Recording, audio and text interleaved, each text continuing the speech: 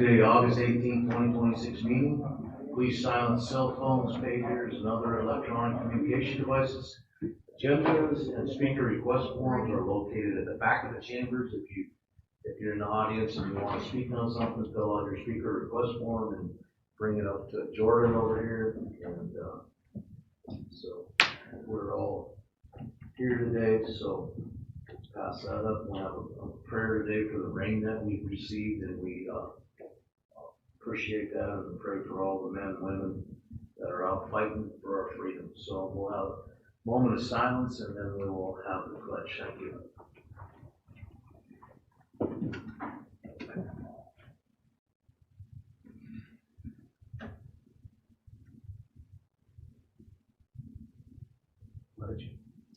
Pledge allegiance to the flag of the United States of America and to the republic for which it stands, one nation, under God, indivisible, with liberty and justice for all.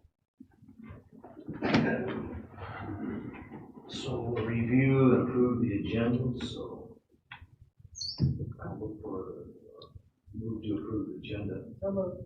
Second. We have a motion from Hadcock and a second from Durr. All in favor say aye. Aye. Motion carries. We'll move on to item number 4. Consent agenda. The Board of Commissioners uses a consent agenda to act on non-controversial and routine items. The consent agenda is acted upon by one motion and vote of the board. Items may be removed from the consent agenda and placed on the regular agenda at the request of a board member or a citizen. The consent agenda contains the following items. At this moment, I'll look for anybody from the audience that wants to remove anything from the consent agenda. Seeing none. Anybody from the commission that would like to remove something from the consent agenda? Seeing none, I'll entertain a motion. Move to approve the consent agenda. Second. A motion from Drews and a second from Ross Connect to approve the agenda as is. All in favor say aye. Aye. Motion carries. I'll go to item number 5, public comment for SDCL 125-1. There's a 3-minute time limit per person. A speaker request form is required. No commission action will be taken during this section. Speakers under this section will be recorded in the minutes by name and area of interest. So at this time, we will open up public comment, and I have one speaker request form from Nick Todd. Nick, if you're here. Yep. Hi, Nick. How's it going? Great. You have 3 minutes, Nick. Good morning, Commissioners. I'm here again today to briefly share 2 more stories that illustrate why our community desperately needs resources for families navigating our court system. The first is a mother who went through divorce. She wanted a shared custody. She wanted a father involved. She didn't want child support. She didn't want to fight. Her attorney became frustrated by this, as it meant no billable hours, which led to her withdrawing, leaving her on her own. Her ex still had an attorney. She didn't. She ultimately lost her kids, not for being unfit, not for doing anything wrong as a parent, simply failing to respond to or correctly to a timely motion, not for answering questions correctly in court, for not speaking legalese. A procedural mistake that cost her children. She wanted exactly what we all want: 2 parents involved, cooperation instead of conflict, and peaceful resolution. The second story was a father I met with just last night. He's panicked, he's desperate, he's confused, he's feeling empty because he misses his children. He's only 6 months into his custody case, and unfortunately many of us know this is still considered very early stages of this. His ex-girlfriend allegedly assaulted him. There's charges pending, court hearings, all stuff. Law enforcement recommended a protection order. He sought one, and of course it was denied. She sought one as well. Hers was also denied. She then ran to the reservation using a false address, allegedly, and got a protection order from the tribal courts. Now he's not able to see his children. Because of that, the state initiated child support proceedings. He's about to become homeless. He can't afford an attorney, and he may go years without seeing his children. Protection orders, tribal versus state jurisdiction, custody law, case laws, all these things are things that attorneys spend years studying, years working under experienced lawyers to learn the processes of. How do we expect parents who work full-time jobs under the most stressful time of their life to navigate these systems on their own?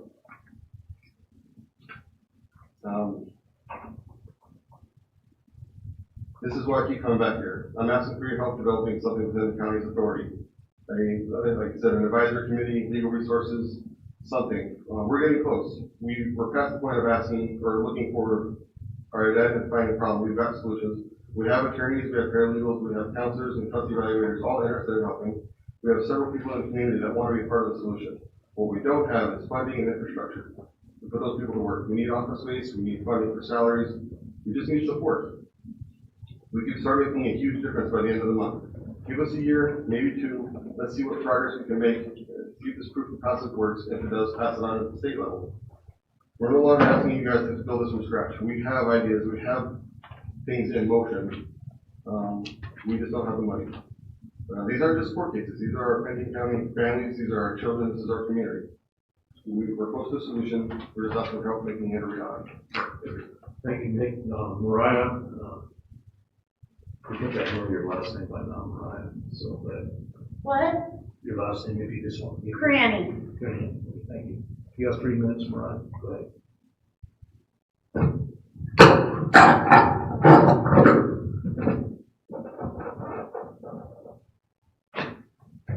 Good morning, Commissioners.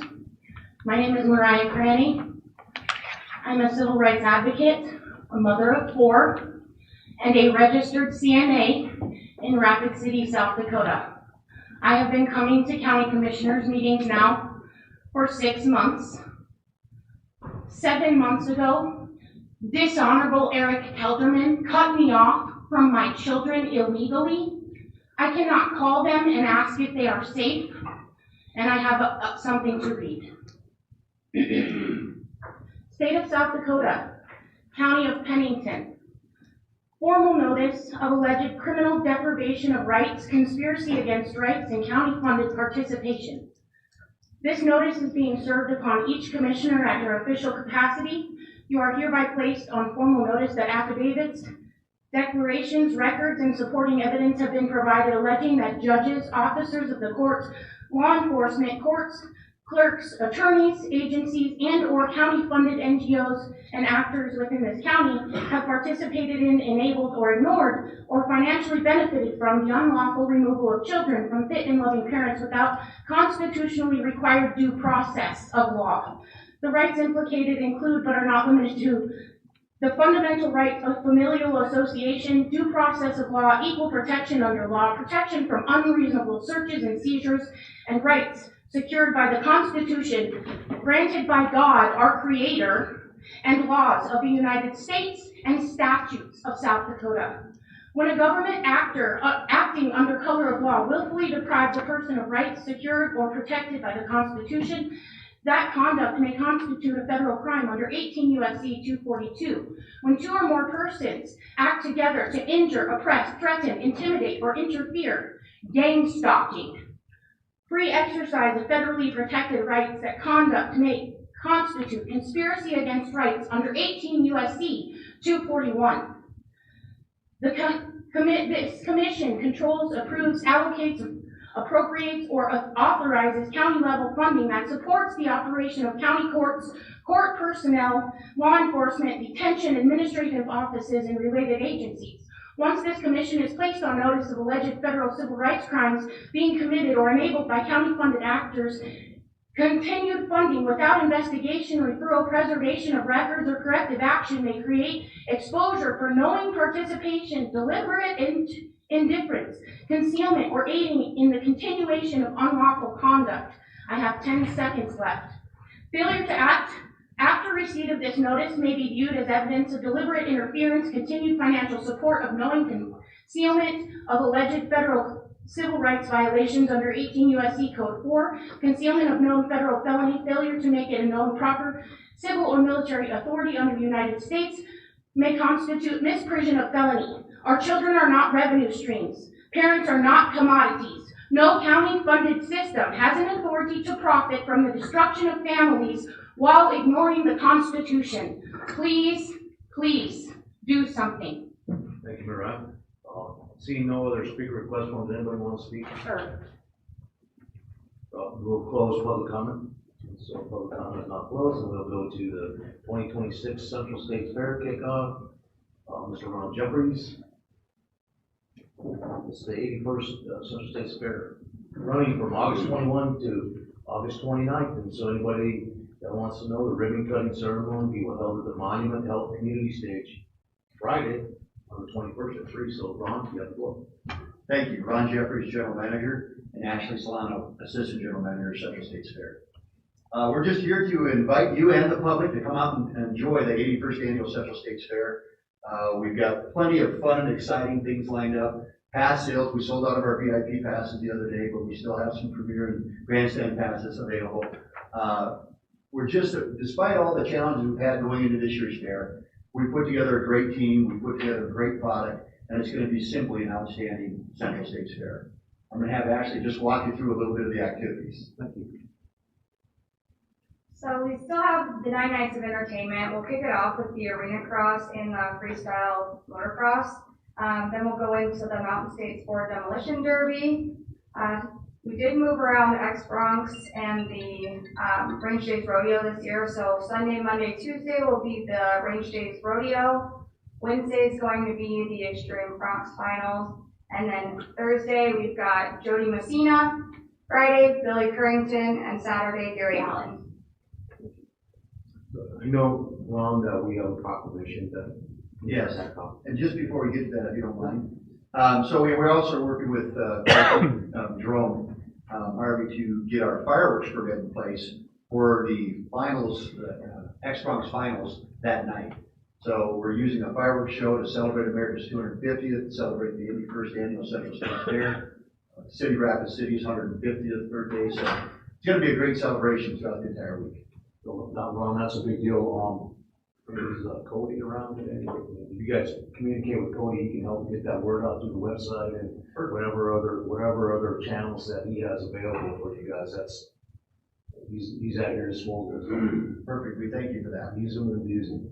So we're ready for time. Yeah. So Ron, just so you know, many members of the county help us at different times. You know, 100%. It's a huge thing without all your volunteers, everybody involved. Yeah. I mean, I know everybody here on the commission's involved, and they all greatly appreciate what you do and the amount of economic development that brings to the community. But not only that, but just celebrating the comprehensive plan of our community and being agriculture is a big deal for us. I will mention that one of the things that we did add this year, through cooperation between the Sheriff's Office, the Police Department, the Public Works at the city, and Black Hills Energy, and then Central States Fair, we did add 5 new light poles on the west side of the cross street, back in that grassy parking area. So 5 new light poles with 7 new lights coming back off, so we'll have additional lighting in the area. We're super excited about additional security. Okay.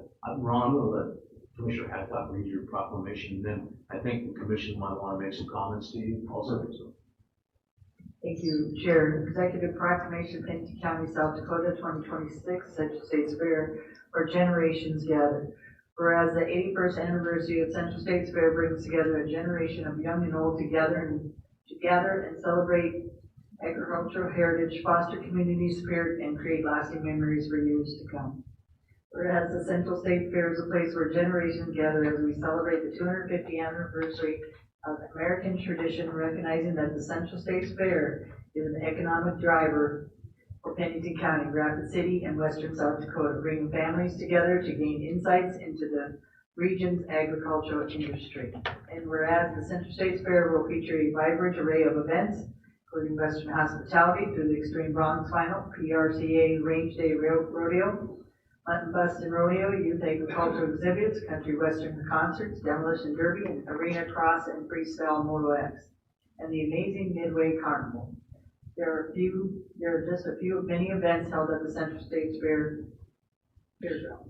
We applaud the Central States Fair Board of Directors, with the management and staff, Pennington County, City of Rapid City, our community leaders, and the hundreds of volunteers that bring hospitality and safety to make the 81st Annual Central States Fair an event and an experience for all to remember.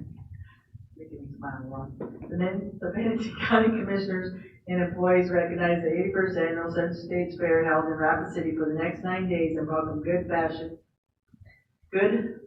old-fashioned gathering that bring old Western hospitality and friendship for all to enjoy. Now therefore, Pennington County of South Dakota hereby proclaim Friday, August 21st through Saturday, August 29th, 2026 as the 81st Annual Central States Fair.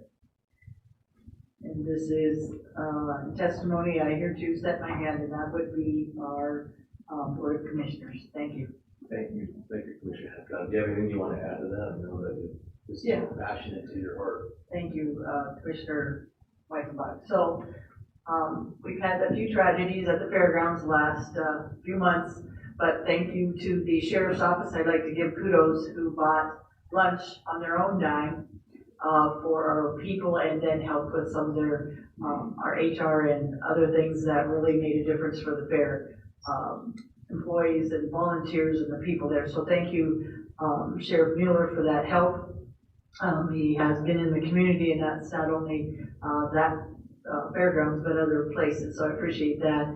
All the people that have stepped up for you, Ron, and you and Ashley, and just your team that has stepped up and went above and beyond. And now you have 5 amazing, maybe more. I'm sorry if I missed some more, but a lot of our, I call them elder volunteers that are kicking butt and taking names there and really getting some more stuff done. So we couldn't do it without them. We couldn't do it without your team. And again, Ron, Commissioner Weifenbach is right. An economic driver that you bring to Rapid City in this area and the 4-state, 5-state region is just amazing to watch. So thank you for all you do and your team, what you do for us in Pennington County.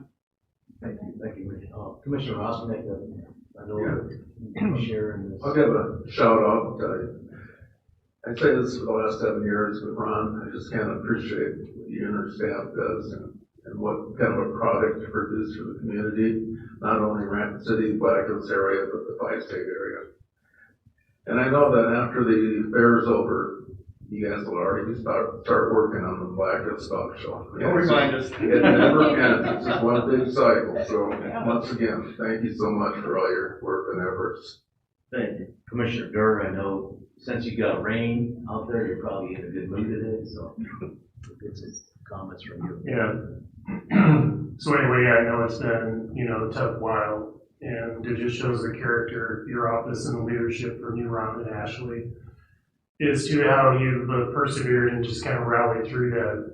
And so I know it's more than a team, it's a family down there.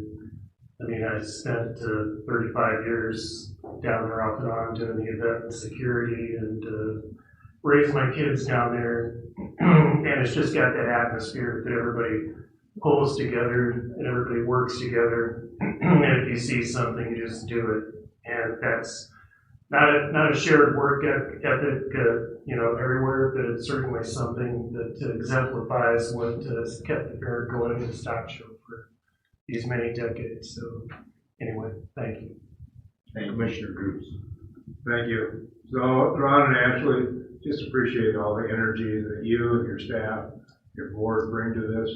You put on a great show. It's super. Thank you. Ron, thank you and all your volunteers. Commissioner Hancock brought light to the fact that the volunteers that you have is amazing. Your family's been through some tough times down there. You're bringing them back around, making things happen. The one thing I want to share with people back in the stock show, when you had the stock show, you mentioned the 4-H busting at the seams. And so we're hoping to see that again, and that's a good sign. When you get the young people coming up in there, I mean, if you can get your family involved in the 4-H program there, it's an amazing deal. I mean, it brings a whole different character out in these children. I mean, they find something that they may not have ever experienced. And that's something that we in county, really keep true to our hearts, is the fact that we are an ag business. We are an ag local entity. Economy is really dependent upon the ag business, and it's a really good opportunity for young people. So with that, I know you may have some other things, and we just want to say thank you so much. Appreciate your time. thank you. Mr. Chairman. Yes, I'm good. I'm going to move to approve the chair's signature on the 2026 executive proclamation for the 81st Central States Fair. Second. A motion from Durr and a second from Drews, and all in favor say aye. Aye. Opposed, same sign. Hearing none, motion carries. We'll put our signature on that, and good luck, have fun, and I wanted to do a shout out to the sheriff's office. They spend a lot of time down there trying to keep it safe for everybody, and I mean, there is incidents once in a while, but they're kept to a minimum. We have a good leadership in that area, so thank you. We'll see you at the fair. Yep. Thank you, Beth. Thanks. We'll move on to item number 7. Items from the auditor, special on-sale malt beverage, off-sale malt beverage, and retail on-sale wine and retailer license. Ms. Green, you have the floor. Good morning, Commissioners. Spring Green, Pennington County Auditor, and today I'm just looking for the approval of the special on and off sale malt beverage and South Dakota farm wine and special retail on sale wine retailer's license for Rushmore Hockey Association. Mr. Chair. We'll go ahead and move to approve the special on-sale malt beverage, on-sale malt beverage, and retail on-sale wine retailer's license for Rushmore Hockey Association. Second. I have a motion from Rossman, second by Cruz. All in favor, say aye. Aye. Motion carries. Thank you, Ms. Brennan. Items from Register of Deeds. Update from Register of Deeds. Update on the State Office of Operations. Thank you, Auditor, for coming forward. I know we've had some conversations, so they've been fun. But Yes. I think this is important to do because we have a lot of stakeholders that are on edge right now. We have, if you don't mind if I make a couple comments before, I never realized the magnitude of what Auditor's Office does there, but nothing happens in our community until it actually gets in the Register of Deeds and gets platted and those types of things. And when we have the incident happen that we did, that stymies that, and now we got weeks of preparation. The cool thing about it was Auditor said, you just need to get the annex, I'll handle it. So I want to share that. Mr. Chair. Yes. I just want to take a couple minutes because appraising real estate for 30 years, I had 4 Pennington County departments on speed up. I could not do an appraisal without making a phone call to the Register of Deeds, record equalization, auditor, and the treasurer.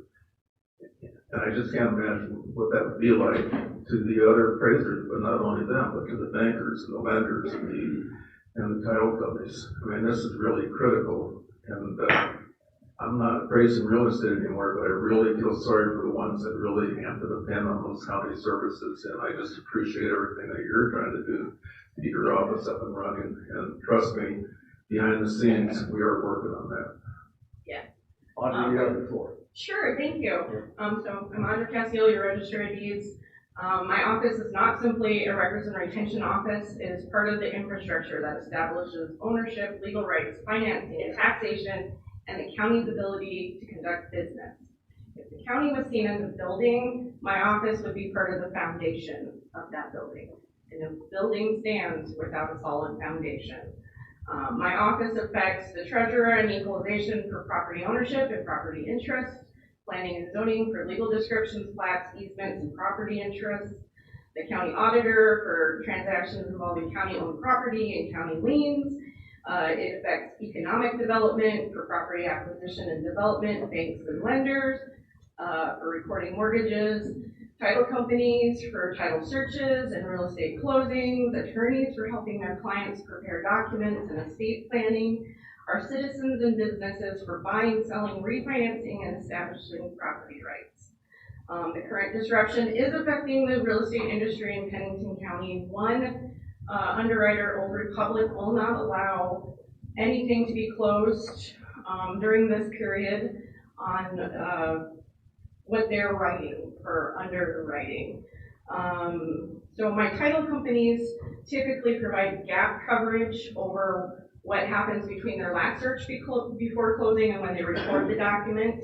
I have worked really hard since I took over the office in 2021 to ensure that we do our part to minimize that gap. So typically, we are usually not more than 3 days behind on recordings. And on July 2nd, when we left for the day, we were actually working on July 2nd's documents. We are now sitting at a 7-week gap, the start of it. And so the longer my gap remains, the more it's going to cause potential risks. And that may be that closings are delayed, lenders may refuse to fund closings, buyers may not receive expected title protections. We could have where somebody has put notice in at an apartment building to end their lease to buy a home, and then they can't close because there's additional things that the title companies or the lenders are requiring of them. So we are causing significant, or could be potentially causing significant delays to our citizens. Currently, as of August 11th, which was last Tuesday, I have a total of $272,445,027.52 in unrecorded mortgages, and I have $2,211,260,065.27 in unrecorded deed transfers, with a total of 1,560 unrecorded real estate documents and 219 liens. One of the biggest challenges throughout this incident was the lack of timely and consistent communication. And I understand that cyber security incidents are complex and the information changes rapidly. However, the absence of regular updates has made it difficult for our office to understand where we are in the recovery process, what is being done, what remains outstanding, what time frame we can reasonably communicate to employees and citizens. IT has completed the technical work necessary on its end to restore our office's infrastructure. At this time, our remaining dependency is on our software vendor to complete its portion of the recovery. A little lack of communication there. We didn't get them on board right away.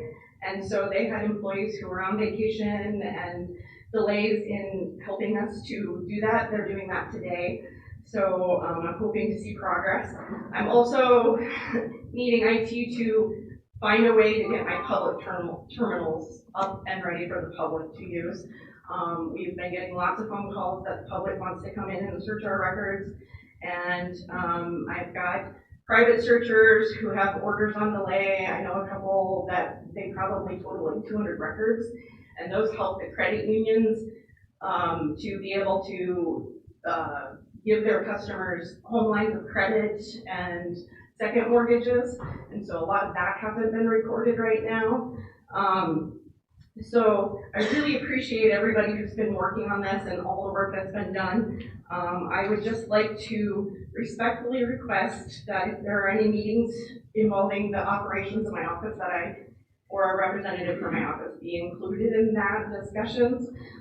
It is just my goal to ensure that we're all working from the same information and moving towards recovery and getting my office back up and running. Thank you. I'm assuming we get comments from the commission on this, right? I can fill you in a little bit too. Audrey, I met and with the IT department, and what's interesting for me through this whole process is not understanding exactly how important each person's department is. Audrey made it very clear to me in a very short period of time. And also had very many people from the outside. Like, you know, we have a big project come through, more than one. Like, I know there's a $45 million project that's sitting there, that's not gonna happen. There's a $100 million project sitting there, that's not gonna happen. We've probably got close to $1 billion worth of, between mortgages and projects. Nothing can happen in the community unless they can get a plat, and they can't get a plat unless it goes through the registry of deeds. We've also had some issues with our rapid map communication. I think I've got that resolved as of yesterday. And there's no doubt that looking back on you know, where we came from the beginning to where we are now, I've learned a ton, and I can guarantee you that most of our commissioners have learned a lot about. And one of the things that we probably can do a way better job is having a level of communication not only with the directors and having that go back and forth, but also bringing in, I mean, Commissioner Roskin and I have met with the people who are, you know, they're out with them too, trying to get things done with the title companies and the people trying to get the flats recorded and bringing them in earlier and seeing how it all fits in place. So in the end of the day, when we're all said and done, today is the day that they're supposed to be working on this, and I told Mike to stand on top of their desk and make sure that this gets done. And he agreed to that. So what trying to get everybody, we decided that would be the best way to have you involved in all those conversations and have every department involved in the conversations. And then some of the, you know, other department heads call me too, and it's not complaining when you call us. It's a level of frustration that you're at, because everybody's at that same level of frustration. This process, we're moving forward, and it's taking time to go forward. And I don't think anybody understands the magnitude of what this is. We cannot put anything back online unless it's perfect. And So today, when I was thinking about it after the weekend, and it was quite a long week last week for me, thinking about all these different things, and one of the things that is, end of action report, which is going to be several months down the road before we get to that point, but allowing us to have an end of action report saying, these are the things we witnessed. Everybody's going to be part of that end of the action report. That's going to take months, if not a year, to bring that about and go, okay, here's how we react moving forward. So trying to find some positive in the midst of some of the chaos that's happened, because it's never happened to us before. Thank God. We've had conversations with outside cybersecurity people. We're looking at opportunities to strengthen our cybersecurity, and it also gave us opportunities to update some of our programs and things that we didn't realize that were vulnerable, not only to being a problem, but also just if we have an employee missing or something, because some of our stuff is coded from specific people. We're going to try to get away from that, so we have more of a support group, and then how we handle the support groups when we need, when we need something, it's pretty much, we need it now, it's an emergency, so we're working on how those responses happen, and trying to get people more updates. I made phone calls last night to some of the developers in the community, because they made it very clear to me too, Audrey. It's, but we're doing what we can do, and I gotta say that from the outside information that we've gotten, we're on track. It's basically anywhere from a 6 to maybe 12 week, 6 month process. I mean, I don't think that we'll be totally, it's gonna be at least 6 months before we're totally in the game again. But the thing about that is there was a lot of things that needed to be done anyway. So the IT department has taken it upon themselves to do those things now, strengthen some of our programming, go into MFA on everything we use, even on our word processing stuff like that. And so trying to eliminate some of the outside interference that we have with people working from home, those type of things, or having other entities have access with. But the coolest thing I learned is that, nobody is as important as that person with their problem. So. Oh, absolutely. Yeah. So, but I really learned a lot about, like you said, the foundation here lays, because now we've got, like I said, probably $500 million worth of projects just trying to go forward, and then we have a gap with liens and all those types of things that people can't. The title insurance is not going to cover those gaps. No. They're just done. Yeah. And so, understanding that we're all a victim of the process that we're in, and we're definitely going to make it stronger, bigger, and better, and we'll keep you informed. So, Mr. Chair. Yes, Commissioner Ross. I think as time goes on, you're going to see a lot more cyber incidents across the nation, and in South Dakota, possibly in Pennington County and Rapid City. We navigated through COVID a few years ago. There's no textbook on how to do that. We're going to navigate through this too, but the important thing is that we're going to learn through that process so that we can share that with future commissions. And, if this happens again, which I think the likelihood, as Ron said, we're putting up safeguards that should keep us safe in the future, but we're learning, and we're going to share that experience with the community once as Ron said, we get through this. Any other comments from, yes, Commissioner Bruce? So, Audrey, I appreciate your comments today, and hopefully the communication is improving, and we're getting better at that. But at the same time, I think what the public needs to understand is that it's not just one office, it's not just the Register of Deeds, even though that may be who they're trying to deal with. But it's like a puzzle. All of these offices need to work together no matter what those transactions are. And so even if it was just one office that was impacted, it would impact all of us. Unfortunately, this did impact every office in Pennington County, and it's taken time to put things back together. And I know from the phone calls that I've received, there's public that's just frustrated, not understanding what's going on. Title companies, I know are frustrated with it, along with everybody else. But I think the professionals and the experts are doing their best job they can to get us back on track. Things are coming back on a little slower than we'd like, but they are coming back on. And from the experience that I see others have had that have dealt with issues similar to this, it's time consuming. It just takes time to get it back. So, but I appreciate you being here. Thank you. Commissioner Hancock. Thank you, Roger, for coming up here. I've been going to the department head meetings and listening to all the departments with frustrations. I know the sheriff's department just getting calls and other things. That's huge for their deputies. So, and the state's attorney's office trying to get some of that information to help their people. I mean, everybody's in that kind of a little bit of a standstill, and they're trying their best, which is IT, trying to move that forward. We did talk about it. If you remember that maybe we should see if we can get more outside agency to come in and help Mike, but and we talked about that, or you guys talked about that, sorry.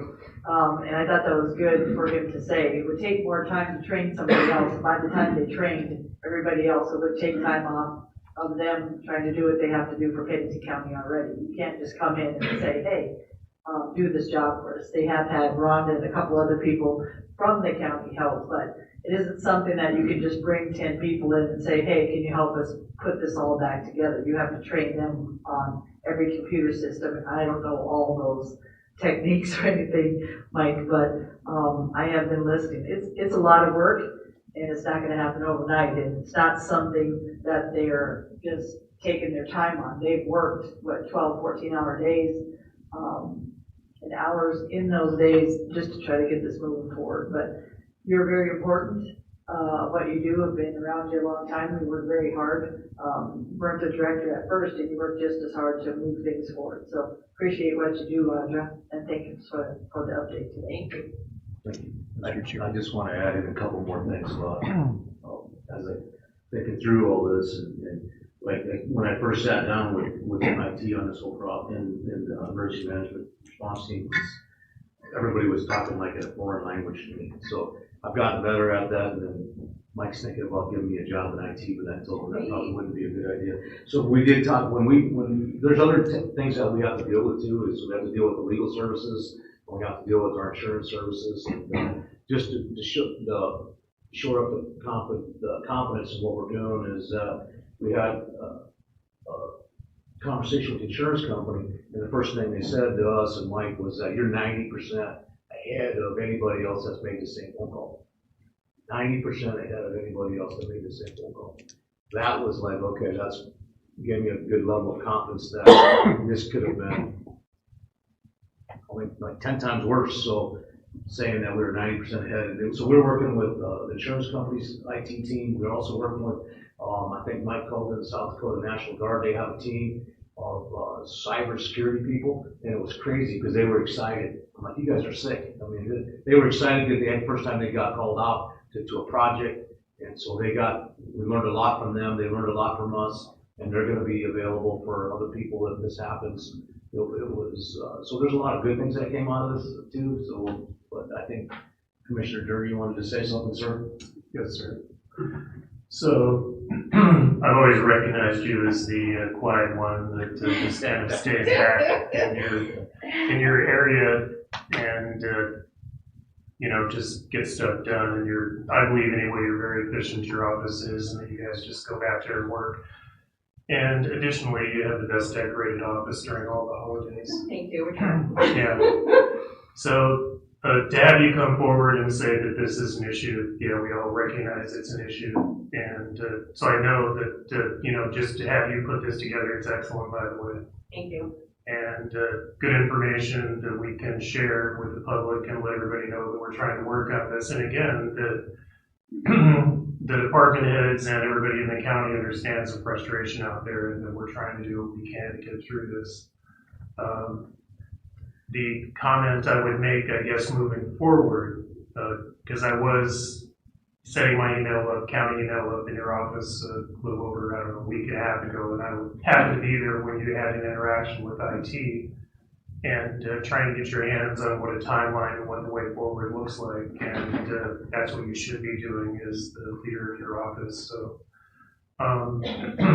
moving forward, let's say that you become operational and you have this 7-8 week backlog. I'm just gonna make a comment and the rest of the commission can chime in, but, you know, when you figure out how you're gonna get through that, because once you're able to process and you say, yes, I can process, it's going to be, where's my document, what am I gonna get my document processed? And so I know that you run on a very tight budget, I know that your overtime is very tight, that you don't expend a lot of overtime, your overtime budget is not big. So anyway, this is just me saying, you know, that if it takes, you know, your staff putting in a little more time and doing overtime to try to get through the backlog or whatever that takes, at least, you know, my position is I would support that, so. Okay, thank you. I kind of told Ron that I would probably go through my overtime budget this year. So unfortunately, We all feel the same though, I really, you know. my staff is on board. One of the things that I'll just add to Jerry's comment about, where's my document, whatever, the thing about her documents, they're all timed. It has to go in order of receipt, so she has no choice. So they will be in order of receipt, so people understand that if your document was from July 4th or 5th or whatever, then yours is gonna be first. So, and it'll go later. Hopefully today, we'll get some. I got Mike. Fingers crossed. He's not gonna sit here long, he's gonna go back and stand on their desk and there, make sure we can get that connection working and get you out up and running. I think the commission's on board with your overtime, we understand it. Mr. Chair. Commissioner Ross, next So I one. heard you're up and running tomorrow. How long it's gonna take you to catch up? Roughly, because that's It's probably gonna take a couple months. okay. Because we're still gonna have to help the public that comes in for copies and searching, and I mean, it's not just us working the documents, it's gonna be us still assisting the public with. So that's everything something that we else have. that we have to be looking at in the future too. Yeah, Okay. yeah.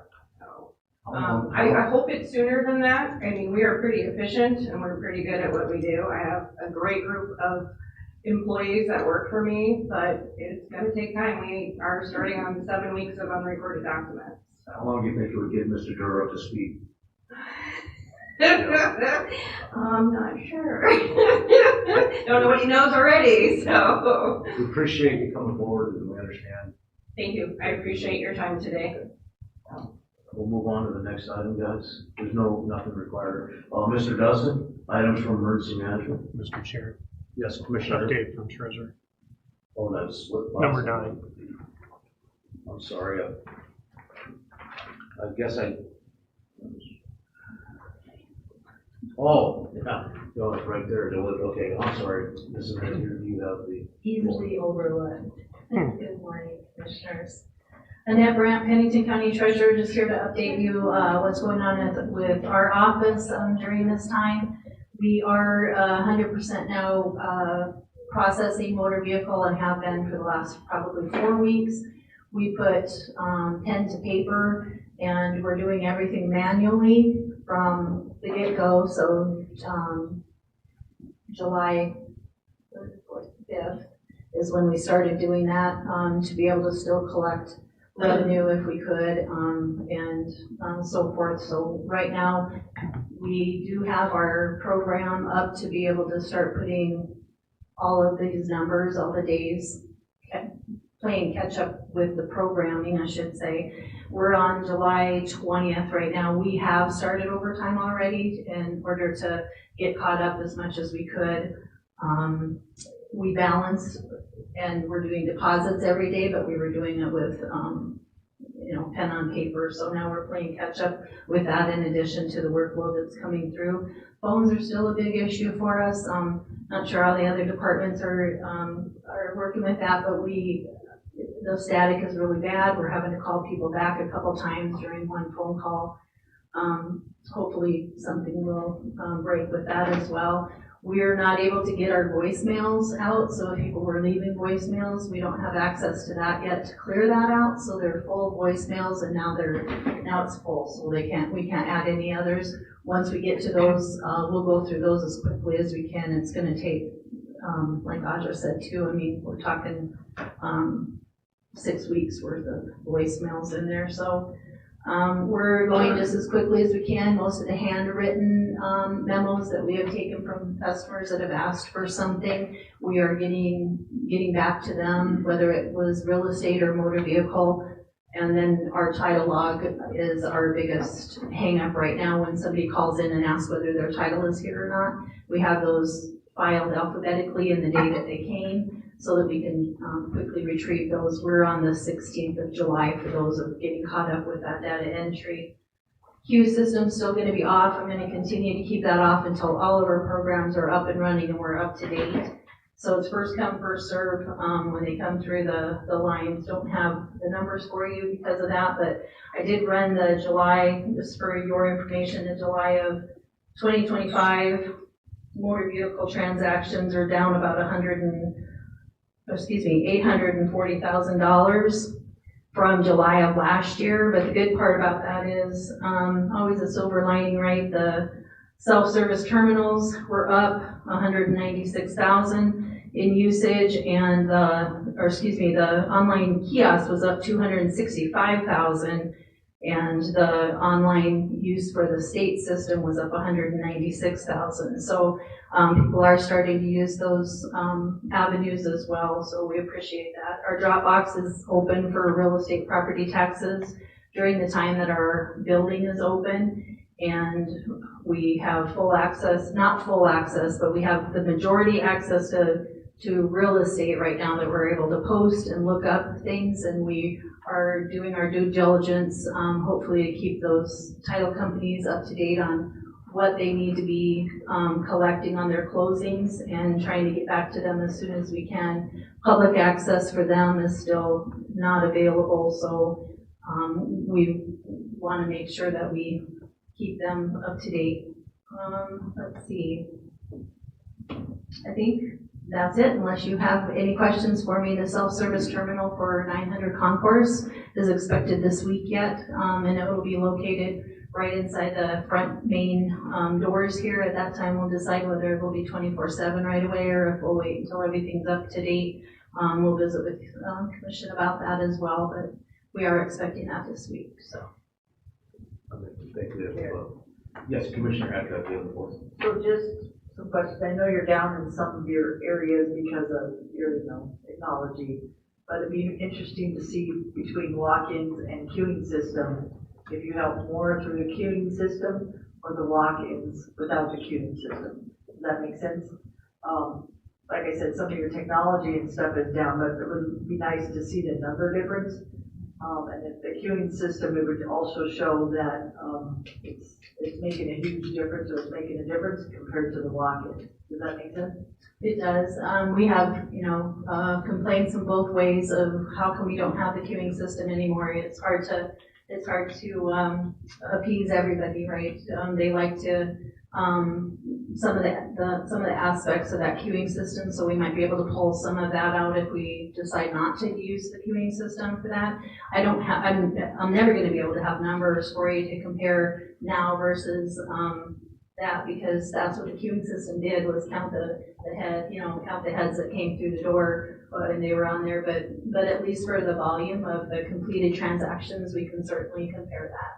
But it might be from, even from before, because I'm not saying get rid of the queuing system. What I'm saying is, based on comparables, when you're running a business, what's more efficient and what is helping the customer, and also the numbers that you're bringing in for cash flow. So all those three things make the difference. So if you're showing us that the queuing system brought in $3 million more than if you had to do a walk-in system, it tells the system of the queuing system is working better than the walk-in system. Makes sense?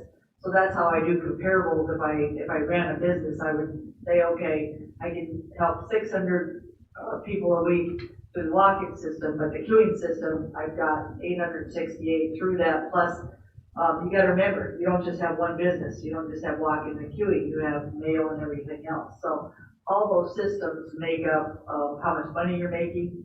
Number two, the efficiency and the effectiveness of your business or the treasury system. That's why I was asking that. Like I said, somebody just came up last time and said how great it was. Complaint-wise, You're always gonna have complaints. It's how it's efficient and effective for most of your customers is what you're looking for, right?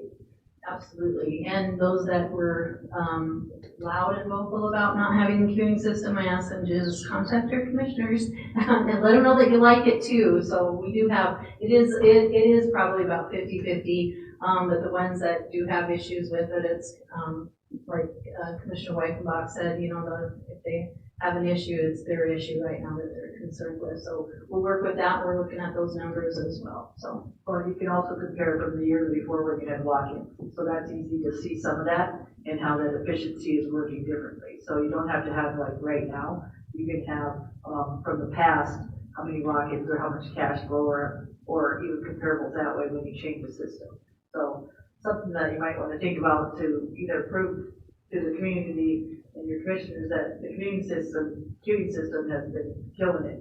Or, maybe I've seen some stuff that could be changed because of the walk-ins or how it's done. So, I don't know what that is, Ned. I'm not saying you're doing anything wrong. I just keep hearing queuing system and walk-in difference. And it'd be nice to just see that comparable, how you're doing better with it or about the same. it's nice that the public can see how many people are actually ahead of them. It is just a virtual number of where they are on the queue, so they're aware as well. So, well, and when you did walk-ins, if you only helped 400 people a week, and now you have with the queuing system, you're helping 600 people a week, but you're having more complaints in one sense because of the change. You're still being efficient and effective because you're helping 200 more people get through the system. So remember that. It's not a complaint, it's a comparable to see that.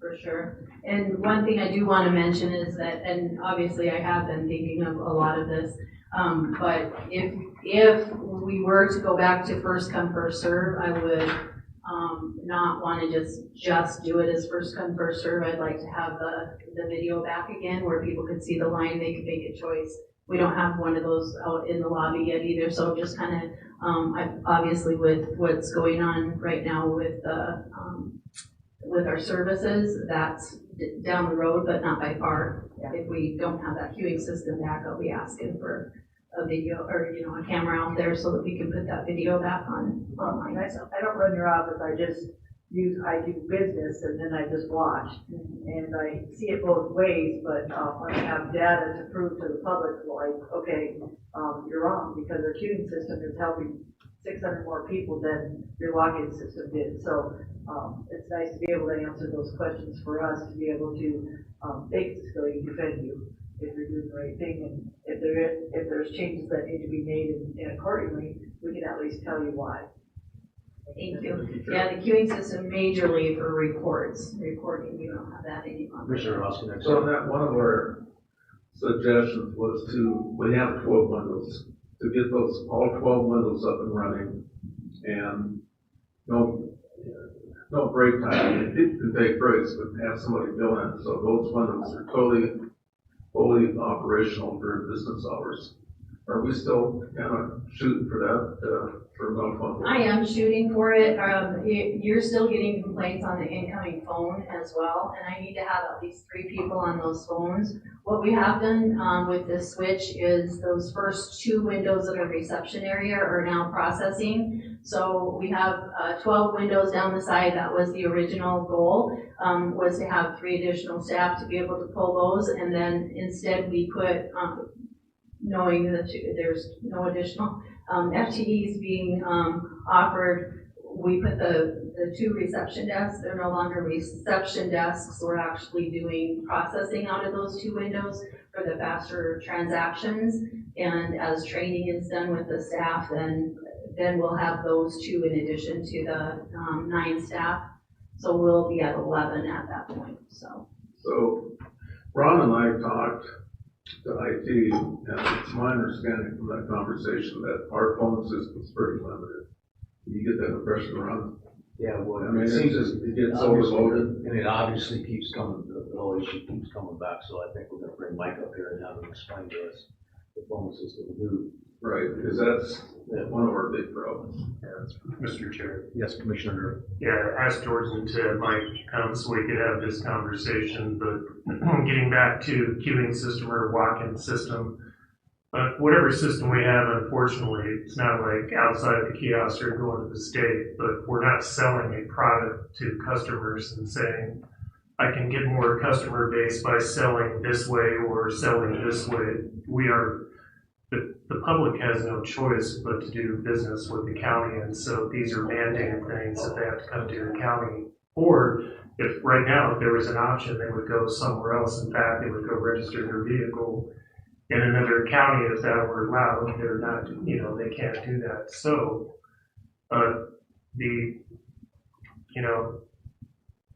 last year and a half, one of the bigger complaints that at least I received relates to the phone system and the treasurer's office outside of the other issues we talked about. And one of them just came in a few days ago, but it is, I call in and I'm on hold and then I get disconnected. I'm told your number, whatever the number is, and then you sit there for 40 minutes and then you're kicked out. And then all of a sudden the phone goes dead. You can't leave a voicemail. And the impact that it's having is those rollover calls, they're not going into the treasurer's office. Then they're calling other county departments expecting resolution to what their business is with the treasurer's office. And it's got a domino overflow to where these unanswered phones and unreturned voicemails are filtering through the rest of the county. And then, the commission is getting the feedback, it's out on social media, it's talked about nonstop. And I know that we had opened up phone lines, or we tried to, a few months ago, so that we weren't limited to the number of call volumes coming in. But I don't know what the issue is. I just know that since I've been on the commission, our phone system is not working, and it's a disservice to the public and a disservice to the county. So is it our vendor? Do we have to do something different? And the question is, what is it going to take to get this fixed? No, the vendor isn't really the issue. The issue is just the sheer call volume. So, when we stood this first phone system, I'll use this analogy, we turned it up. The first time the treasurer came online, they filled all 42 of the phone lines that were there in time. That's not something we normally do. We usually tap them off at 10 because it takes them 20 or 40 minutes, I can't remember what the time is, to run through each one of those phone calls.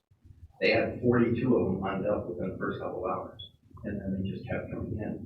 Busy signals were going in, like I said, to shoot up everything.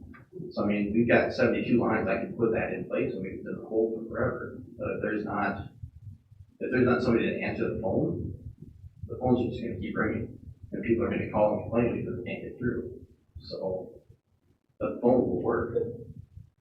Unless you sit them on hold for 2, 3, 4 hours, then obviously something can happen, whether it's disconnects or somebody pushes the wrong button or somebody goes through a tunnel and all of a sudden there's disconnection. So, but the system itself for the rest of the departments, they generally don't have problems with it. It's purely the call volume in the treasurer's office that causes issues. So Commissioner, or you went to Minnehaha County, how do they handle those phone calls? Yeah, Kenneth and I went to Minnehaha County, and and again, I think that's part of the process analysis that you're looking at. But if somebody called in to do out-of-state title paperwork and wanted to register a vehicle, they don't spend all the time on the phone with them to go through that process. But they say, give me an email, and they email back and forth. So they try to limit those phone calls. And when I brought up voicemail to their treasurer, she was like, what? And then she even yelled back to her staff, do we do voicemail? And they're like, no, we just answer the phone. And so they're able to handle the call volume, and it might be, which I know Annette has talked about, maybe not doing long title transactions over the phone, but a different way to correspond to do that to try to limit some of that traffic. But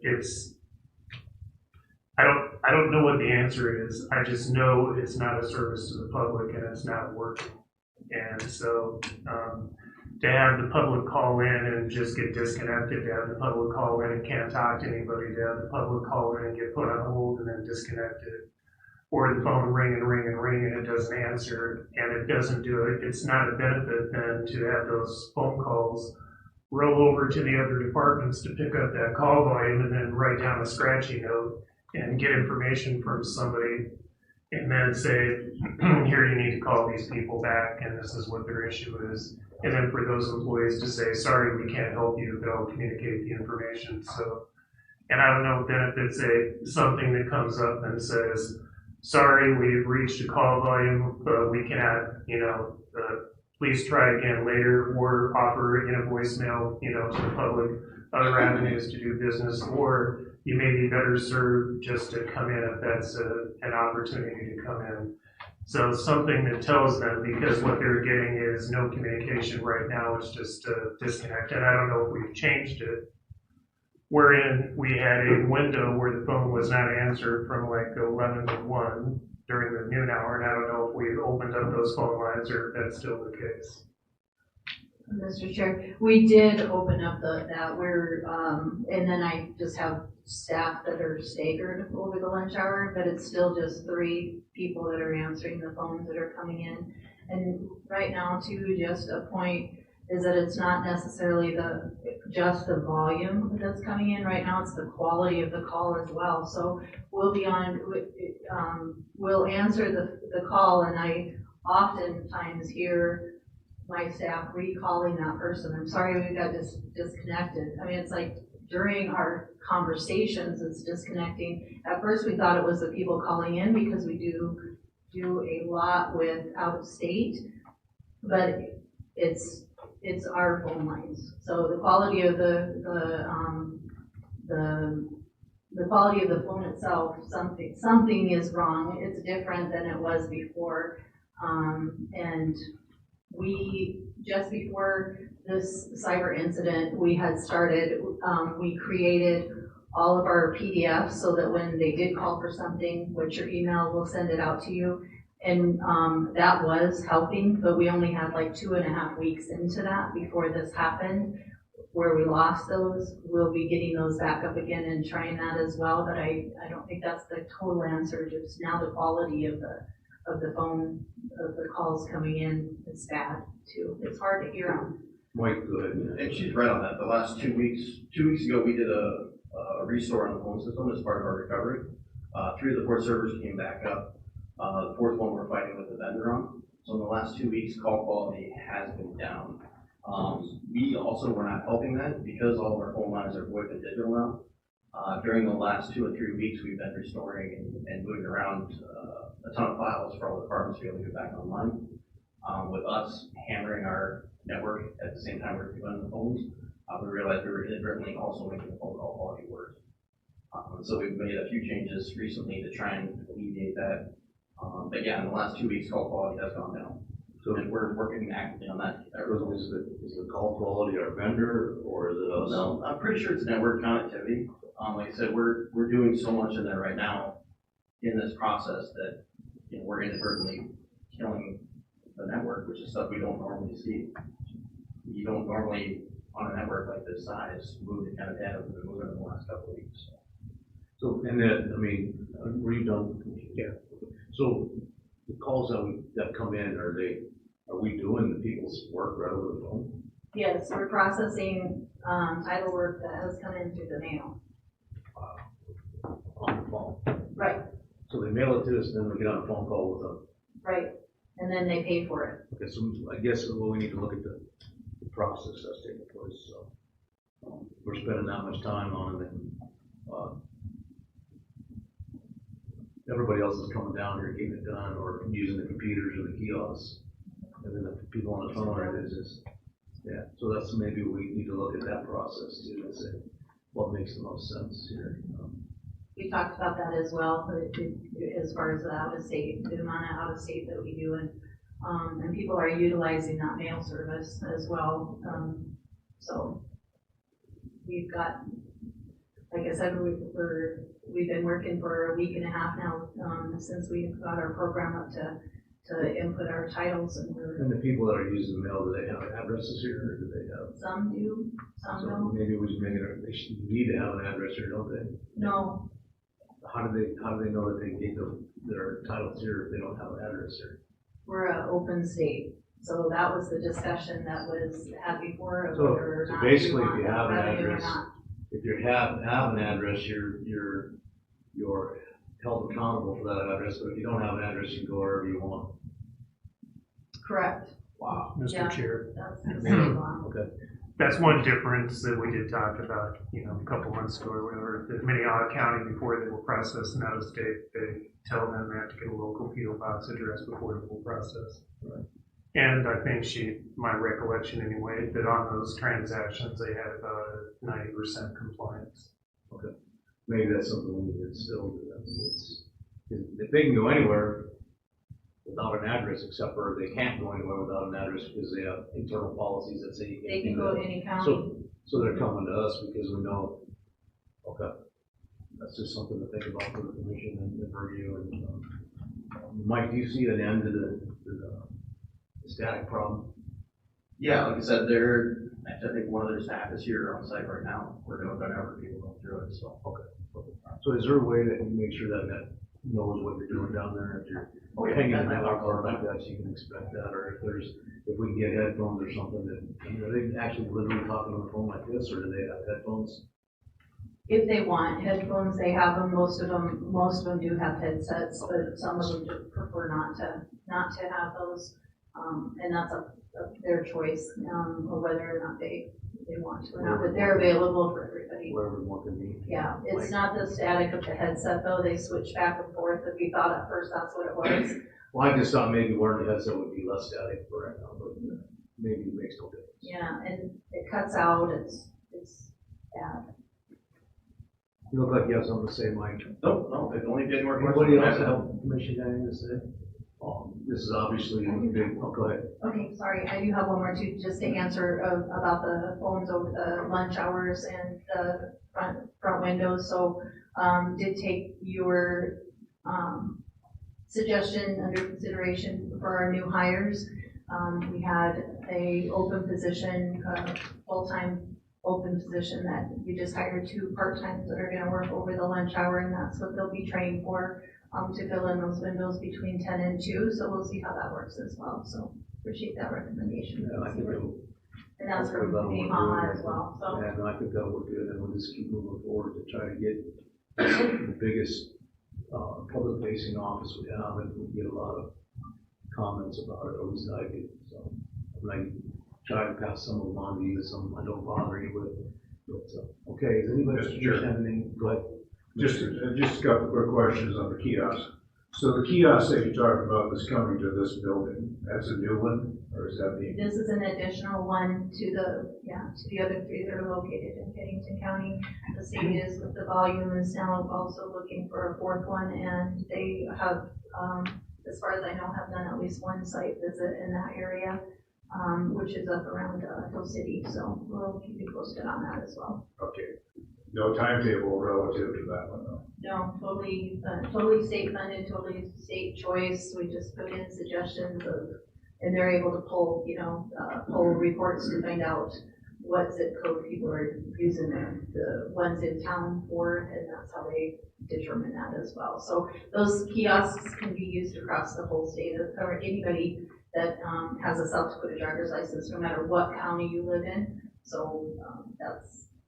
The current kiosks are located, one's at the state building, correct? Department of Revenue building behind Lowe's, and one at the Department of Motor Vehicle Driver's License Exam Station off of Catron. And that's open just during their business hours. And then the one at our old location, 130 Kansas City Street. And that's 24/7. And this one is yet to be determined whether it's 24/7 or just when it will be eventually 24/7. We're just not quite ready for that yet with those doors. So the calls that I've had, people that have been convinced to use the kiosk during this period of time have told me that they worked exceptionally well for them. So hopefully that will continue on in the future, and others will take advantage of those. So.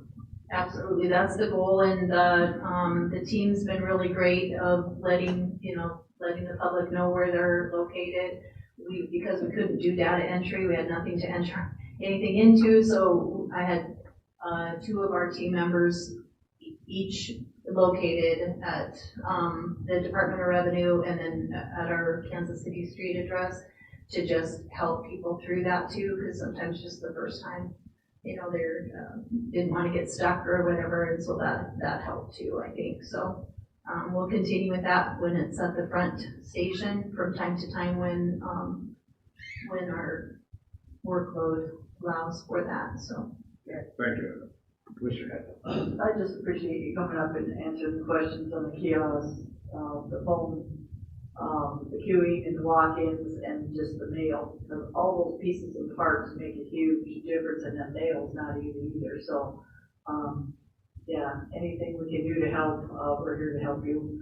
But that's part of, our business as well as yours, so we're part of your team, and hopefully we can make that more efficient and effective with help from Mike and other departments that can make that difference. So, like I said, every piece and part of that for your business is huge, so we appreciate you.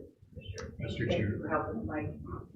Miss Annette, so, you mentioned the computers, they can do some of this online, like, can the out-of-state people do it online? Yes, they can. So if we had a message at the beginning of our phone call that said you can go to go to our website and fill this out and avoid all the phone calls, is that an option? That's what's on there now, yes, and the self-service terminals where they're located, we do hear that, you hear that when you first call. Commissioner Drews is committed to getting us another one on top of the one we got. So he knows we need two. He knows we need more than one. So he's down in Pier. He's going to go down and have a conversation with the governor. So Mr. Chair. Appreciate that. Commissioner Ross connects on it. So, we need another one in this building. One is not going to be enough for You can send your mail in too, some of your stuff, you don't even have to stand in line, you can send it in mail, so. Right. That would save a lot of the line as well, so some of those pieces and parts, like I said, make a big difference for people going. It's the title transfers, and once we get the out-of-state people in the system with their original title transfer, then their renewals, they can do right online. They just can't do that original title work. We can figure out what your phone call volume is and maybe separate it out and figure out ways with our ingenious IT out here to make it work better. And then with Commissioner Drews gives us another machine. Commissioner Dirty. Yeah, Ned, when did they pull the machine out of the mall? That's the one that is located at Department of Revenue right now. I'm guessing probably 3.5 years ago. They had not much usage at all on it. At that time, the one that we had at Kansas City Street was even more use than the one in the mall. So they moved it out to the state building. Once that whatever year that state building opened up, that's when they moved it. Yeah, Mr. Chair, the other comment that I'm getting about, we've had this where we're not able to process and then pushing to the, machines and alternative methods. The other feedback I've been getting on that is there's some people that just want to come to the county and do the business because they don't want to pay those additional fees. And so it costs more money to go do those transactions than if you were just to come here and write a check or pay cash. So. Yeah, and that's absolutely right. That's why we changed to the fast line to try to get those people that were just here for those transactions in and out. Because if you use a credit card on those machines, the state does charge the 2.5%. The county charges 2%, and so that's the difference there. So a lot of times they're still in line and paying that fee, saying that they would if they did it online. But mail is going to be an issue. Mail fees are going to be an issue. With the law change, registrations went up to the $2.50 per registration, and license plates went up to $12 instead of $7.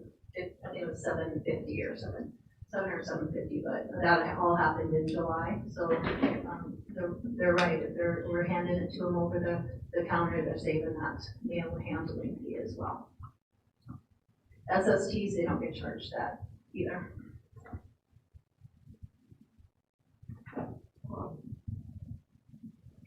Thank you. Thank you, Mike.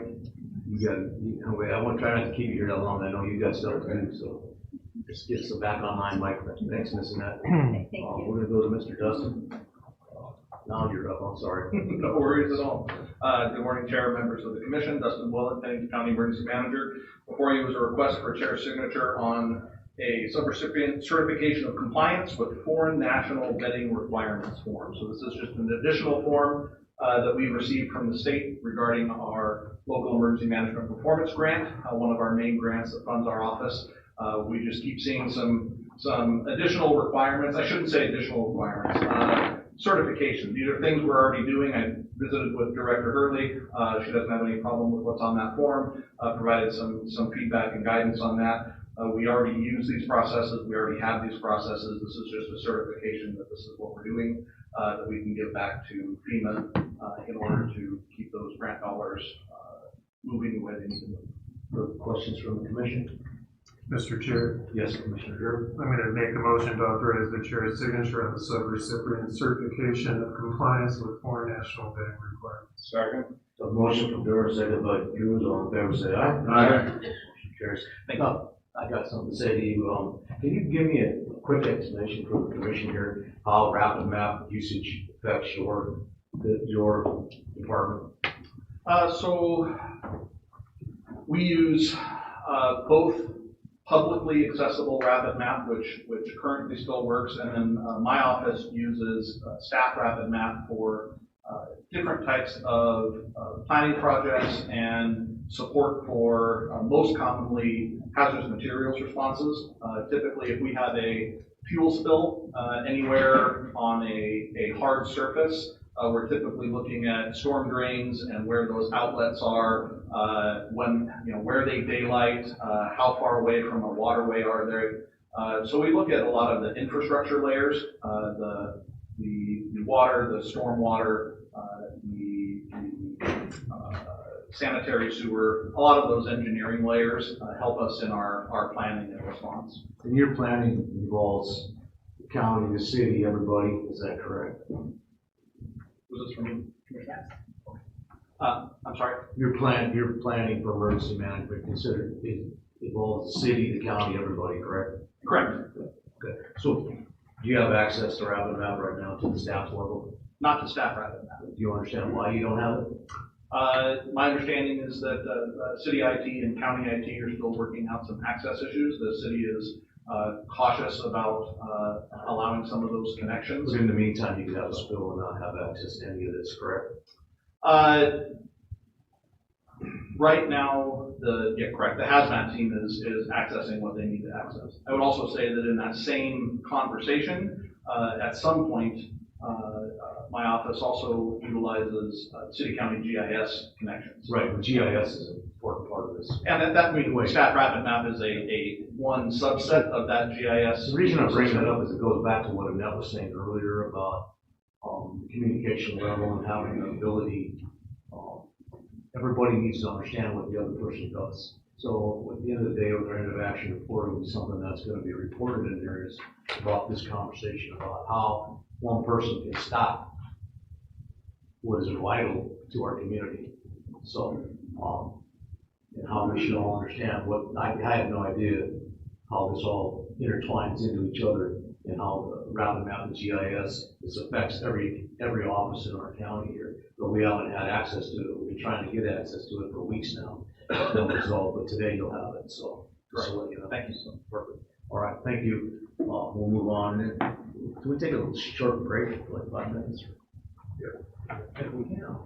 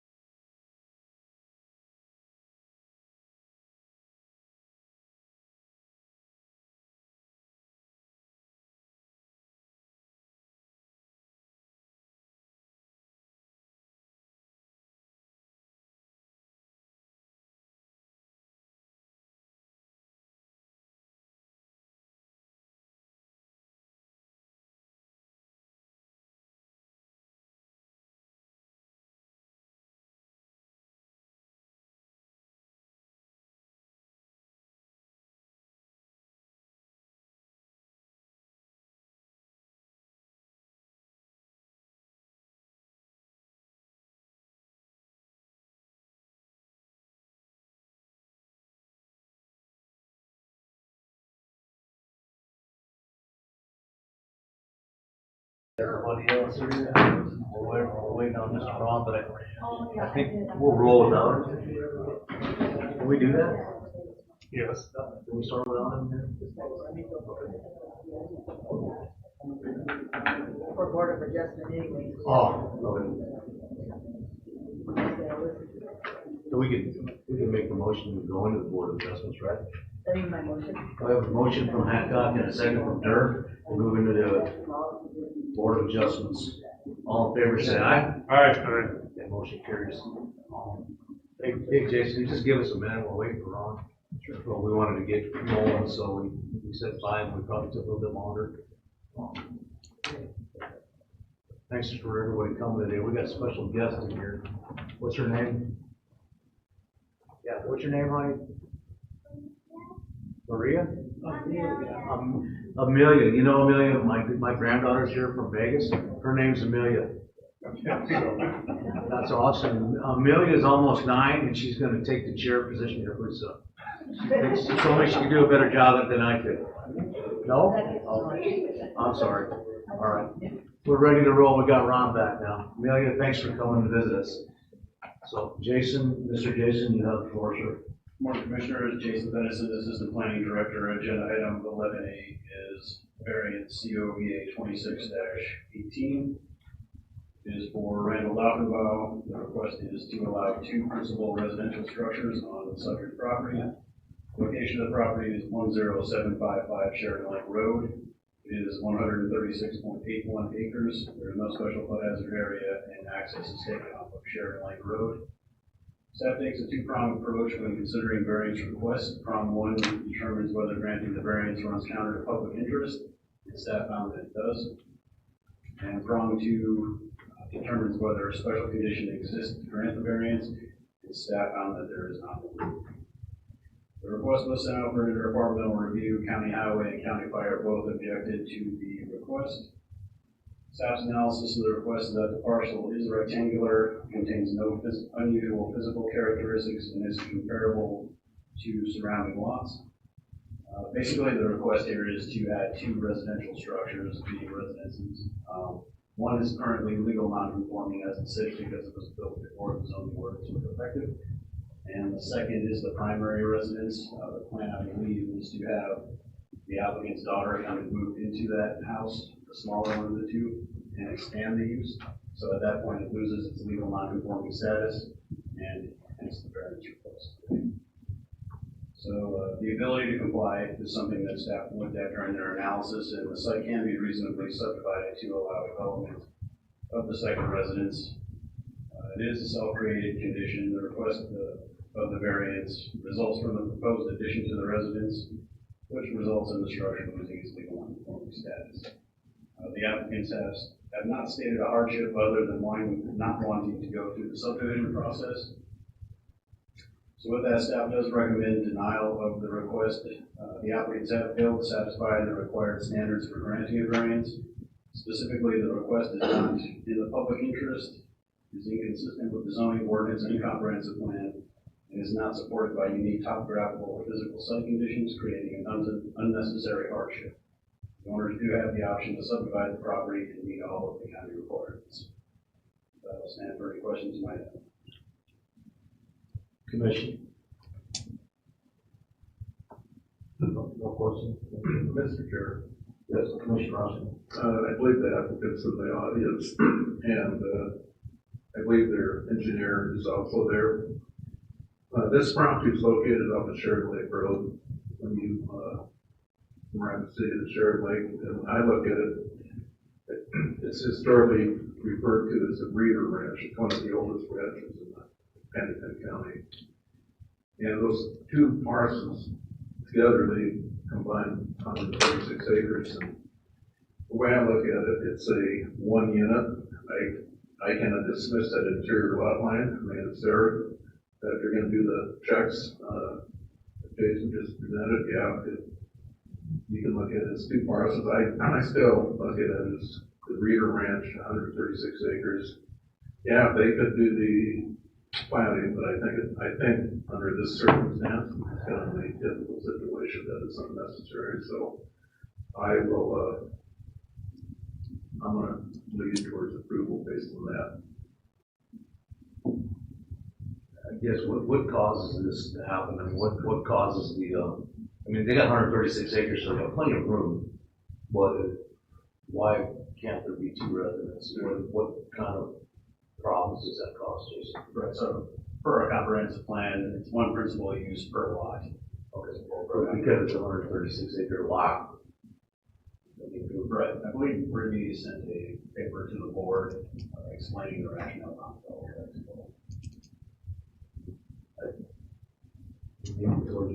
Mr. Ross. Mr. Chair. Commissioner.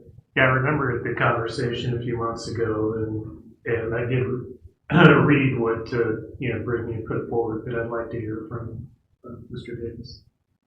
Mr. Davis, you want to come forward and tell us what you got going on here?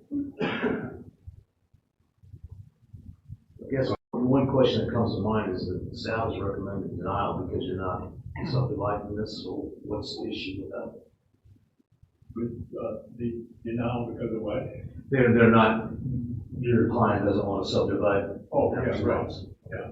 Well, this is a historic property. It's a large ranch. There just happens to be a couple of minimal surveys that have the property line next to the house. So it's first of all, it's a very complicated plat, but it just didn't, I don't think there's a need for it. It just allow a daughter to move into that little house on a one family ranch. The family live together, add a little addition to the house. It's my opinion that we don't need to do that.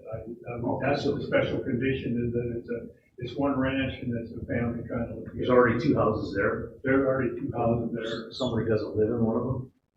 Pardon? Somebody does The not. owner lives in one of them and his daughter lives in the other one. Yeah. She would like to, this all started because she wanted to put an addition on the existing building. Oh, so it's already there. Yeah, it's already there. It's been there.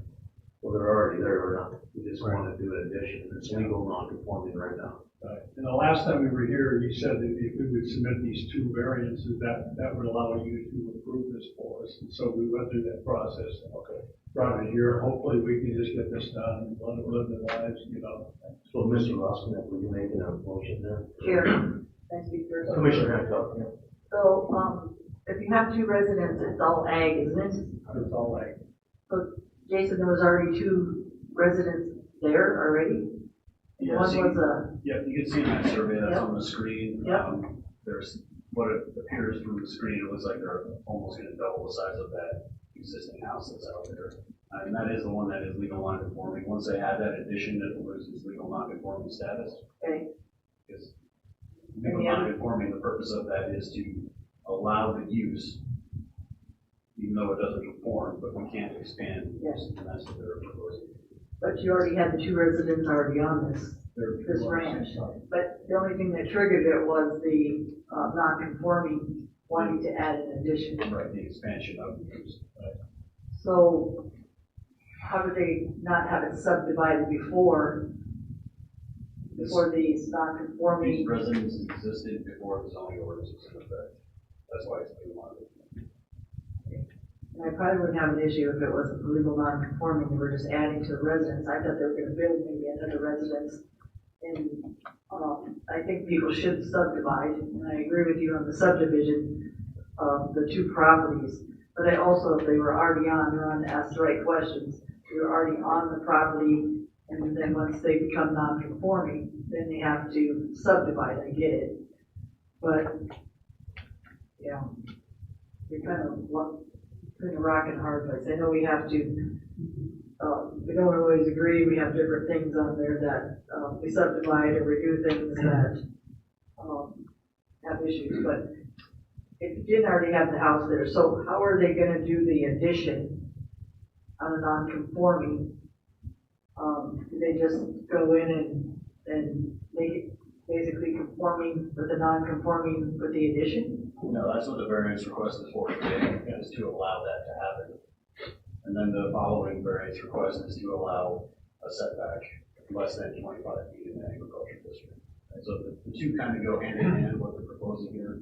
So it's going to take 2 variances to get this done versus a lot combination or subdivision. Well, they still need 1 variance anyway because of their property line is there.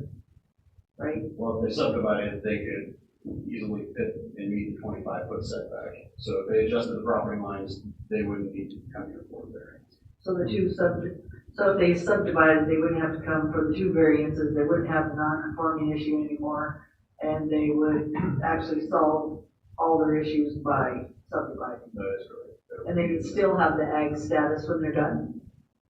That's an equalization question, I'm not sure. Well, they still have 136 acres, so I think if they subdivided it, if I was taking away their ag status or doing something different, it'd be different, but, when you make something non-conforming, and then you have to do variances for non-conforming, I think it would have been easier just to subdivide instead of cause yourself more issues with this, because that's a huge plot of land on Sheridan Lake.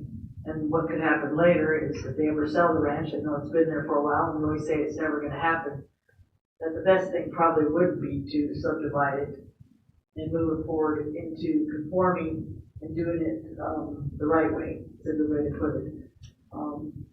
We never said we'd approve it, we said we would move it forward so we could hear it, Ron.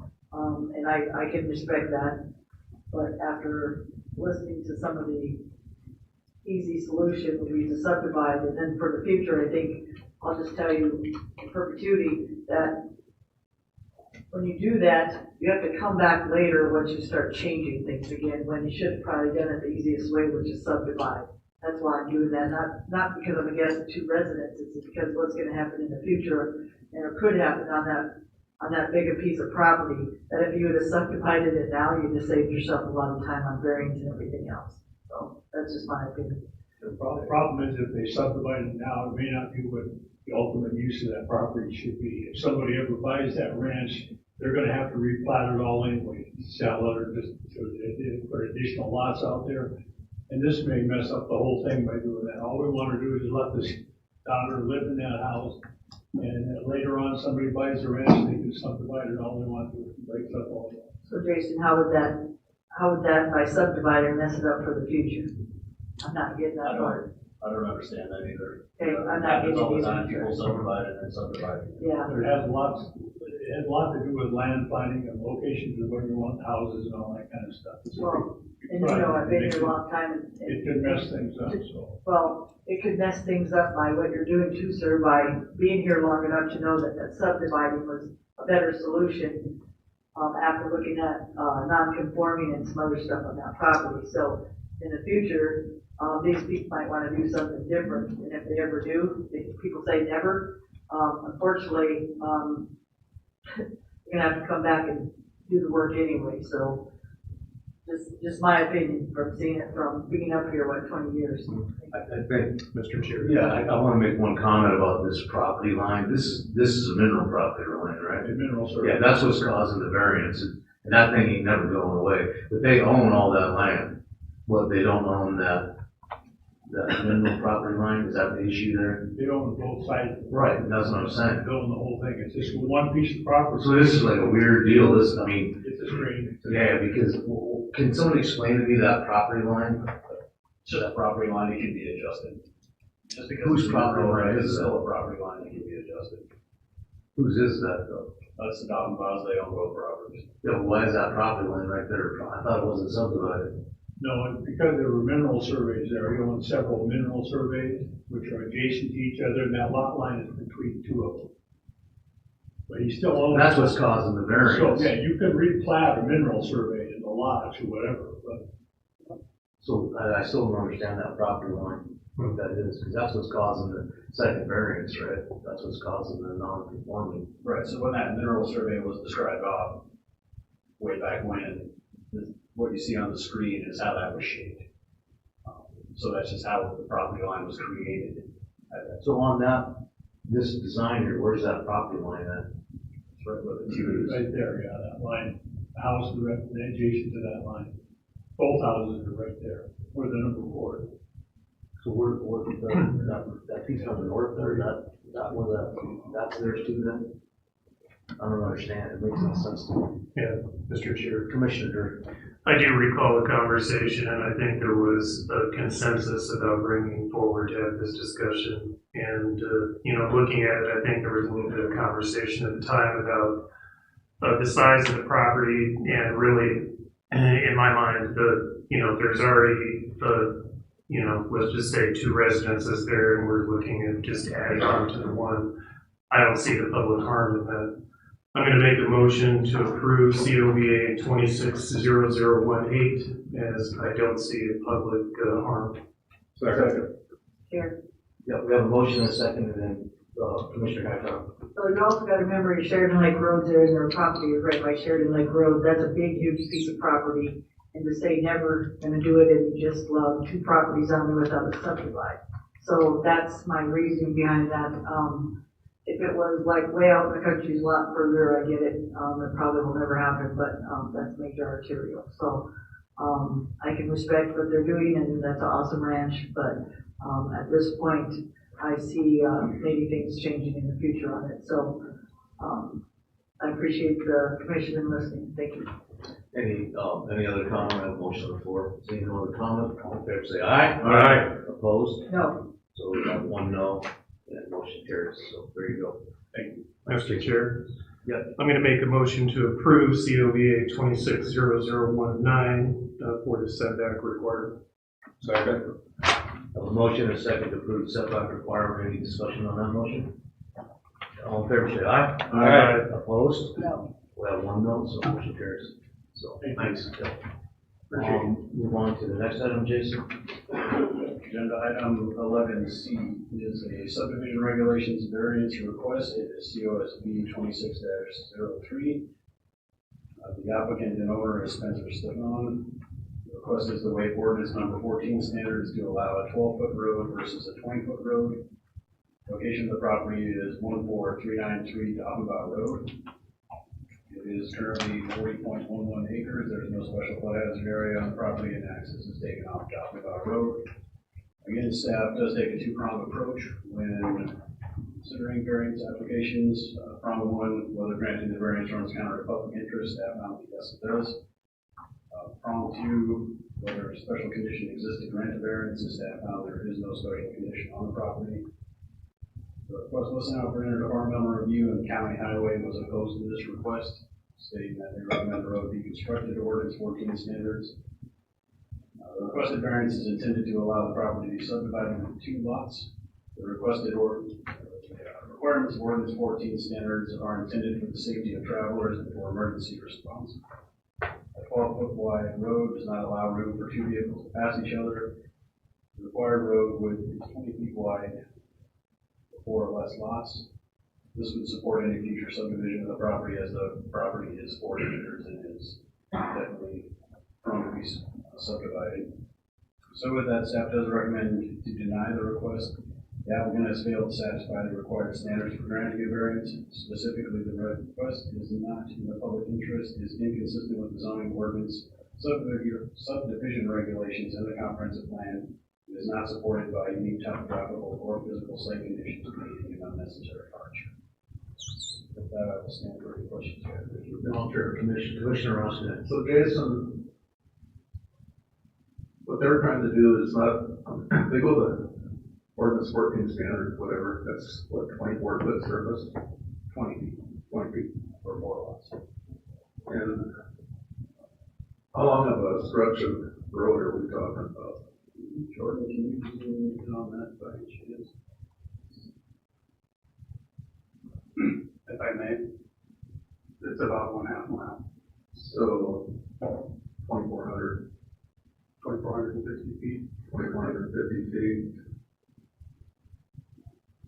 We talked about future subdivision where this property is located at. I'm not really familiar with it. What is the chance that there could be more development in that area, and you need that road to be 20 feet opposed to the proposed 12? That's for me, Commissioner? Yeah.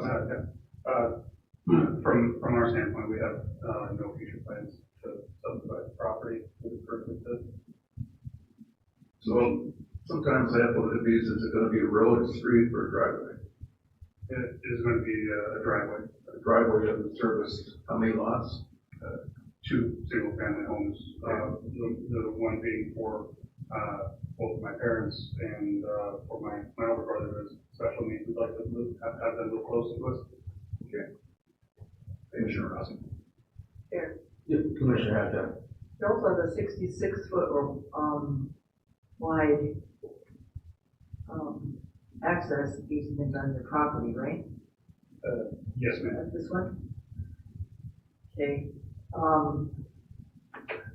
so, Jason, where's that 66-foot access easement, is that coming off Sheridan Lake? I don't have the whole picture of the Yeah, whole. this is coming off of, Doffenbauer Road. But where's Sheridan Lake in the, This not is, in under? this is on the other side of Highway 79. South of Rapid.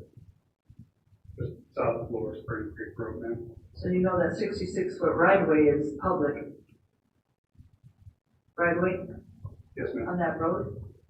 Yes, ma'am. Okay, so why I'm saying that, and also for emergency services, you want, and we have granted before, like a 16-foot, but for me, I won't do a 12, because you want at least 2 cars, and you just told me you have some disability in your family.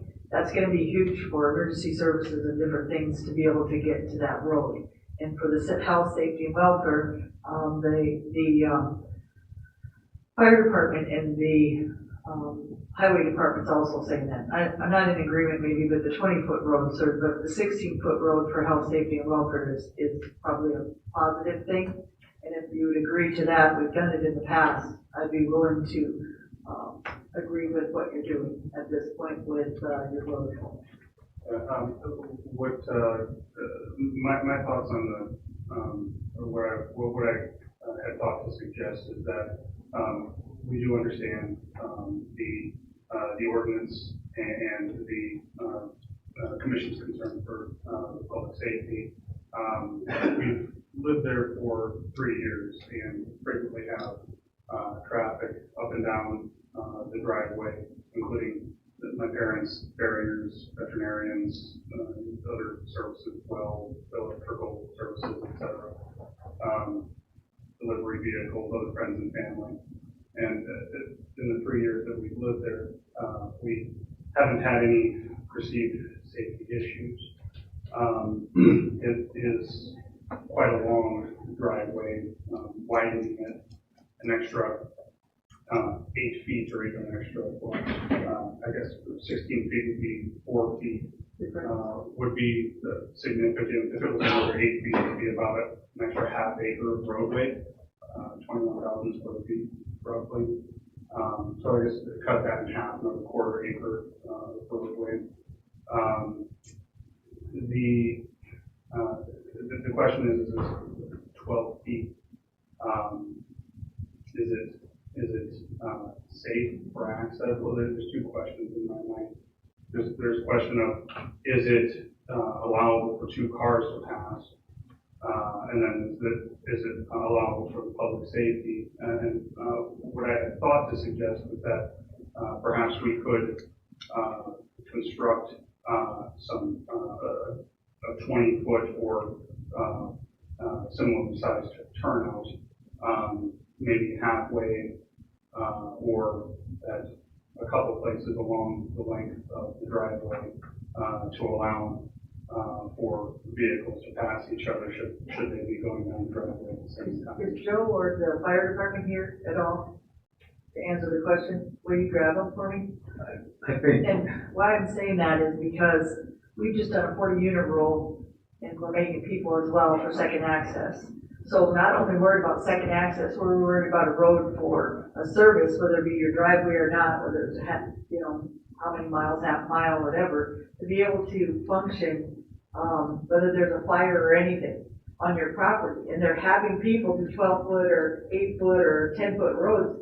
And the fire department people, they can't fight fires and they can't do something on the 12-foot road and access those areas. So it's not only for the safety of your road and the people that are going to be out there, it's for them, for their safety to be able to access on that road. So that's why I'm saying that.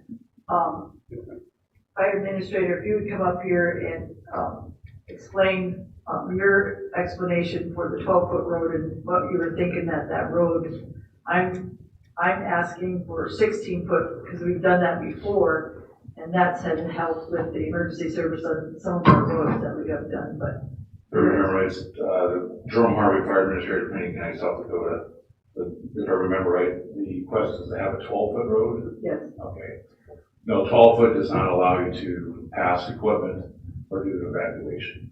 That's generally where you run into problems. It's all fun and games until you gotta do an evacuation.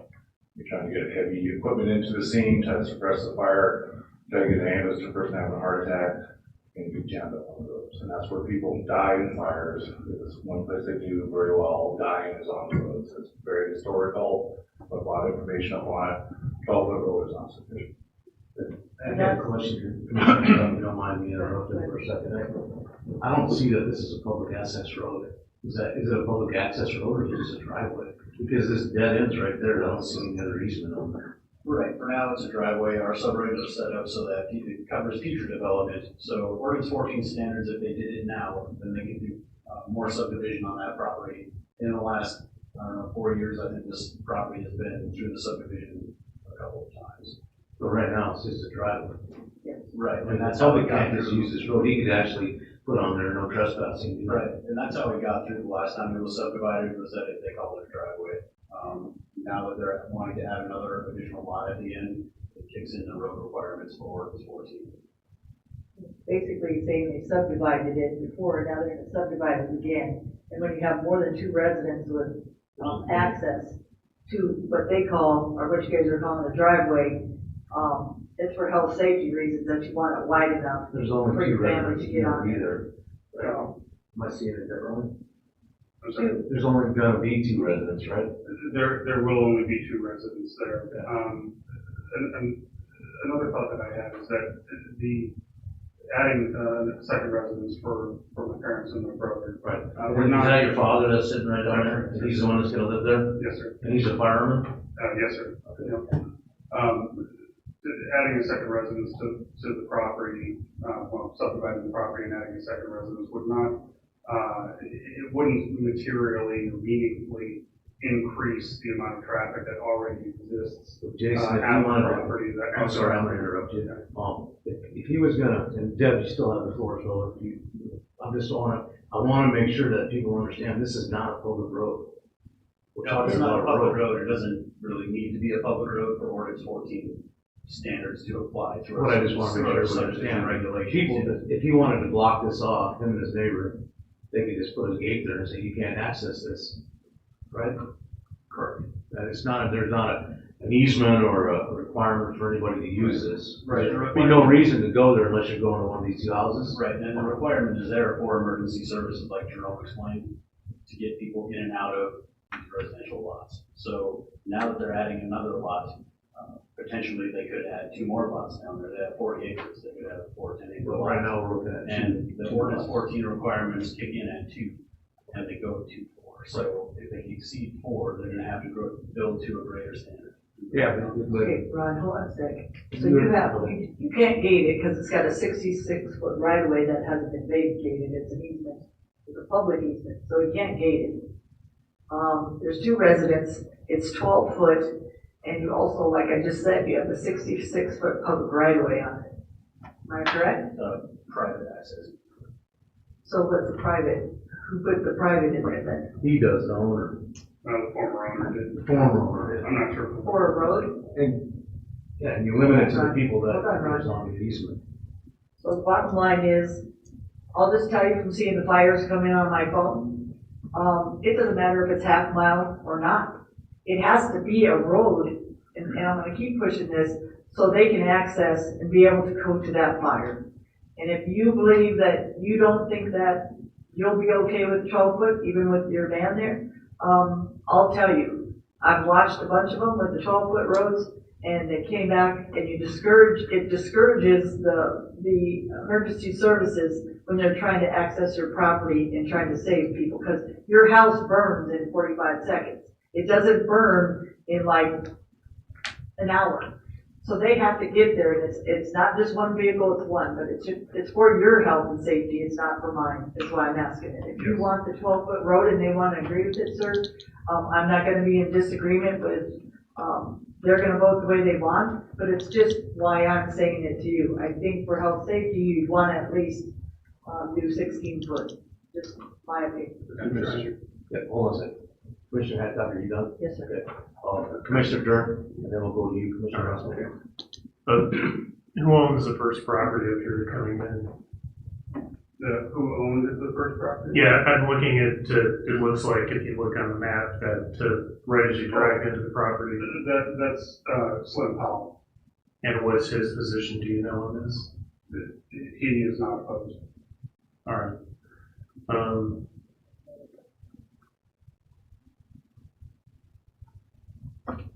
Yeah, and right now I'm leaning toward supporting this, and saying I'm going to support the request for the variance, and it would be with the stipulation that if there is any further subdivision of those lots, that would be a conversation. So yes, I would agree with that.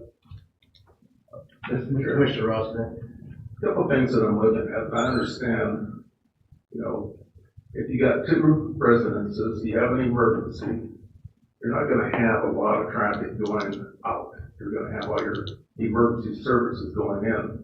And I don't see with only two residences how that's gonna really be impeded. That's one thing I'm looking at. The other thing is that I'm not there, but the topography looks, this is real steep on both sides, and 12 feet, but it looks to me, if there was a situation that somebody had to pull over, it looks like it'd be a lot of different places on that could be accommodated, so I'll lean towards support the motion for the variance. I'm going to step out. Your name, sir, again? Spencer Stefan. Spencer, I want to have his father come up here, because he's going to live there, right? That's right, sir. And what your name, sir? Would you get your name? Pardon? Fred Stefan. Okay. And then Mr. Stafford, right? Stefan. Mr. Stefan, the fire department that you work for, does it service this area? No, it's not. I'm on the Whispering Pines Fire Board, which is countryside south and everything off Sheridan Lake Road. So, regarding the width of that road, that driveway, the actual gravel on it measures, you're right, it measures about 12 feet. But I was out there yesterday and laid a tape measure from shoulder to shoulder. It's just a tad over 14 foot. Now, if you look at that picture, right, you can drive off that. There's only two spots on that driveway where you couldn't just drive right off the shoulder of the road into the ditch. I mean, you could drive straight down that ditch all the way, just about all the way to the house. There's a sign right there that says private road. Well, yeah, I was there when he bought the place, so. I just wanted to clear up the confusion on whether it was a public right of way or a private road, so. It's a private road, it's his driveway. You know, his intention is You guys understand what they're saying, though, because if you further subdivide this, then it's gonna, from what Commissioner Gurr was saying, is that's gonna trigger that road. There's plenty of room to put the road, it's basically just asking for more. Yes, and that was going to be one of my other thoughts and suggestion for the commission, is that if the property were to be further subdivided in the future, the current variance would be subject, would not allow for that, except for the fact that a future subdivision would need to be, the road would need to be brought to ordinance number 14 standards, or a future variance would have to be brought before the commission. So Jason, someone asked about the other piece that was to the south. And that guy has access from his road right here. Right, just about know. But he could probably care less. He's got access right there. So, I don't know, we have a motion on Yeah, Mr. Chair. Commissioner Dirk. I'm going to make a motion to approve COSB 26-003, and that if there is any further subdivision, that we come back in front of the board for ordinance compliance. Second. Well, a motion and a second. We got any more conversation? Yes. Commissioner Haddock. Jason, tell me on the subdivision why we, did it on this property, just because we wanted it to be subdivided, or because there was a road issue, or even. This is the applicant's request is to come and subdivide the property. It was noted during the layout plan process that it needed to meet ordinance 14 standards or get the subdivision regulations to wait that road approved for what. Okay, but he's not gonna have to subdivide now, so he's gonna have one road, two properties, so, he doesn't have to do if we gave the variance, he doesn't have to do the ordinance 14 standard. Yes, that's exactly right. Yep. So you're going to basically allow the existing road to serve 2 residential lots. That's what they're requesting. So, but she brings up a good question, if he's just building a second unit, a second house, right, for his father? Right, yeah, if the subdivision goes through. Okay, so would he even need to subdivide this thing?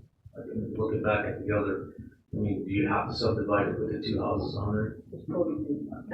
You're laughing at me. I mean, Jason, I don't do this on a daily basis, but The first agenda item for Board of Adjustment allowed that, so I mean.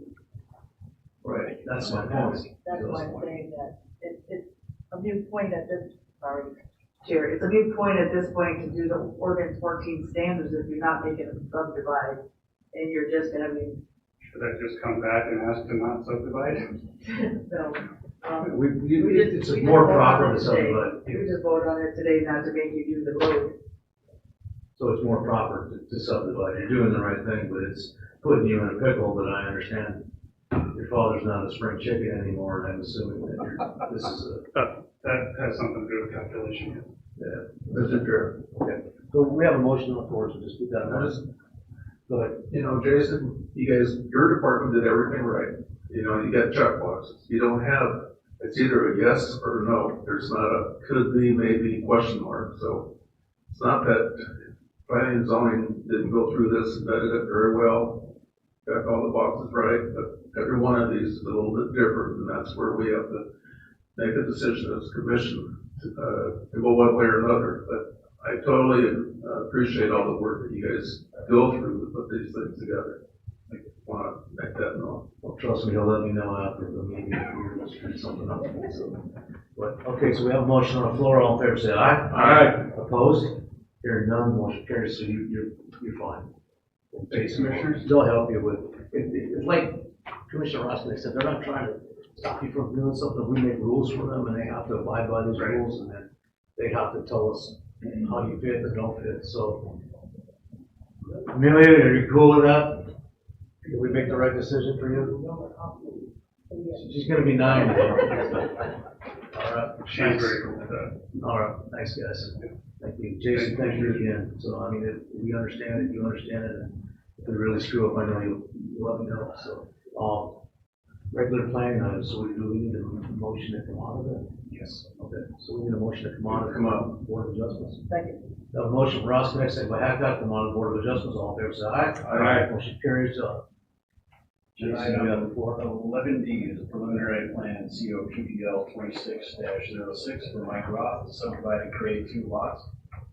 Staff recommends to continue preliminary plan to the September 22nd, 2026 Board of Commissioners meeting in order for the applicant's variance to be heard on September 1st.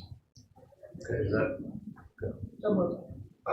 One point of clarification, please, if I could. The next meeting would be September 17th, not the 22nd. Well, they're gonna be heard up at September 1 board, right? So the variances would be heard at the September 1st meeting, and the next Board of Commissioners meeting after that. 17th. Yes, sir.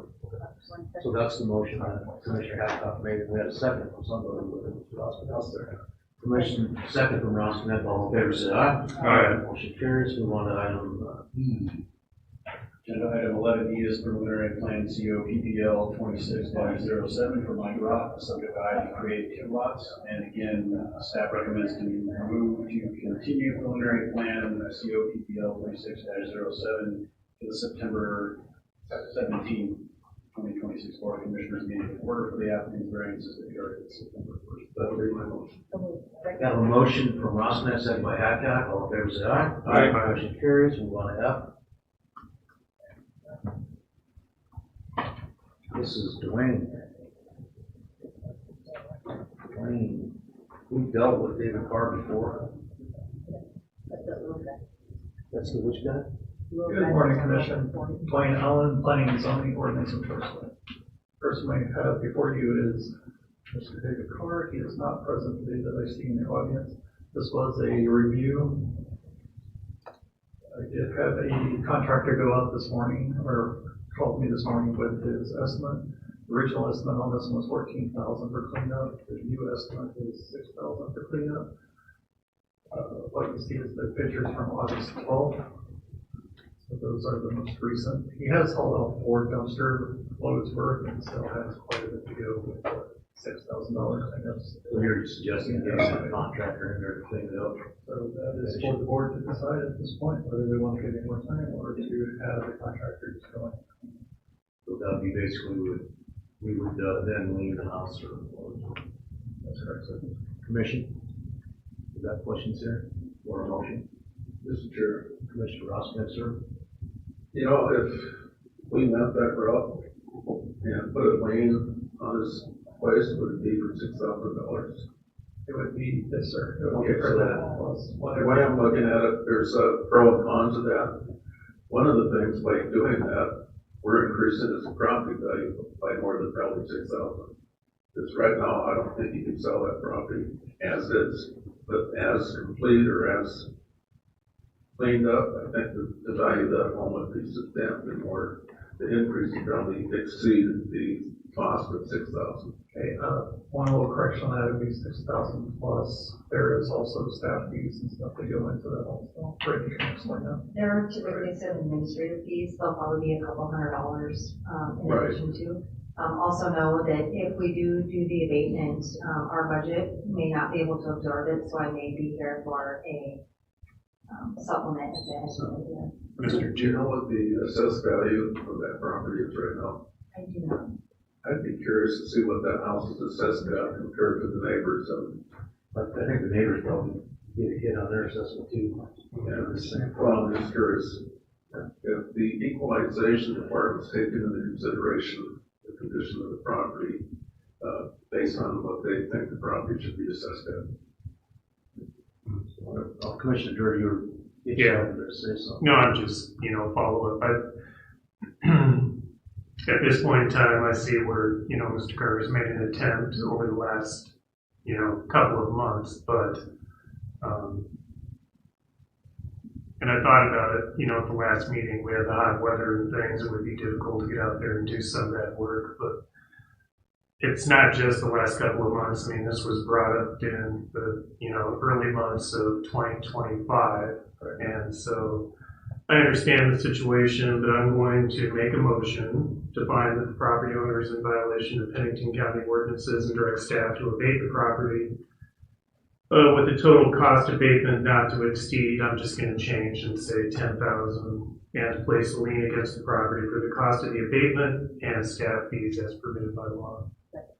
A motion and a second. Any more discussion? All in favor? Commissioner Hatch.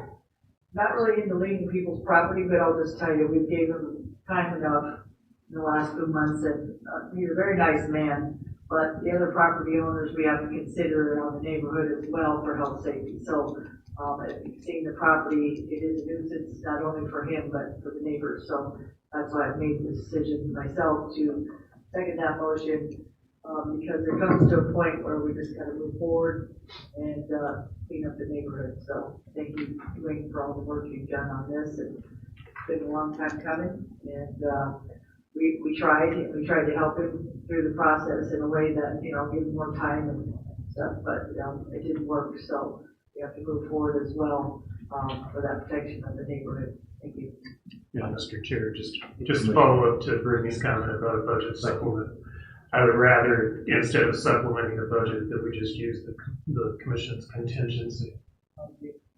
We knew going into this that we were going to face some of this with the community, and it's come to us and said they want greater enforcement. So we understood that, and so using the contingency from the commission's office makes complete sense. And we'll have to look forward as we go through the budget to say where realistically need to be. So we have a motion on the. And I'm going to amend my motion. The same motion, I'm just going to say that the expense of this is coming out of the commission contingency. So we got a motion in a second. So all in favor say aye. Aye. Motion carries. So we're going to abate that property and come out of the commission's. Thank you.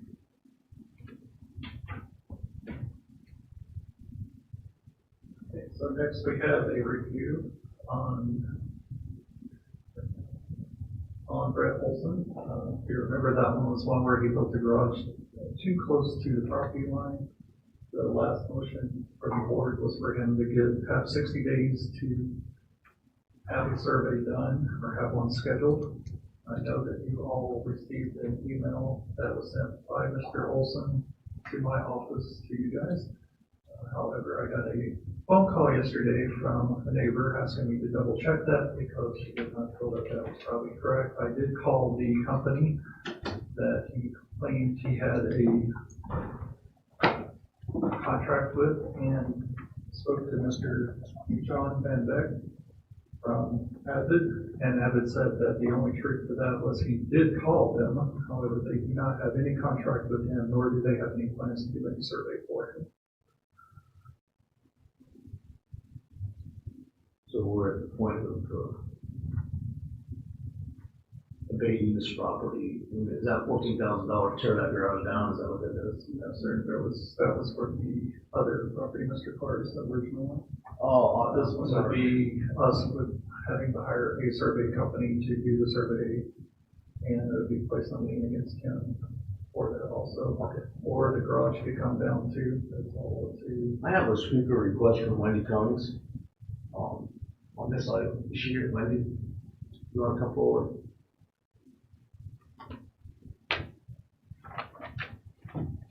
At this point, quick note before she speaks, sorry, Wendy. He did come in and get the stormwater permit that was requested by the board, so I did want to throw that in. That was done. Wendy, you have the floor. Good morning. My name is Wendy Cummings, and for 2 years and 8 months, this administration has offered every opportunity for compliance to Mr. Olson regarding an ongoing case of zoning noncompliance. Mr. Olson built an unpermitted room and an attached garage in late 2023. He was told to get a survey in January of 2024 by the county. He ignored it. He was threatened with criminal action by the Pennington County State's Attorney's Office through a letter in late 2025. He ignored it. 60 days ago, this very commission told him to get a survey done in 60 days or move the garage.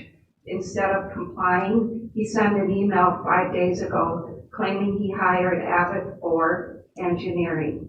I have spoken directly with John Van Beek, the president of Avid for Engineering. He confirms no contract exists, no signatures exist, and no work is scheduled to be done. The engineering firm acknowledged one inquiry was made by Mr. Olson about 4 weeks ago, but the firm is currently uncertain of what Mr. Olson needs done. John confirmed getting research done with the county at this time is hard, but the breach mentioned in Mr. Olson's email to Dwayne Allen appears to be a convenient delay tactic.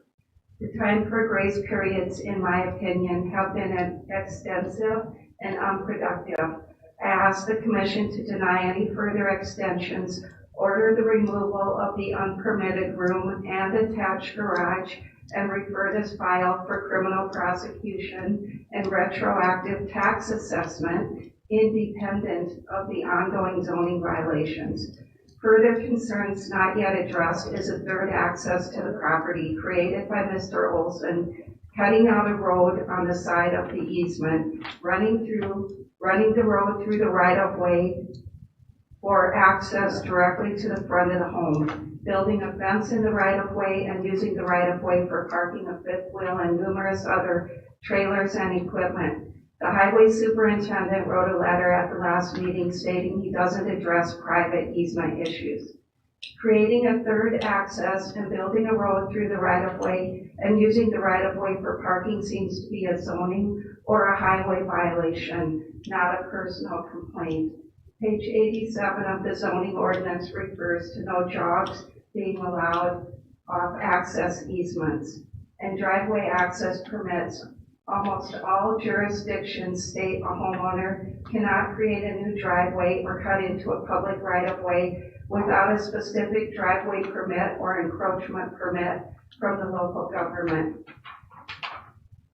I raise these concerns that have been unaddressed because Mr. Olson has removed survey markers on 3 separate occasions that I paid for in this location. He informed you in the June County Commissioners meeting, he removed the markers to get his 5th well out. I have pictures that I printed off the Pennington County website in 2023 of the initial room and the attached garage that he built, and then the 2 access for a 3rd access to the property. Thank you, Ms. Can I Wendy. give them to you? Yeah, you can give them to Jordan over there, and your time is up, so, Commission, Mr. Chair. yep, Commissioner Ross, man.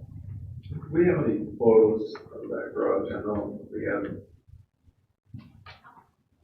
We had them on the last briefing that I put up, but I did not attach anything.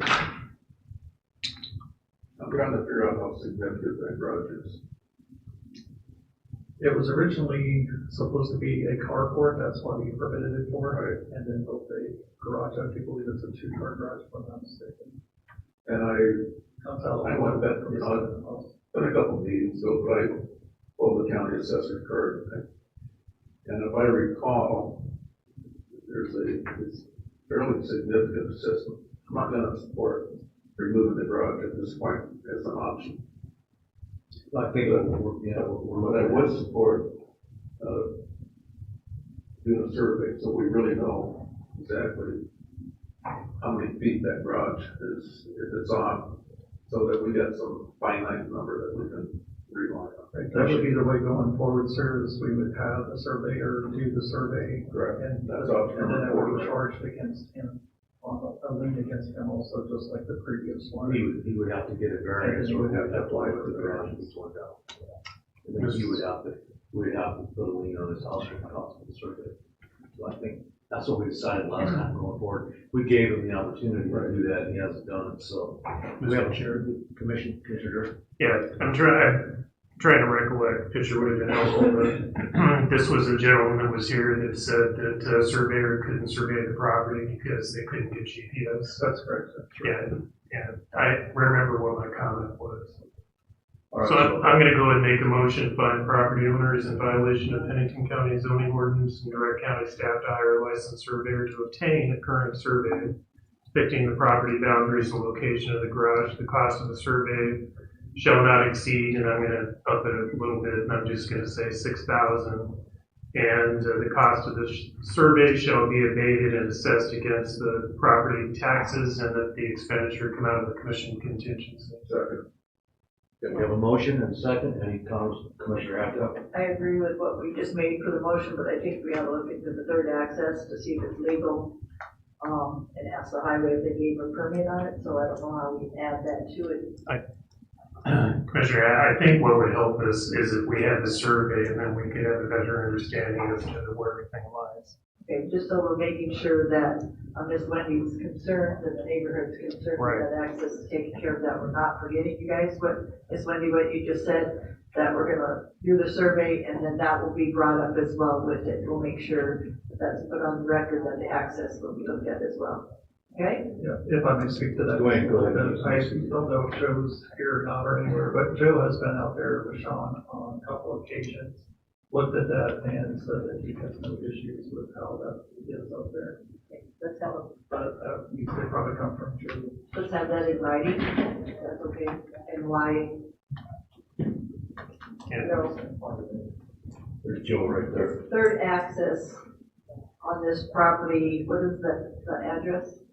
I'm not sure what it means by 3rd access. Yeah. There's 2 accesses into it, one each direction. Mr. Joe. Chair, if I may, Joe Miller, Pennington County Highway Superintendent. I think what it means by the 3rd access is, so initially, I believe on the north side, there was the access going into the property and then off to the right where he parks his 5th wheel.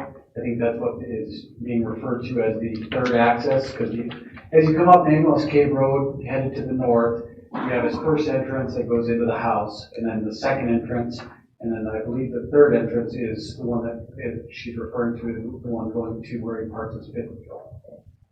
So Does he have a permit, I believe both of those entrances are permitted. but not the 3rd one? the third one doesn't need a permit because it's off of the second one. So if you look at the property, we can pull it up on Google Maps. But still on the property, it just looks like there's a third access. So it's off of the second axis, is what it is. If I'm understanding correctly anyways. You're in agreement with that, Dwayne? She has a picture there too, Joe. Joe, Miss Wendy, can you give Joe your picture, please? Yeah, and I've seen the pictures. Like I said, I believe what is being referred to as the third axis. So it's off of the second axis, correct? It is exactly right, but it's in our eyes at the highway department, there's two axes onto Nameless Cave Road. There's not a third. The two axes on the Nameless Cave Road, according to these pictures that she has here. You can see it comes off to the side there, but there's only one entrance onto the piece of property. So there's I guess what you're saying, there's one access, but one goes to the right, one goes up, correct. He has a separate access from the back up to the unattached garage. Then he has the easement as a second access, and he created that new cutout or jog off the easement through the right-of-way up to the front of his house, which is viewed by me as a third access. So as you're looking at the aerial there, you can see what I'm referring to is there's only two accesses onto Nameless Cave Road. The third one that she says, Jordan, are you controlling the mouse? Yep.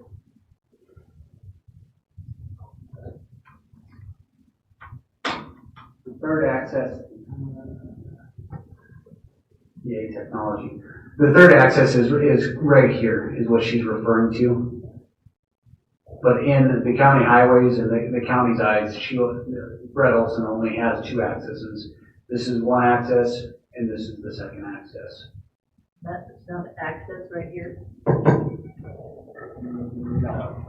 That's a very steep hill right there. There's, between the road and where his camper is sitting is about, I think, probably 15 feet in elevation difference.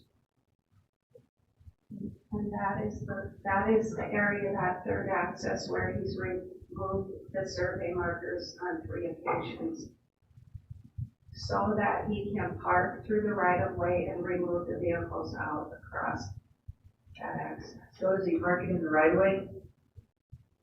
I provided pictures at the last meeting, and I have more here today. Mr. Jones? Without knowing where the actual right-of-way line is, I don't know for sure. If you use the rule of thumb, 33 feet off the center, which I don't recall what the Nameless Cave actual right-of-way is. I don't believe it's 33 feet. It could be, could not be. But there is quite a significant elevation difference between the road and where the camper would be sitting. And people park all over in Rapid Valley, all over in the right-of-way. Will this survey give us that right-of-way location? It should, yes. It should, a boundary survey should give you the frontage property line. And then you'll be able to tell to the northeast. The bottom line is to check that area out, Joe, to make sure it's in compliance with the right-of-way. And if it's not like you said, some people park in that right-of-way, if it's not a nuisance or anything, that's the difference. With some of it, even though it's rules, sometimes people do that right-of-way just so they're not being a nuisance with their neighbors. Mr. Chair. Yeah, Commissioner. Can you point out the garage in this area?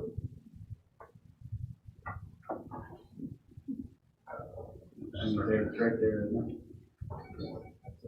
And then there's this detached garage on the other side.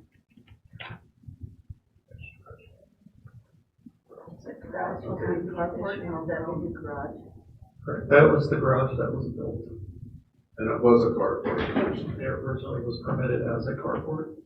Which a carport would be fine on the setbacks? It should have been. They have different setbacks for a carport versus a garage. They would have the same setbacks, but you built a much larger structure than what. Oh, so how does that work? I mean, if they get a permit to build something and then they build something else, Do we follow up with that, or what do we do? We wouldn't have at the time because of when they requested permit, it was before we did inspections for buildings. However, because he built a garage, Ms. Cummings brought that to our attention that there was a garage built. He requested a permit for a carport and a permit for a back porch on the back side of the house. Those permits expired and he never began any building. After they expired years later, he then built a separate room and an attached garage to the front portion of the home that I believe is already a non-conforming setting. So that's a whole other issue then, right? Fine. We can address that separately. So let's get this under control with the survey and we'll move on. So we have a motion on the floor. All in favor say aye. Aye. Opposed, same sign. Hearing none, motion carries. We're gonna get the survey done. I think that's gonna be up to you to get that, right? And, it's gonna be paid for out of the, Jerry's budget. Correct. We'll move forward. Thank you. Having that fuse pocket change on that. Yeah, now that he's got rain, he's incredibly got cash flow coming on the hay. Okay, I'm sorry about that. We're moving on. Items for my way. 8? Oh, don't we have H to figure out yet? Or am I missing something? Second reading of ordinance amendment. Is that right, Brendan? Correct. I finally got one on you guys. You now. did? Just trying to get me going too fast. All right. So there we go. This one is the, alternative energy, so we should be good on all this? Yes. So we got a motion on this one then?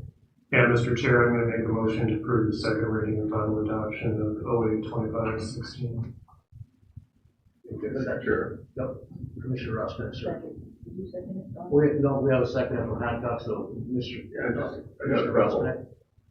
First of all, you know that I've been opposed to this, and relative to the language, it's the, on page 9.8, utility scale alternative energy systems. Conditional use permit, utility scale systems are permitted as a conditional use within an industrial zone district. I got a couple of problems with this. Number one, I believe that it's over restrictive. I'm not really crazy about solar farms myself, but I am pretty crazy about people's property rights. And I think with this ordinance as presented, we're not addressing the property rights of the folks that might want to develop these or the people that have adjacent property, but I think that's pretty well known. But when you say industrial, that can be a little misleading because there's two types of industrial in Pennington County. You get light industrial and heavy industrial. So let's say somebody comes along and says, I want to do one of these. And we're not here at the time. Let's say it's 8 years now, the numbers are wrong. They're going to look at the industrial, they're going to go, well, there's heavy and there's light. So we're going to have that. I think we need to address heavy and light or one or the other. Because to me, it's a little misleading. Ricky, do you want to address that? Sure, so in an industrial zoning, it could be either. But So, that's what we're saying today. But somebody reads that, they could say, well, what is it? They don't know that. So why don't it just be easier to put both in there, right? well, typically in our connotation, we use it as one, just like commercial districts, there's several different commercial districts, so we just say that it's allowed in a commercial district. Heavy and light do have different connotations, but by allowing them in just an industrial district, they could be in either or. Yeah, And I staff would- understand that. Somebody picking it up and reading it, they might sit there and say, well, I just want to make sure, is it light or heavy? And we both know that either, but I just think some wording in that would eliminate a lot of questions going forward. Sure. That's just my Commissioner. The bottom line, I just read an article sent, and it was about the Supreme Court. They just agreed with the counties on some of these wind and solar areas because of the protection of ag. And I think that's the biggest reason why we did it, is the protection of ag. And that we could find other zoning areas or industrial in some other spot if we needed to. So for me, again, the ag community need to be protected, and I'll keep saying for the future, I don't think it's gonna be big industry. I think it's going to be micro instead of macro in the way it's, set up now. So I think we did, as a commission, service for the, protection of, ag community. And, bottom line is alternative energy, there's gonna be all kinds of alternative energy in the future as well. And that's what I meant by micro, not macro. I don't think we're gonna be looking at big turbines and stuff because, a lot of these different areas, if you look throughout the United States, are banning. They're not just changing the zoning and stuff, they're actually banning, some of these, big scale, large scale wind and solar. So I think we did a service to the community, and again, protecting our citizens and protecting our ag land, was our goal, I think, for most of us commissioners. Thank you. Mr. Chair. Yes, Commissioner. I'm all for it too. I really am. I'm just saying that I think the ordinance that a lot of time was spent on that by a number of different stakeholders, and they came up with something that pretty much everybody agreed with. And then subsequent to that, the language of industrial was added, and that's the part that I don't have a problem with. I totally agree that you gotta have an ordinance in place, but I think the ordinance, before they added industrial, had plenty of safeguards. And when I sit there and look at the scales of justice and the scales of fairness, I think they were pretty well balanced at that time. It's when you added the word industrial. I think that's where things got a little bit lopsided. But that's just, it's me, but don't get me wrong. I'm not really crazy about any type of energy system. I'm a nature lover. And I do appreciate the fact that, you know, we got some really good egg producers out there, and I support that 100%. This is just kind of a weird situation. You just can't come to agreement with everybody here. Mr. Chair. Yeah, Commissioner. Yeah, and again, you know, I can appreciate the comments from, you know, we had comments from the public that, you know, were concerned about how far this ordinance would go. And the most important thing for me was the fact that we would not allow a conditional use permit, which is why we changed the comprehensive plan to eliminate the ability to get a conditional use permit in an agricultural district. And so that was removed, and then you go, okay, well, what's the likely spot for this? And you made, and not a big thing, but you made a statement about a farm, and that's kind of one thing that I've said all along. I don't believe that the industrialization of our agricultural district equates to adding a farm. And so it's just, you know, we've talked about the one south of Norwood that surrounds, and, you know, it's referred to as a, you know, farm, and it's not. It's a, you know, it's an energy plant put in at a large scale impacting an ag area. And, you know, if you read the paper at the news yesterday, but I do believe the same individual tied to another one that made it through the Planning Commission proposed, you know, is having financial difficulties. So again, it gets back to putting some of those protections in place that we did, so if something does fail, that there's a little bit of a recourse on that cleanup. And so anyway, I appreciate all the discussion. We have, you know, kind of in my mind, kicked this can down the road, solar panel, wind turbine, whatever you want to call it. And we need to get the motion approved today so that we're not running up against the timeline of our moratorium. So. We have a motion and a second on the floor. I'm just going to make one comment because to me, it's all about the comprehensive plan. And when the state of South Dakota changes, or county changes their comprehensive plan from basically protecting agricultural land in the manner that it does, it's written, everybody can see it. There's an expectation when people come into a neighborhood.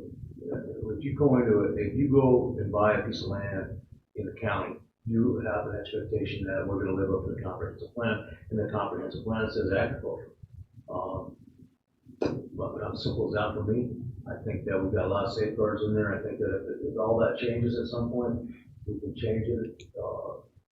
Future generation, we can't really tie the hands of the future commission they decide that there needs to be a change because the world dynamics are changing or the county dynamic changes or something like that. But it's just like going into a neighborhood, a residential neighborhood, it's zoned a residential neighborhood because there's residents in it. You can't go into a residential neighborhood and put in a casino or an adult bookstore or anything like that because it fundamentally changes the characteristics of that neighborhood, and that's unfair to the people that already live there. There's an inherent, and I agree with the property rights, and it's a fine line, but it goes for both sides. If the comprehensive plan said something like, our plan is to change our economic status from agriculture to energy, then that'd be a whole different ballgame. Then people would have that expectation that if I move into this area, there's a chance that it could be, a data center right next to me, or a solar farm right next to me, or I shouldn't call it solar farm, but a solar, or whatever industrial plant, whatever they call it. So I'm in agreement with this. I'm going to support it. And one more. Commissioner Rossman, sir, go ahead. I agree. New Wonderwood probably wasn't the best place to put one of these, and there's a ton of other places in eastern Pennington County that aren't appropriate. But I also believe there are other remote places in Pennington County that these would not be a hindrance and it would not impact the neighboring properties. That's why I can't really favor the way it's written right now, because you're telling every part of eastern Pennington County that they can't even, they have to be industrial. And if you go north of I-90 and you get way up to the north property boundary of Pennington County, that might be a place where they might be appropriate. So we've essentially killed that idea. And Mr. No, I think Commissioner Ross. No, I'm just going to say. No, I'm just going to say, you made a good comment. North of there would be Meade County. Okay, Meade County's got no zoning, so.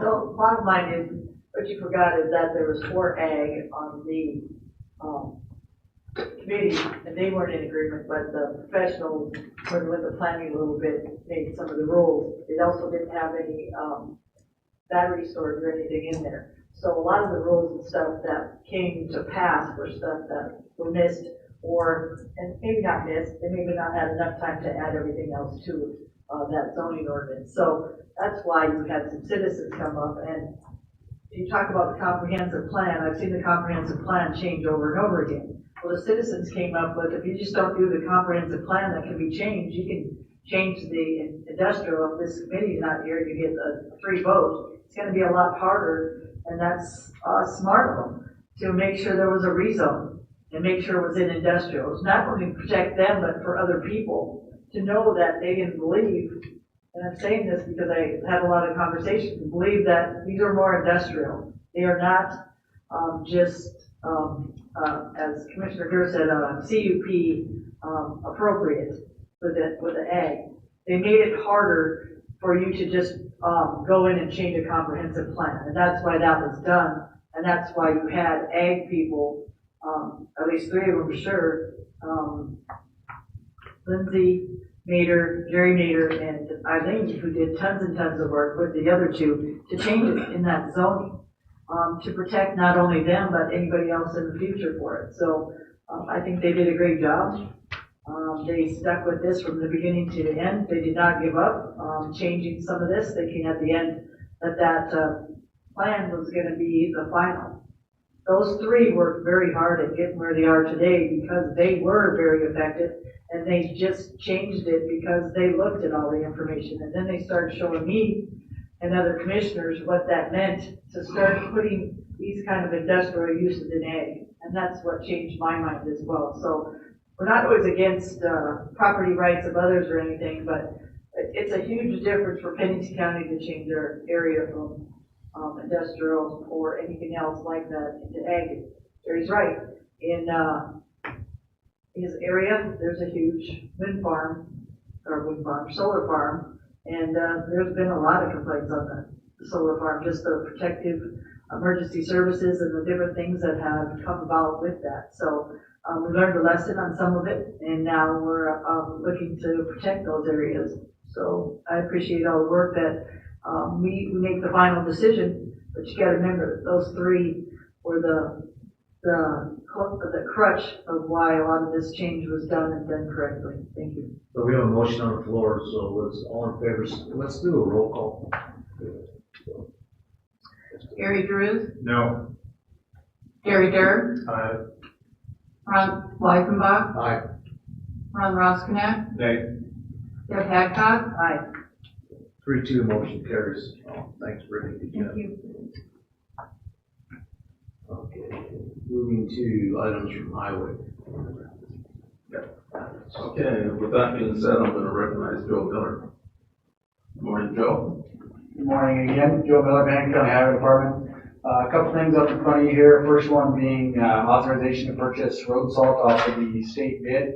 Something we've done for many years. Unfortunately, there is quite an increase this year. I believe it's mostly due to the increase in fuel. So there's about a 10% increase in the dollar amount for salt. We purchase about 1,000 tons a year, and we mix that 20% with our sand to de-ice our roads. So if that helps, stand for any questions. Commission, any questions for Ms. Miller? Commissioner Hadcock? Move to authorize Highway Department to purchase road salt from Central Salt Lyons KC or KS off of the state of South Dakota contract number 18022. Second. Okay, I got a motion and a second. All in favor indicate by saying aye. Aye. Opposed, the same. Motion carried. 12B, resolution 26-17. Joe. So this one is a removal of the perpetual load limits resolution. So back in 2023, we put perpetual load limits on a portion of Old Folsom Road due to its extreme cracking and the road was just falling apart. There was quite a bit of truck traffic on that piece of road to try and preserve it until we could get it ground up and stabilized, and we have since done that, and we're set to chip seal it here this week or next week. So we are seeking removal of the perpetual load limits. Questions for the commission? If not, I would recommend or recognize the motion. And make a motion to approve removal of perpetual load limit restriction. Second. Resolution 2617. Motion by Durr, second by Hadcock. All in favor indicate by saying aye. Aye. Opposed? Motion carried. Item 13, 2027 provisional budget, and I'll recognize Mr. Chair, Joe, just a couple of questions. One, I was at an event in Northwood this weekend, and I know we've talked about it, but the handicap access coming off the main road in there. Correct. And you were going to follow up with kind of a subcontractor. So we checked with the AE2S and we checked with the actual contractor that's doing the work on the water system out there. According to AE2S, they're not actually touching that portion of the ADA ramp.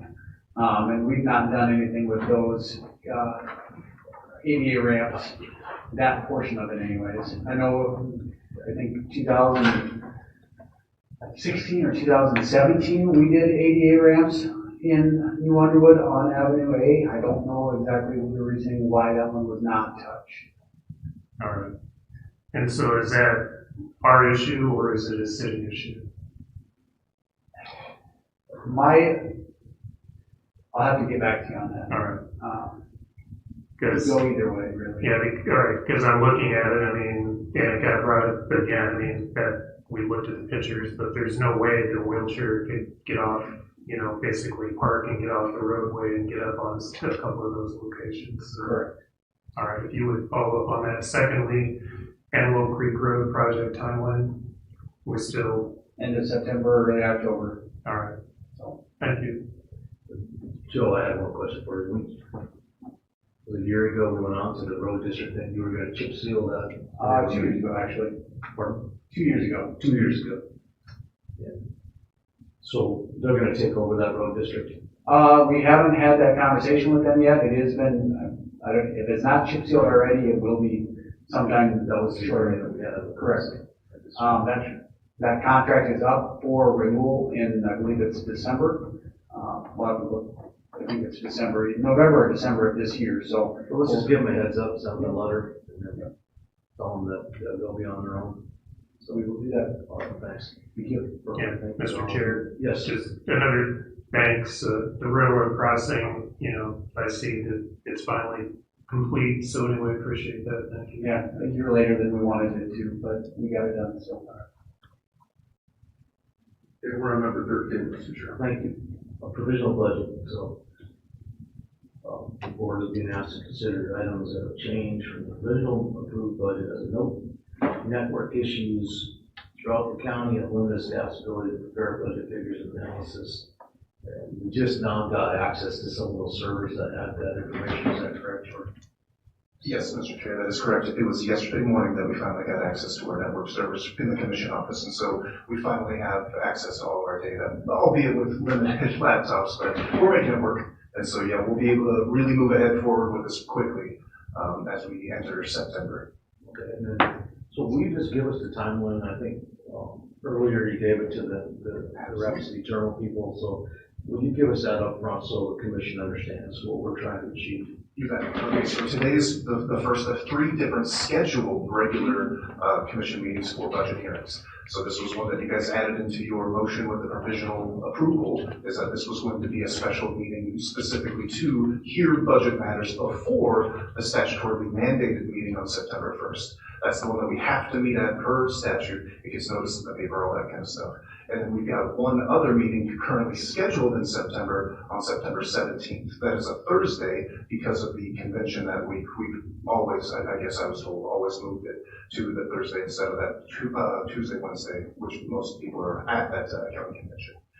So that's kind of what we There's have a on. county convention coming up in September. There is, that same week, so that would be the 15th and 16th, I believe, or 14th to 16th, something like that. I get it. Okay, so we need to have that conversation. Yeah, separate on the side note, you remind me. Sure. Okay, we'll do. So those are the only 3 scheduled budget hearings that we've got left. The board, of course, can schedule any special hearings they want between now and the end of September. Just by basically September, 30th, essentially, we need to make sure that we've got a budget approved so that we can submit it to the auditor so that they can kick that out to the state by October 1st, which is the statutory deadline there. So I guess I'll give you the floor. All right. Yep, I'll run through some of the things, just a quick rundown, because again, unfortunately, I don't have the level of detail that I wish I did for you guys to have really, really in-depth conversations here, but we at least put together some updates that we knew from the approved provisional, which was kind of kicked down the road because we, again, didn't have enough information to present publicly. So I'm going to go through in this memo, just really quickly, the approved budget. You can see all these numbers later if you want to, but the big one to keep in your head is going to be that $135,574,000. That's going to be the one that you approved for expenditures, and then of course our means of finance match that, which would be revenues, cash applied. The $8.3 million in cash applied can be further explained. I'll explain that later here in this memo. And then transfers are also kind of included into that. It all adds up to that 135. That's the number that we're going to have in our heads. So George, the 135 contains items that we planned on, expenses that were like one-off expenses that we. So that 135.5 there, that is all of the department head requests for everything but personnel. Personnel was used as a placeholder from 2026 moving forward. If there was anything that we didn't know about, we just used 2026 as the placeholder. And so outside agencies as well, they were moved over with 2026's approved amount as a placeholder. But all of the department requests that they put in to their 420 category, their 430 category, that would be their expenditures and their capital assets and everything like that. All of that was what they requested. So that was what was provisionally approved. Their requests plus some placeholders. Chair. Yes, Commissioner Hancock. So let's transfer from other funds. Where did you get the other funds from?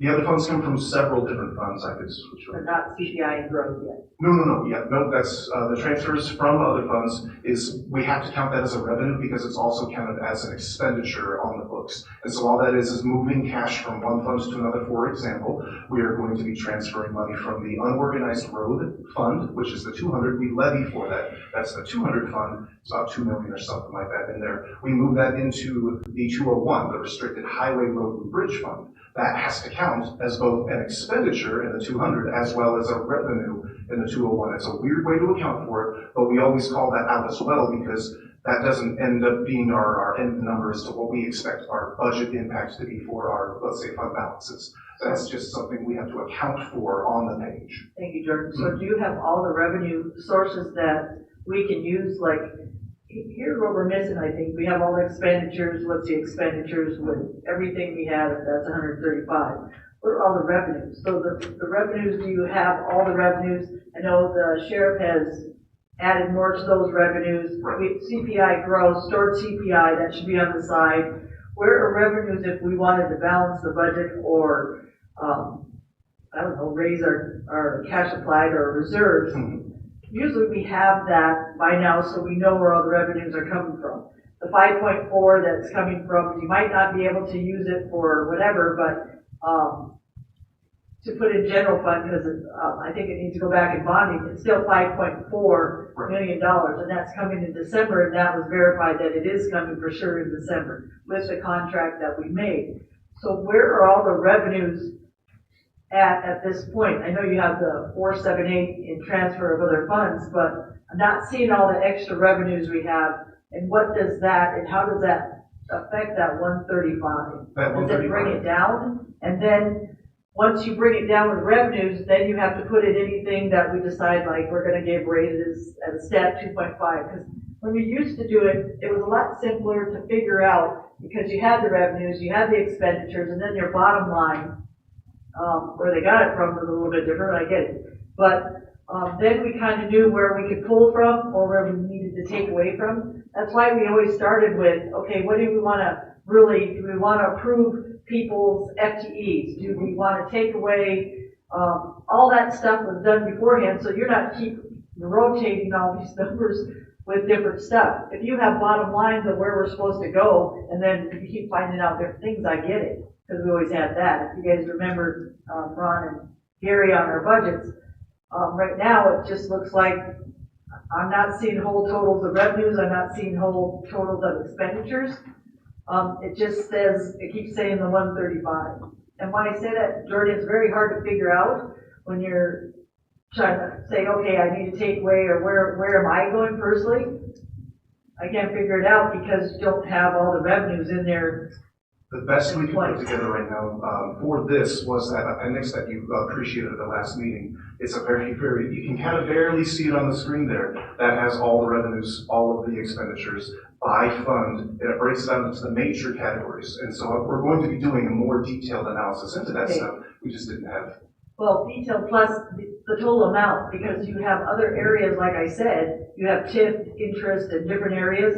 They aren't expenditures. TIF has expenditures, I know, but what is the revenue we're getting? So you're missing some pieces and parts that make the total amount of where you're going for the 135. I get your bottom line, but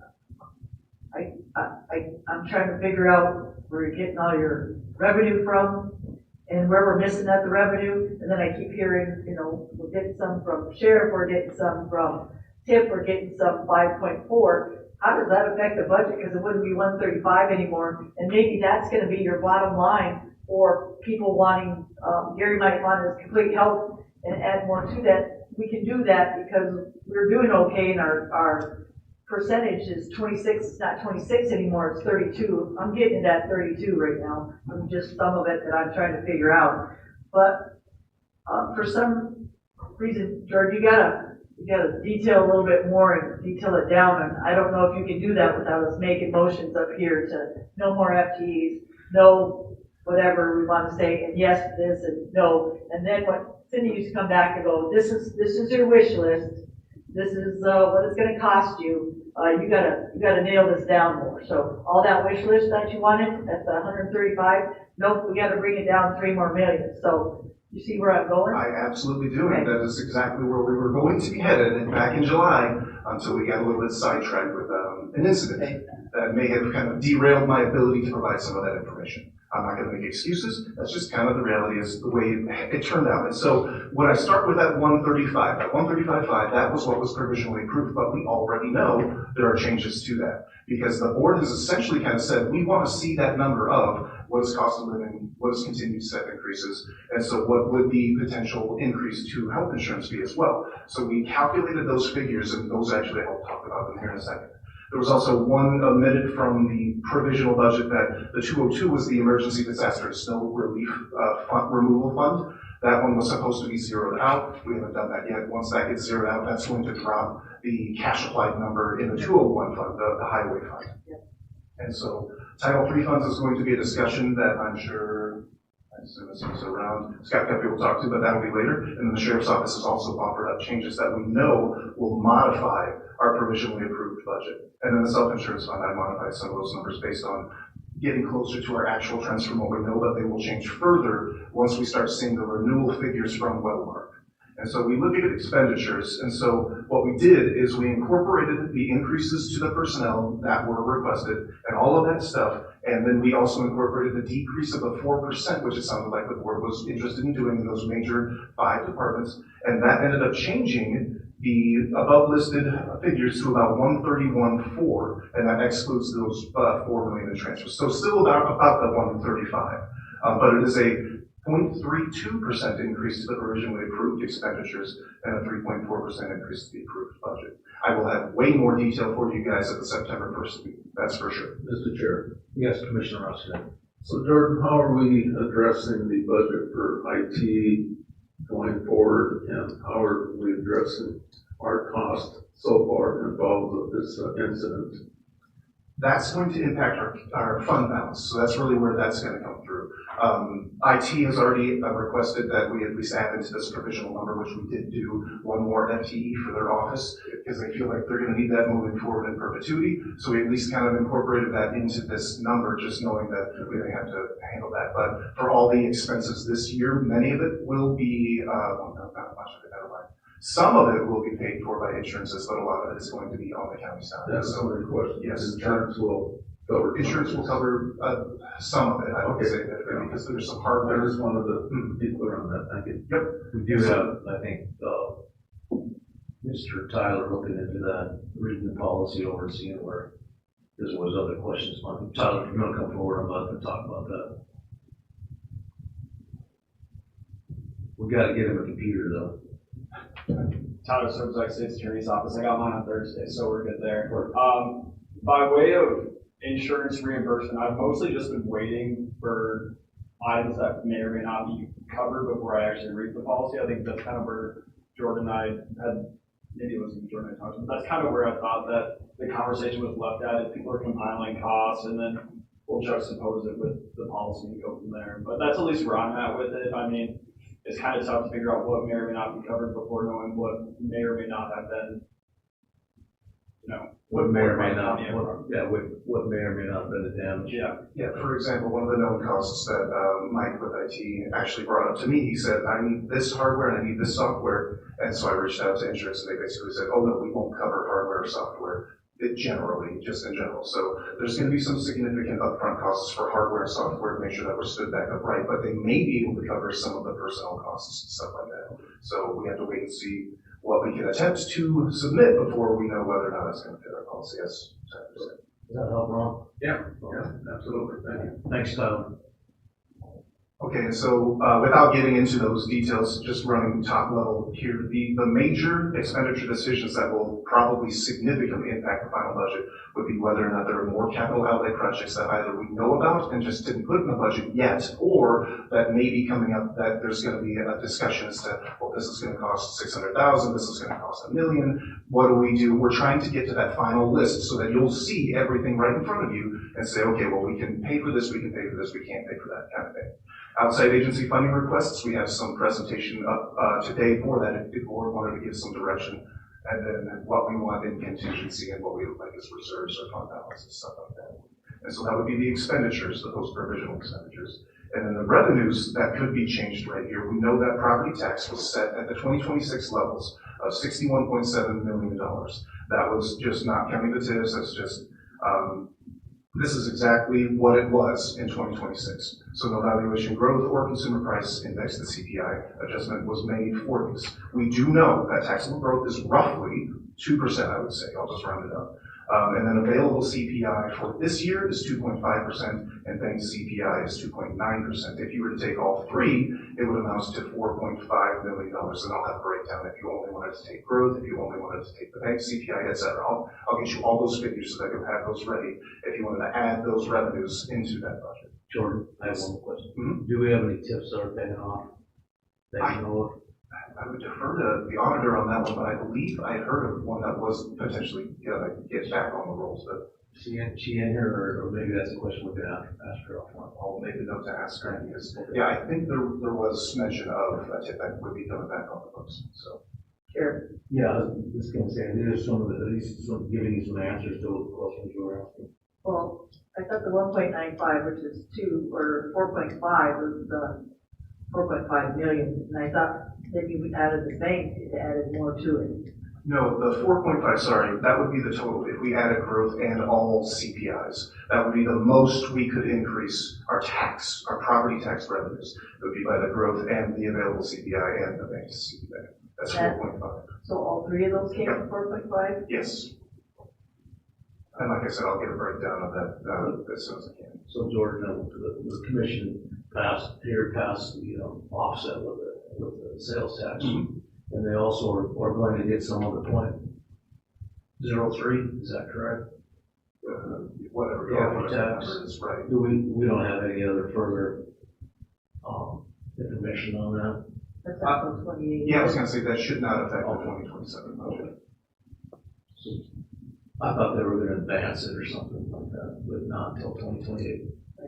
Yeah, I didn't think it was going to be until 2028. They're going to have to collect, what it is they're going to have to collect this year, they already have the assessment done. Okay. So they'll almost double dip, and then they'll have that plus the, whatever they're going to give us with the state. So I don't know how they distribute it, but they'll have hours basically that they collected, right, without the discount yet, plus 3%. So I don't know if they give it all to us or what they're going to do with that. But when Mr. Drew's down there getting us that other ATM, he could corner governor about this one too.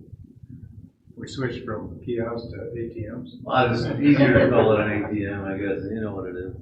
Well, it would be nice to have an ATM.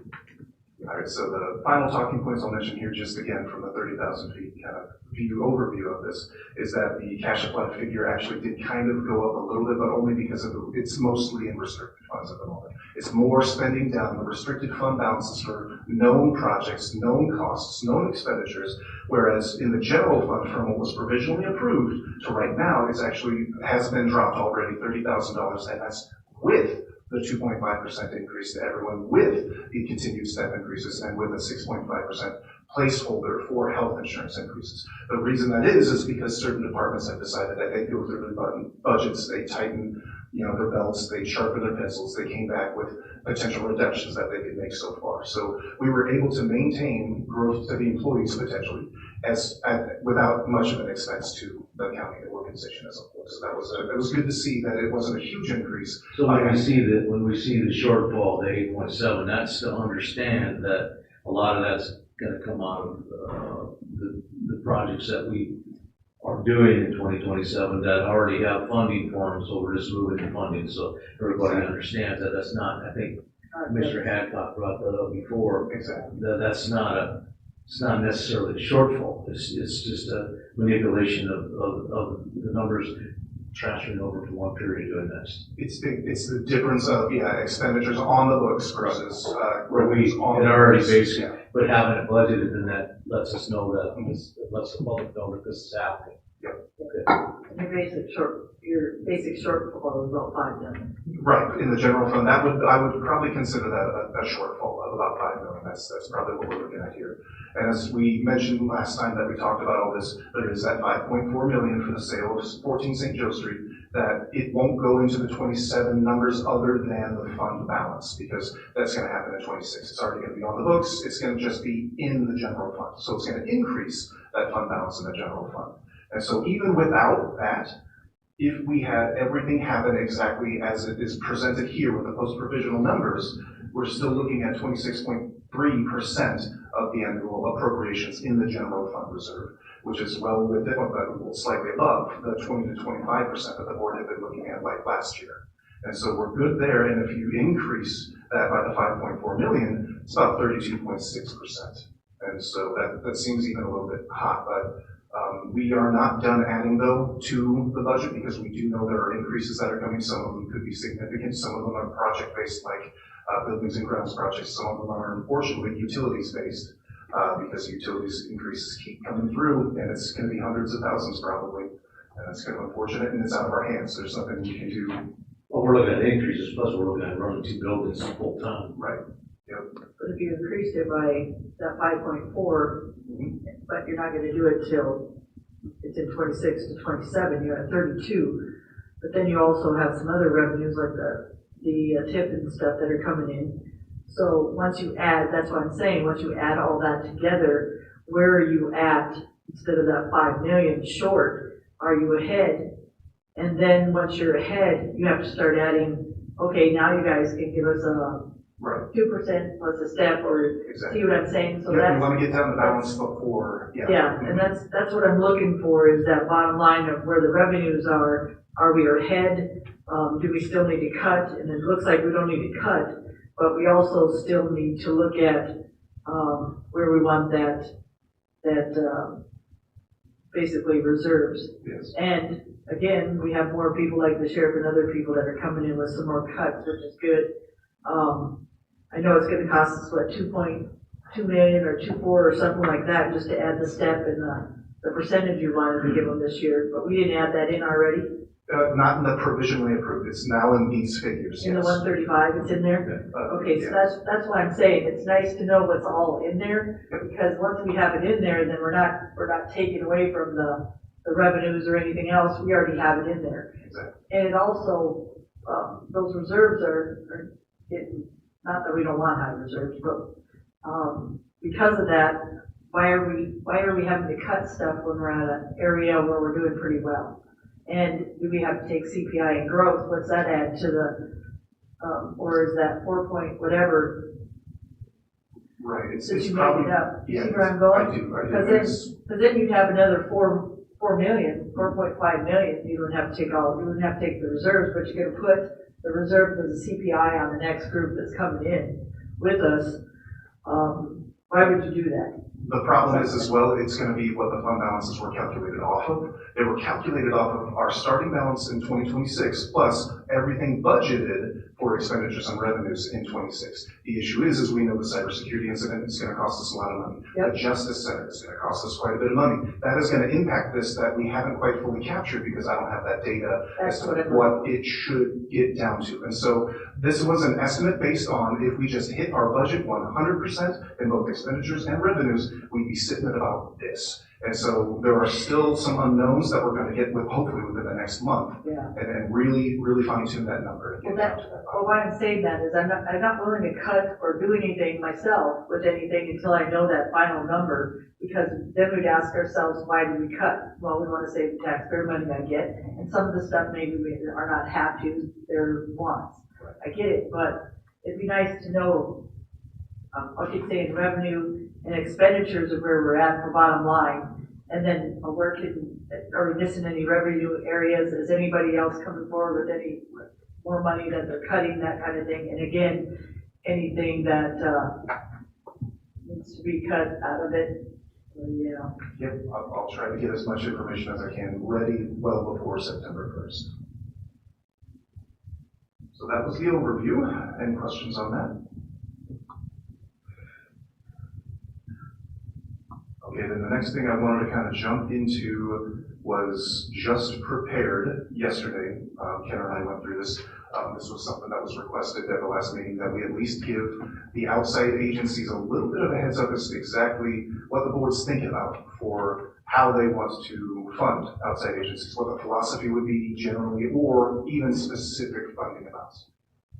And so as we went through this, there were about 21 that we had on our list of public agencies. Some of these are contracted, some of these are going to be mandated, and then some of them are purely discretionary. So I'll walk through them real quick, and then we can have discussions as we go, so please feel free to interrupt me. The first one was one of the bigger ones here, Rapid City Public Library, of course. Their current contribution is about $320,000 for this year. It was budgeted at $81,000. So when we moved the budgeted amounts from 26 into 27, then the provisionally approved amount was at the $81,000. They, of course, are asking for $373,000, and in email exchanges with the library staff, they're saying that's not even, that's like 2/3 of what we need, we feel, to cover Pennington County residents for library services. And so they felt like that was already a compromise, and so to cut it down to $81,000, they're just wanting to know, is that what we're getting, or is there any wiggle room there? But this is a levied service, kind of, we'll call it a mandated service because the people voted that we have to provide as a county library services to county residents outside municipalities that provide library services. So it is pretty much mandated unless the people voted away again. And then we have contracts with 4 different entities, 4 different libraries. They are now annual contracts, so they expire every year and we renegotiate them every year. The thing that's probably going to change in them, the language is going to be pretty much consistent every single year, except for the term and the amount that is funded. Those are going to be the 2 things that change, and we have other contracts exactly like that, where it's an annual contract so we can review it every year and make sure, okay, this is what I think the county can fund, and this is what we feel we should fund. And so that's where we're at with the Rapid City Public Library, is that they've got an annual contract that is at currently the $320, I believe we put that into that one. So we did give them in this year. Our levy set at $81,000, that's what we decided in 2026. $81,000 is what the levy supports. So anything beyond that is going to be for all the agencies? No, $81,000 is just Rapid City Public Library. Yeah, the total levy I think is 140 something. I can get that exact. So any number above that's going to come out of the general fund. Or yes, or some other number. Mr. Chair. Yes. So, my thoughts on this is that the services that they provide to the taxpayers of Pennington County, they should be able to support what that's going to cost. And to me, that should give us some kind of a ballpark of what we should be giving them. Obviously, the levy isn't working, or we wouldn't be having this discussion. And if we give them less, let's just say we give them $81,000, well, I can guarantee you that they'll probably give the county taxpayers less. And I don't think that's going to go over good. It's going to probably be deferred to another vote. We're going to be right back where we're at. That's just my opinion. But if they put together a spreadsheet saying if we're going to provide these services to the taxpayers of Pennington County, that's what it's going to cost us, and we would like something close to that. I mean, to me, that's kind of where I'm going with the funding for the Rapid City Library. Chair. Commissioner Hancock. So when we lowered it to 81, we can't raise it, right? Okay, so yes, you're correct in that you can't raise the levy anymore. You cut the levy down, the levy can't come back. You can increase funding, but it comes from other sources that it'll have to come from either the general fund or something. We did something crazy. We dropped it to 81 without a vote. And I think we vote from us, but not from the citizens. And so I've been hearing a lot of complaints about the library stuff. So I'm with Ron on some of this. I think the 81 is too low. I think you give and take with some of this stuff, and I get it through county and city. They just, if I'm correct, they put in their budget that $800,000. They've been paying that $800,000 for ambulance service for 25 years for us. So why I'm saying that is they're asking us, basically the city, if we would help them out now, and with this budget on, or maybe the library, maybe not the county or city council people. I didn't talk to them. So I'm not in agreement with just giving them 81 either. Unfortunately, I was one of the votes that took it down that low, but I also, we had, reserves and stuff at the time, and I wasn't thinking it straight on some of that. So I'm with Ron. I don't know what that number needs to be, but I think 81's too low, for the services. Now, don't get me wrong. If we vote, I think it should go to a vote, and they decide to take it out, I'm good. But a lot of those county residents also, like Rapid Valley is huge. That's 20,000. They're right next to the library area. And we just said, well, you can pay for the rest of some of your stuff. So we want them to pay for an ambulance in one sense, and then we want them to take away their services in another with the library, and people aren't too happy with those things that I've talked to around the valley. So, yeah, so I'm with Ron if we can do anything to provide, I don't know what you were thinking, Ron, on your total, but how that should be raised to a justifiable amount. Because we also are giving, if you look, the outlining areas are getting 33,000, and another one is 19, and another is 11, and they're not taking care of the Rapid Valley area, and that's most of the citizens on the outlining area. So that's kind of where I'm going to. I don't know what that number needs to be, but maybe we could have a conversation on that and see where we need to go. Mr. Chair. Commissioner Ross, George, do we have some documentation that they provided to us that shows how they arrived at the number that they're requesting? We did, yeah. That was back in the June budget hearings. I might be able to pull some of that up right now if you give me a minute, if you guys want to keep talking. Well, that, to me, we should use that as the basis of where we're gonna just, for a decision that we're trying to make.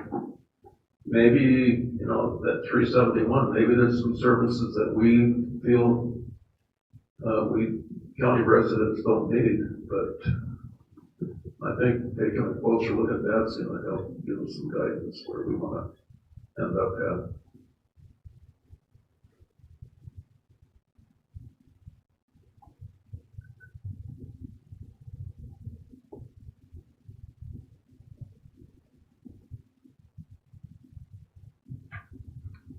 Yeah, because if you guys, sorry, Chair. Yes. If you look at these libraries, these are city libraries, Hill City, Wall, Keystone, these are city libraries as well. They're not outlying areas. So, to justify cutting one that has more outlining, basically people using it, than the ones that are in these areas, it doesn't make sense to pay 33 and the others if we're not going to fund the other one justifiably. So that's just what I'm saying. Almost there, sorry. Thank you, Joe. All right.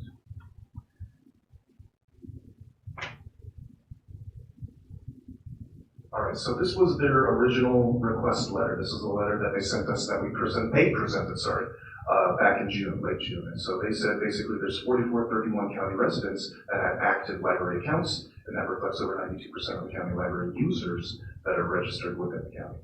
And a category for county residents living in other communities has now been included. They were just tracking the data better because they heard from last year and discussions earlier this year that we want more data so that we can justify that this is what it's going to cost. So from what they were able to pull, they kind of just did, basically as a proof of concept, they did a week real quick and said, well, here's how many separate county library users there were who were using it, and then the service cost for about that equates to almost 572. They do have, let me see if I can pull that up, their budget as well that included county and city expenses. So that just a little bit as to what's essentially paid for by the city is this column kind of in gray, and then the county contract they say pays for these things. And so 32,925 is for temporary wages, 2,000, and I'm assuming Medicare and Social Security for those wages. And that's 2 to 3 shelters with combined total hours of 45 hours per week. They're charging services, 7,500 charges. So they've got it kind of broken out as to how they feel the county services or the county money, the county funding is going towards their bottom line, their budget. And it doesn't really strip down into, well, this is what it's going to cost to provide these services for specifically county residents. This is what it costs us to provide our services, and we feel percentage-wise, this is what the county's percentage should be based on the numbers they've collected. And what was the number that we gave them last year? The number we gave them last year was 81,000 in the budget, but 320,000 as of the start of this year because we increased their funding amount. Okay, so 320.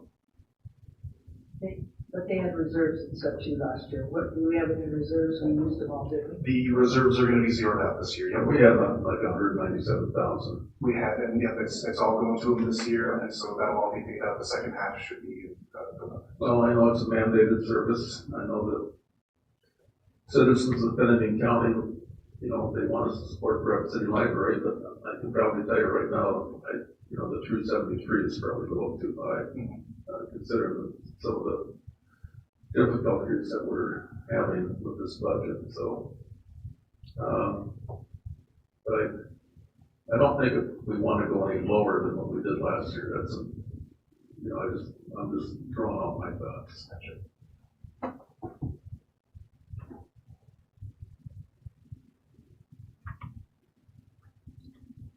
Well, as you guys ponder on that, I suppose we can move to the next one, and feel free to make any motions you need towards the end of the presentation. One more thing. Okay, go ahead.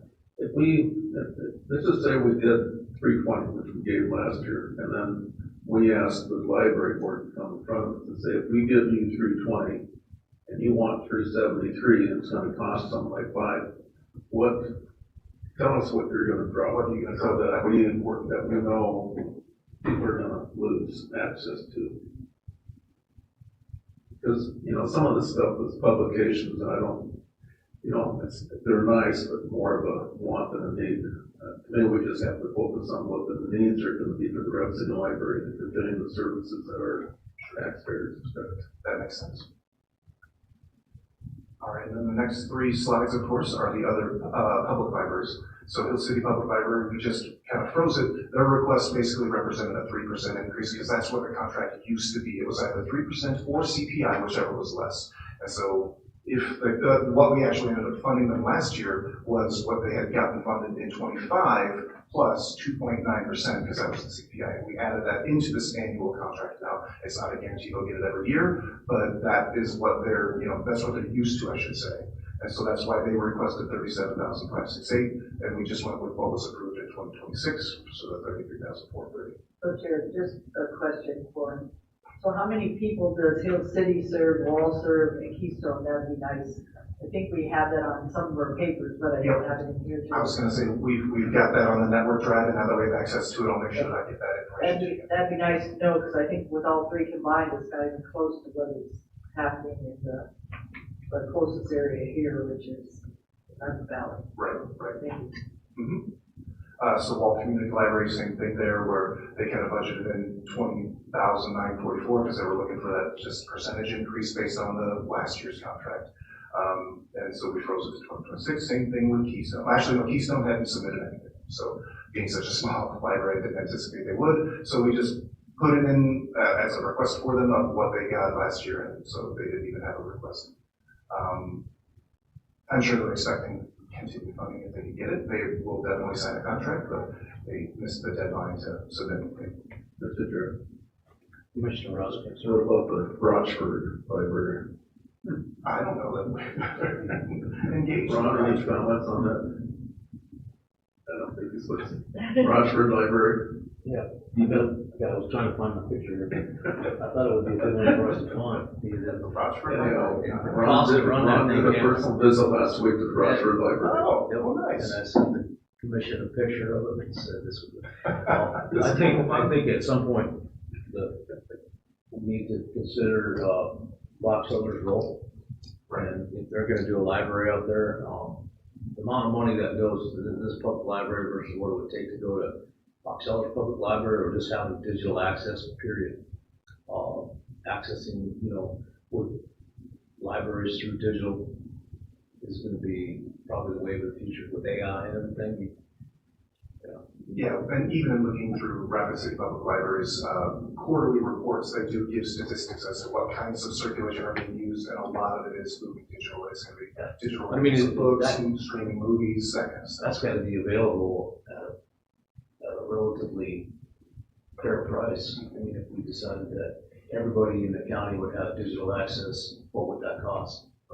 That's a conversation we need to have, because the unrealistic, because of locations of everybody and the amount of money that the state of South Dakota spent on hardwiring everybody and everything, and with the availability of cellular and everything, it just makes sense to look at it and go, what makes sense here? And what makes sense is access for everybody at limited cost would be digital. It just makes sense. I mean, physically, if somebody needs to go to the library physically, they have to make a road trip to do that. They could road trip to Box Elder, they could road trip to Rapid City, or they just have digital access from their home. That's a guaranteed basic level of library funding that could be done. That's a conversation that should be had, right? Because all these other little projects and stuff that they do, I mean, they're available throughout the city through multiple amounts of nonprofits, and a lot of people pay for that on their own, even if they live in the city. So I'm not sure what level people want. I mean, it's, but what we brought to our attention, you know, Ball is in the city, Hill City's in the city, municipality. There's service in a little area around it for people down there. But at what point does geographical restrictions play in? And realistically, if the county can afford it, or just to have one place where they, I mean, Box Elder's looking at bringing in a children's museum and everything out there, but $300,000 at Box Elder versus $300,000 at Rapid City's library. I mean, that's something that needs to be considered, but at some point, I think, because we're into this budget this deep, that we need to make some decisions so they can, I'm good with whatever the commission here decides. But we should make some decisions so they can plan, right? And the citizens can plan. As a reminder, there are 3 ways that we meet the statutory mandate. And so you can either do a joint powers agreement with an existing entity, the county and a city could have a county-city library. You could contract, which is what we do, with these organizations that already provide these services, or the county could provide it themselves if they want to do. That's the 3 different ways we could meet our statutorily mandated requirements to provide library services to county residents. If the county decided to do it itself, there are quite a bit of hoops to jump through because there's accreditations that have to be maintained, all that kind of stuff. But that is also always an option. Just wanted to mention it. I just can't believe that in this day and age that there's not a bigger digital platform. Maybe there is. I know a lot of them leverage state resources as well. And so what is Box Elder going to do? Mr. Chair. They don't even actually pay for any of the services. So Commissioner. Yeah, the last conversation I had, it's probably been a couple months ago, with Box Elder officials was that they were not going to provide library services and they were not going to contract with Rapid. And so the conversation for me anyway just goes back to the library levy itself. The levy was generating about $550,000. We cut it to what the funding was in the budget initially, which is the budget for 26. I think the number was down around 143,000. And when I asked for the library levy, looking at where it overlaid, and then it was in, asking those questions to, we became aware anyway that since Box Elder was not providing library services, they would have been subjected to the levy, and they were not paying the library levy. And so, you can't go back and say, I want to recoup the library levy to fund $550,000 without doing an opt-out. And so my preference that I've said several times would be that we just do away with the library levy and that we fund the library services via the general fund, and then that would touch all of those entities, all of those entities through our general fund that would be saying, I want to support library services, then you're all going to pay for that without having a library levy. And again, in my district, even when I was campaigning, one thing that was brought up to me, and I've heard it since, was, I don't use library services, why do I have a library levy? Why do I have a double tap on this levy? And so you go through and explain those things, but providing library services is one thing. It does not mandate that we have a levy to provide the funding for that, so they're 2 separate things. So I'm not opposed to increasing and maintaining the funding that they're getting now, but that the library levy would go away and it would just be paid for out of the general fund. Mr. Chair, how do we get rid of that levy? What's the process? You just zero it out. You just don't. You say that the dollar amount that I'm going to collect is being tagged to the general fund. Make sure that fund where those dollars were going is zeroed out and you're no longer collecting that levy. It's just like the one for the highway department where they had a levy that built up in that fund and we let the fund just sit there without expending it. Now we're going to move the money out of that fund into this 201 fund. So can we start the process today? Yeah, you can. I think there's more to it than that. You gotta consider the fact that if you go to the general fund and you're double tapping everybody. That's what I was gonna say. If you start taking money out of the general fund, they already pay for their library already in Rapid City. You levied because it was the outlying areas that wanted library services, guys. When you start taking, all the residents, they're already charged in Rapid City and the other areas. That's why I said you're right, you're double tapping. So to get rid of the levy, I'm not ready to get rid of the levy unless the outlying areas say they don't want any services or they're voting against it. I don't think that's our choice. I think that's pretty wrong. Number two, you have a lot of our constituents in our district that will be doubled for library. That's why you wouldn't do that. It's just compensation point. Yeah. No, I don't mean it, I'm not mad, I'm just saying, that's why you wouldn't do that. That's why you have a ambulance service that's gonna be levied on fire districts and different stuff, because they're wanting that service that's not provided. Those other areas that you're gonna have other people pay for, do it out of the general fund. That's why I said, the bottom line, when we went to 81 and we wanna raise it back up, what we're gonna end up doing is we're gonna double tap some of those people that already paid. That's the only objection I have, but I also understand that, we've been using some of the city's systems for 25 years for some of ours. So do I wanna continue to do that forever? No. I keep saying, guys, I don't think it should be our choice. I think it should be taken as a vote, and I don't know how we move that forward to have library on a ballot to see if the outlying areas, how we get that done, Jordan. But I think it's a smart thing to do, that instead of us five deciding that we're gonna take a levy away from 35,000 people, that we should have them decide that, they don't wanna be paying. I tell people, tax is tax. So I don't have any kids, but I put into schools every year. Some things you're going to take away, some things you're going to keep, some things you're going to like, some things you're not. It's part of what taxes do, unfortunately. You're not going to like everyone that you're taxed for, but those people might in the library not like, your ag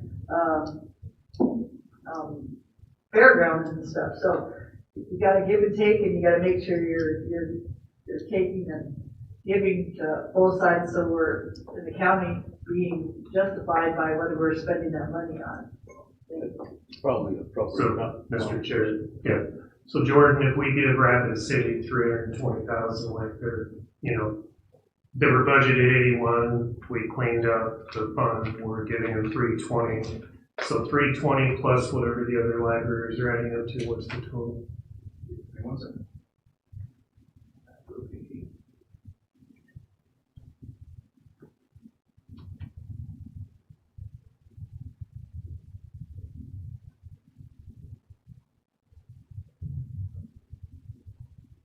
I'm gonna fill in the gap here as we do that. Looking at, having that conversation is a good conversation because there's a give and take on everything we do. So because I've always made the argument that, the outlying areas pay a lot of sales tax too.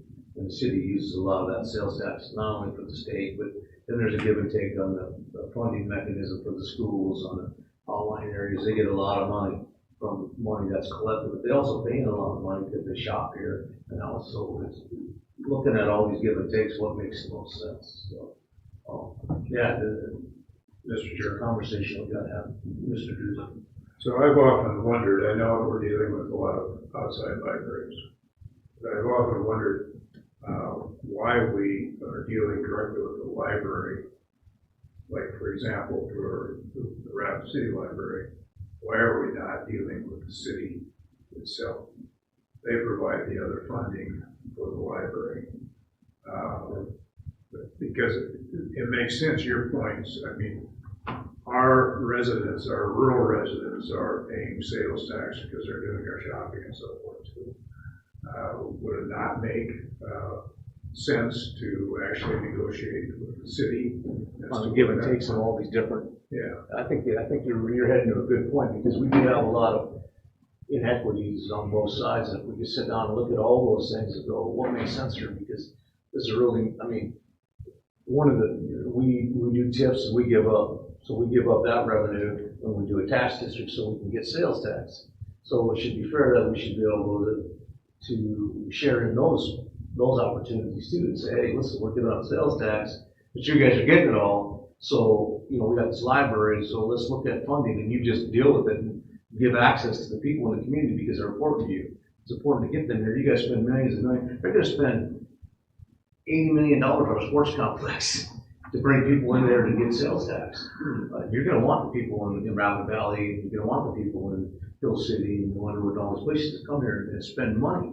And so that tax district takes it away from the county. So maybe there's an opportunity here when we start this conversation to say, you know what, just do away with this, let you guys deal with it, but give the county access just because we're all good neighbors. Because when I was having a conversation about IT and Rapid Map, I said, hey, listen, man, 75% of the people in the county live inside the city. Okay? And the other factor, the 25%, comes from outside the city, but they all shop here, they all work here, they all do this stuff. That's why it was important that we passed the half cent. That's going to really help a lot of people in Rapid City, and it's going to help a lot of people outside of Rapid City. So, because we're at the property tax levy. So I think it's an important conversation. Maybe we should have this conversation. I think Gary puts a good point that we should look at the overall and go, okay, let's lay out where the city is, and where the county is. The county provides the state's attorney's office, the public defender, they provide the jail, they provide all the stuff, and then the city provides the library, and then let's see where the equities are, and let them manage it. Because when you feel like you're putting $350,000 in it, you think you should be able to be part of the conversation. Well, all of a sudden you put in $300,000 in a library, makes it a $900,000 bathroom. And then so your constituents go, why do they need a $900,000 bathroom? I say, I don't know. I have no idea. So if the city's managing all that and they're taking care of all the funding on it, we get, because there's also been conversations about, where does the taxpayer win and lose in these deals? So this is a great conversation for us to have and say, how we weigh this out equitably, and why do we want to get into this? We're going to pay you for this, we're going to pay you for that, It's like, especially the county has no control over what the library does physically or what services they provide, but it's important to a lot of people in the community, but also the community is everybody. I think that came up when we talked about ambulance districts and what the city's been doing for the ambulance people and people outside the city. But there's also a lot of those people that are coming here on their way here that are using those services. I mean, it's not like they just materialize. They're there. They actually have to drive the road. They do all these things. So the city is big on bringing people to spend spend sales tax dollars. So without the agricultural community in the county, that would be very limited. In the amount of money, if you really wanted to get down to say in negotiation, you talk about the Central States Fair, we had a presentation today, the amount of money that they bring to this community with hundreds of people that are working for free. There's no credit to the county people for any of that, but they spend a lot of money because they are. It's a whole agriculturally dominated theme, but it's good for everybody, so everybody wins. So maybe this is an issue. We go, hey, you guys control the library, you fund it, you do whatever, and let's work these things out and say what makes the most sense. Because like you said, like I was saying earlier, when they do a tip, the county just forgives all that money. They just 20 years without it, but yet we're still providing services. So, and then, but the ambulance department on their hand is giving service for free or at a reduced rate to a lot of people. So I think if we weigh these things all out, we might find that you're right. Why are we doing this? Why are we nickel and diming each other over nothing? you know, and so maybe I could start those conversations, I guess, and, you know, we have to do something this year, but I mean, we'll definitely have to, that's a great conversation to have. I think we've led to a good conclusion here. That, let's weigh them all out, let's get them on record and go, hey guys, this is crazy, you know, that paying money for this, it's all coming from the same guy, pretty much, same taxpayer, right? So, and the reality is it just puts pressure on certain budgets and whatever, and trying to say, if we want sales tax, if we want to be the regional sales tax collector of the community, of the 5-state region here, you're asking the county to give up a lot. And there's been that conversation going on for a long time. It's never been addressed. So let's address that along with these other items. I hope that makes sense to everybody. I think that's a fair conversation to have, that maybe, you know, we fund the library where it needs to be this year, and we realize that Here's a possible motion. You know, for now, go with the 320 that we did last year, and then ask they come in front of us and tell us what that amount of services that they're gonna have to be dropped. Yeah, I think they'll bring that to us anyway. I agree, they should tell us what they'll get, if they won't do, but I think the ongoing bigger picture conversation, which, the conversations I've had over the weekend where I got completely frustrated with the city is we've been doing this for 2 years now, and we kind of had this. So let's go back to this, and with Box Elder and Rapid City, and let's start a full global conversation about, you know, how this all fits together, how the jail fits together, and how the police department fits together, how the ambulance department fits together, with the library fits together, and what roles do they think they're comfortable with going, we're tapping the same person. Well, did we ever check, like, when in big cities and stuff, if the outlining areas coming, do they have to pay how do they do it? You know what I'm saying? I think we did a brief look into it, and it seemed like it varied. It was, some were charging, some weren't charging, it all depended on. That's what I'm saying, so it might be Well, the reality is justification for us to say, maybe. The reality is take Rapid over the City, library. the reality is Rapid City could annex, but they never will, because they don't have the money to put the infrastructure, and they haven't in the past. But that doesn't mean we can't take the commission that we have and the council they have and actually come to some really solid, good conclusions and say, you know, Rapid City is just more than just the city. It involves the whole county, because all these people come here for their services, because we have, as a county, allowed them to do all this business creation at the cost of these small market areas. So you could do the 3 mile area, and that would take care of most of those issues that you're having. Anything in the 3 mile, they should have to be able to take over, or, like I said, Rapid Valley, most of it's in the 3 mile now. So that's right in their jurisdiction, in a sense. I just think having a global conversation and go, how do we change this and make this more realistic? So when you have the global conversation to say, you know, basically you guys aren't, like you just said, you're not annexing these in, it's putting an extra burden on our county services and what we do, and that maybe something could be worked out in that 3 mile. But they're getting all the benefit from all those people, because. That's what I'm saying. And that's a huge benefit, because that's most of your district, or Jerry's district, but, where they're getting, the services, meaning library, extra stuff from sales tax. Library, fire. Yep.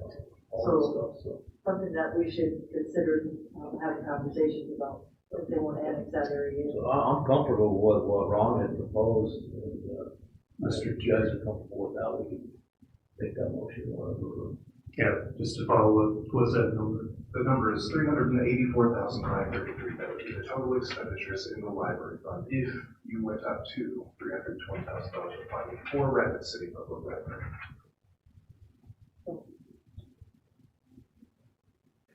Here. We'll just take that extra out of the state's attorney's budget. Well, you also could give 100 towards that, and then put 20 and whatever, divvy up the rest, the 43 to the others. You don't have to fund it all. Like I said, you don't want to, as much as you don't want to double dip, or another 220. He said, I told Ron today, I don't know what that number should be, for that funding, but, yeah, if you're gonna, How about we do this, and I think Ron was concerned about what library services will be cut, and I'm sure that everybody else probably has that in their mind. The people in my district are gonna get library services. I think I get 2 or 3 people outside the district, but they're all gonna get library services. So I'm comfortable if you propose this to the library and say this is what we're thinking, and then they have time to react and tell us what that will do to their budget and how that would, and then then I can open the conversations with the mayor. I agree, so we don't vote on it today, we actually have the conversation and bring it back. We'll just have Jordan spur that conversation and say, here's where we think we're gonna be at. Are you guys comfortable with that, Jerry? Make that right? It's like we're anxiously awaiting my response anyway, so. Yeah, I agree, and we don't wanna get in the same quagmire we were last year. It had a lot of public distaste. I got brutalized for 6 months by it, I'm still recovering, so. But, all right, we'll move on to the next item. Sure, we'll move on to the next outside SD. We already know Central States Fair. They came and gave a little presentation. This, of course, is a discretionary service, but it is levied. And so the levied money does go into a restricted fund that can only be used for the purposes of building, maintaining. That's all they get. Operating. That's all they get. Yep. It's $544, $648 for. I'll tell you, if I could start a business and make the kind of money this fair makes and do it for that price, I'd have 100 of them. Seed money though. Yeah, it costs them about $1 million doing that fair. That's still insane. That's insane. The kind of revenue that they get out of that place is always busy, it's always running, there's always, the people that come in the community from the outside community, like I was talking about before, they spend money. They're not just young people with no money, these are people with, they spend a lot of money there. They really, the hotels, all these people that really should be praising these guys on a daily basis, but they get no money.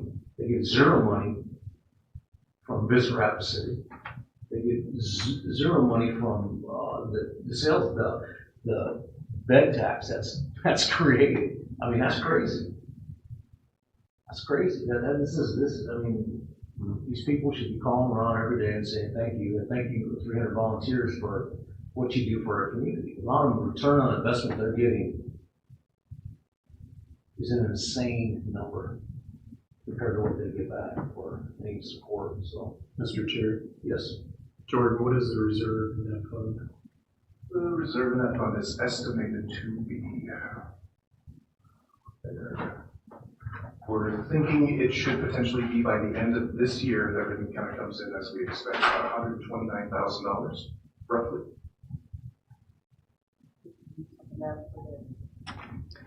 So what I would like to do, instead of the 558,264, whatever that reserve is, it was previously about $85,000, $83,000, but if you're anticipating that amount, I would like to, they've got major projects down there they've talked to us about, but I would like to give them the 558,264 they requested in addition to the reserve balance that we have in zero out that fund. You could also give that reserve balance this year and just do a supplement to the budget, just I would do a one-time fund. I would prefer to, I don't want to supplement, so I would just prefer, that would be my preference, is that they just get it in, in their two payments next year. And I'm assuming then that 558, they were guesstimating based on what the levies would be, so that's going to be what the levy actually generates, right? Is whatever that is, correct. That would be the amount that we do. Okay, yep, I understand. So Commissioner Drew, is that a motion or is that just a conversation going on? I'll make a motion to that effect. Second.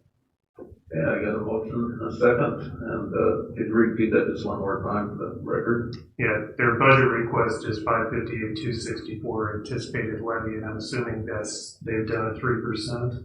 I think that's what they tried to, but it's not enough for a 3%, so maybe not.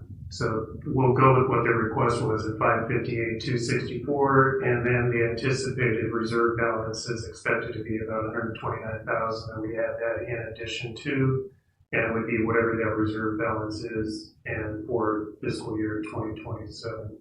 Motion is seconded by Hancock. All in favor, indicate by Commissioner Hancock. So we don't know the number yet?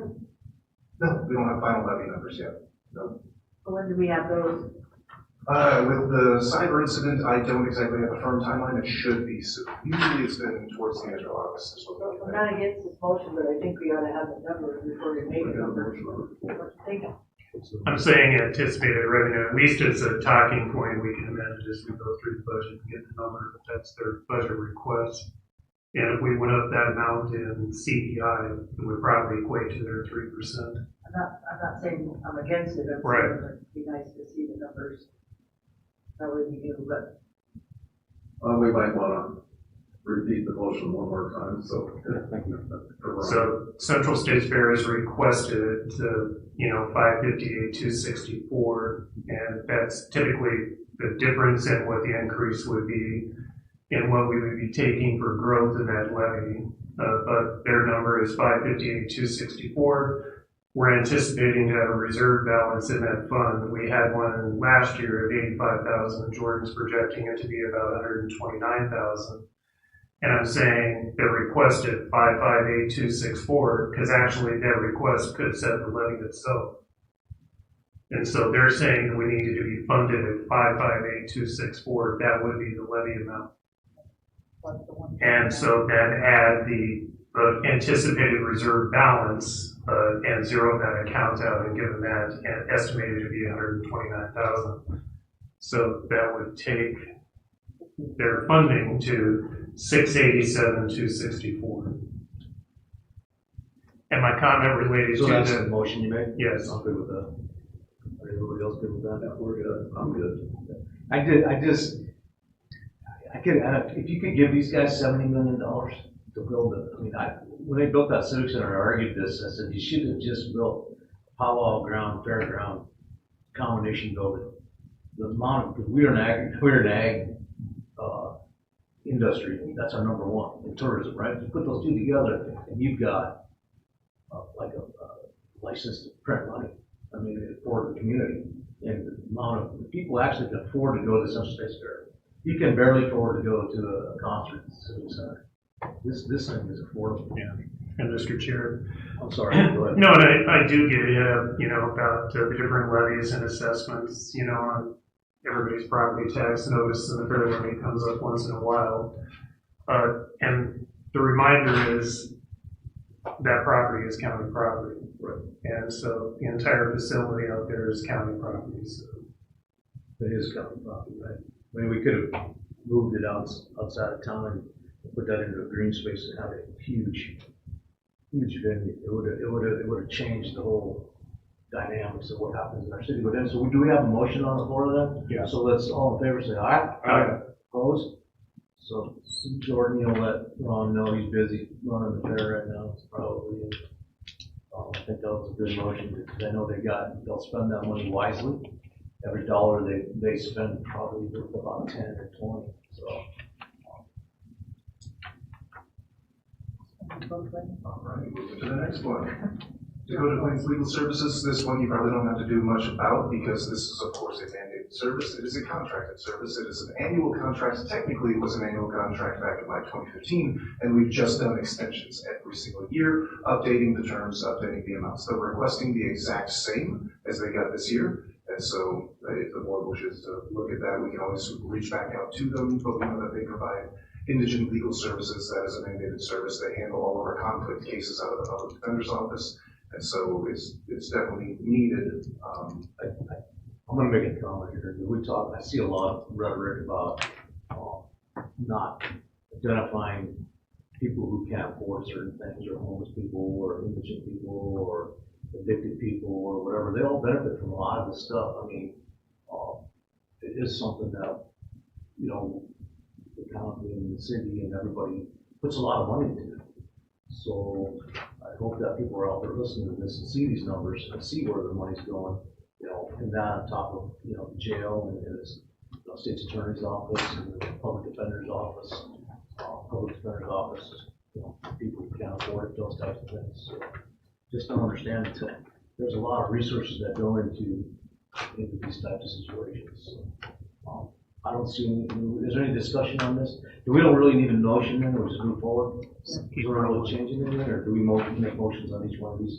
You would only need to make a motion if you were gonna change it from what was provisionally approved. Anybody can also hold on that if you guys want more time to look at these, but if there's no reason to change, then you can move to. Go on, brother. The Humane Society of the Black Hills, this is one that we were working towards getting them up to the funding they were requesting, if you recall. We had kind of cut them back in 25 and then gave them kind of halfway in between what they've requested for 26, and then they're still requesting the same amount for 27 to 172. This, of course, is a mandated service and it is a contracted service. We do have an annual contract in place, and I believe, Brian can correct me if I'm wrong, I believe we negotiate that every year, and the price doesn't always go up, but the contract does get signed. Can we have Brian come forward just to make a couple comments about this, really connected to the Humane Society? Yeah, that, do you see what we're looking at here, Brian, for a funding number? 172, is that where you're trying to get to? Does that make the most sense? Brian, you Pennington County Sheriff. Yeah, I think this has been our negotiation going on about 3 years, the number they were trying to get to. And I had to step out. I missed her presentation to the board earlier this year during the budget process, but I do think this was a number we're trying to get to. I would have a request that we remove this. This was currently in the sheriff's budget, correct? Yes, I believe it is. And I would make a request that we make this a standalone budget. It's negotiated and agreed on by the county commission. We help monitor it, but it's really not part of the sheriff's. Does that mean you want to shirk your responsibility for this negotiation piece, or no? what? Okay. I do not. I mean, we kind of lean on you to do that. You've done a good job with it. So I think we'll move it. You're good with that. We a lot of what we do aligns together, and a lot of our county ordinance intermeshes together. So deputies have a big response piece to this, and we do drive some of these costs with what our county ordinance. One of the concerns I think you brought to us once was your input into the Humane Society, but that seems to be a lot more prevalent than it used to be. Is that? Yeah, that's really, I think this last year and a half, it's really changed, and I feel like we're in a much better place. That's what I need to hear. I appreciate that. So, do we have a motion to change this, or yes? Mr. Chair. Yes, sir. I make the motion to adjust from the provisional budget of the 137,000 to the 172,000 as requested. I'll second that motion. So, we have a motion to change the Humane Society budget from 137 to 172,000. Motion on the floor was a motion from Gary and a second from me.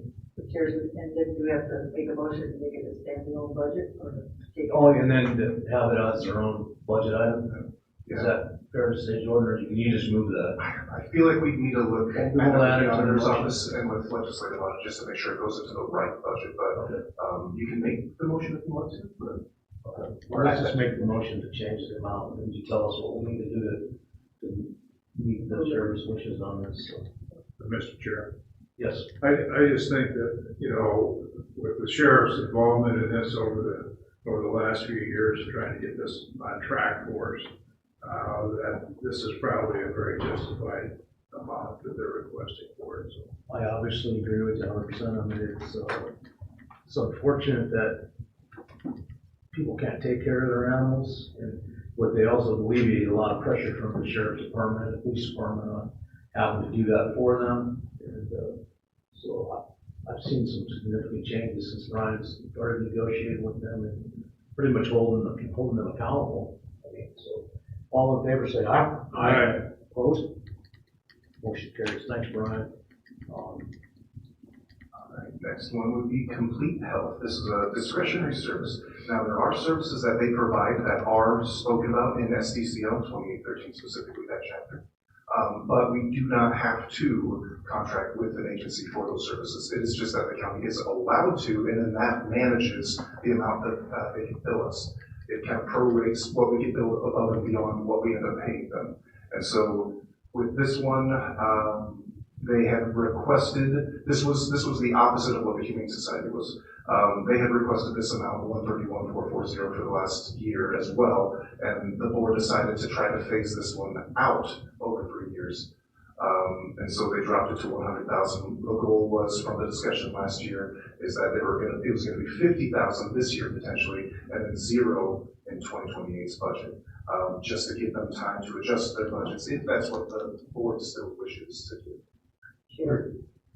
Commissioner Hadcock, you have the floor. So, after reevaluating this and seeing many of my people use them, for the motels and otherwise in the outlying areas that can't afford certain services, they provide a pretty substantial service. So for me, even the 131 wasn't above and beyond. 131, if you think about it, just having a medical service or anything else, that's a lot of money per person, and they do hundreds. I know because they're over by the motels, and a lot of those people use it, and then, like I said, they say their friends and other people, on the outlying areas as well use it. So for me, phasing it out or doing less than, I think the requested is pretty fair at 131,000 if you consider what services they're helping with.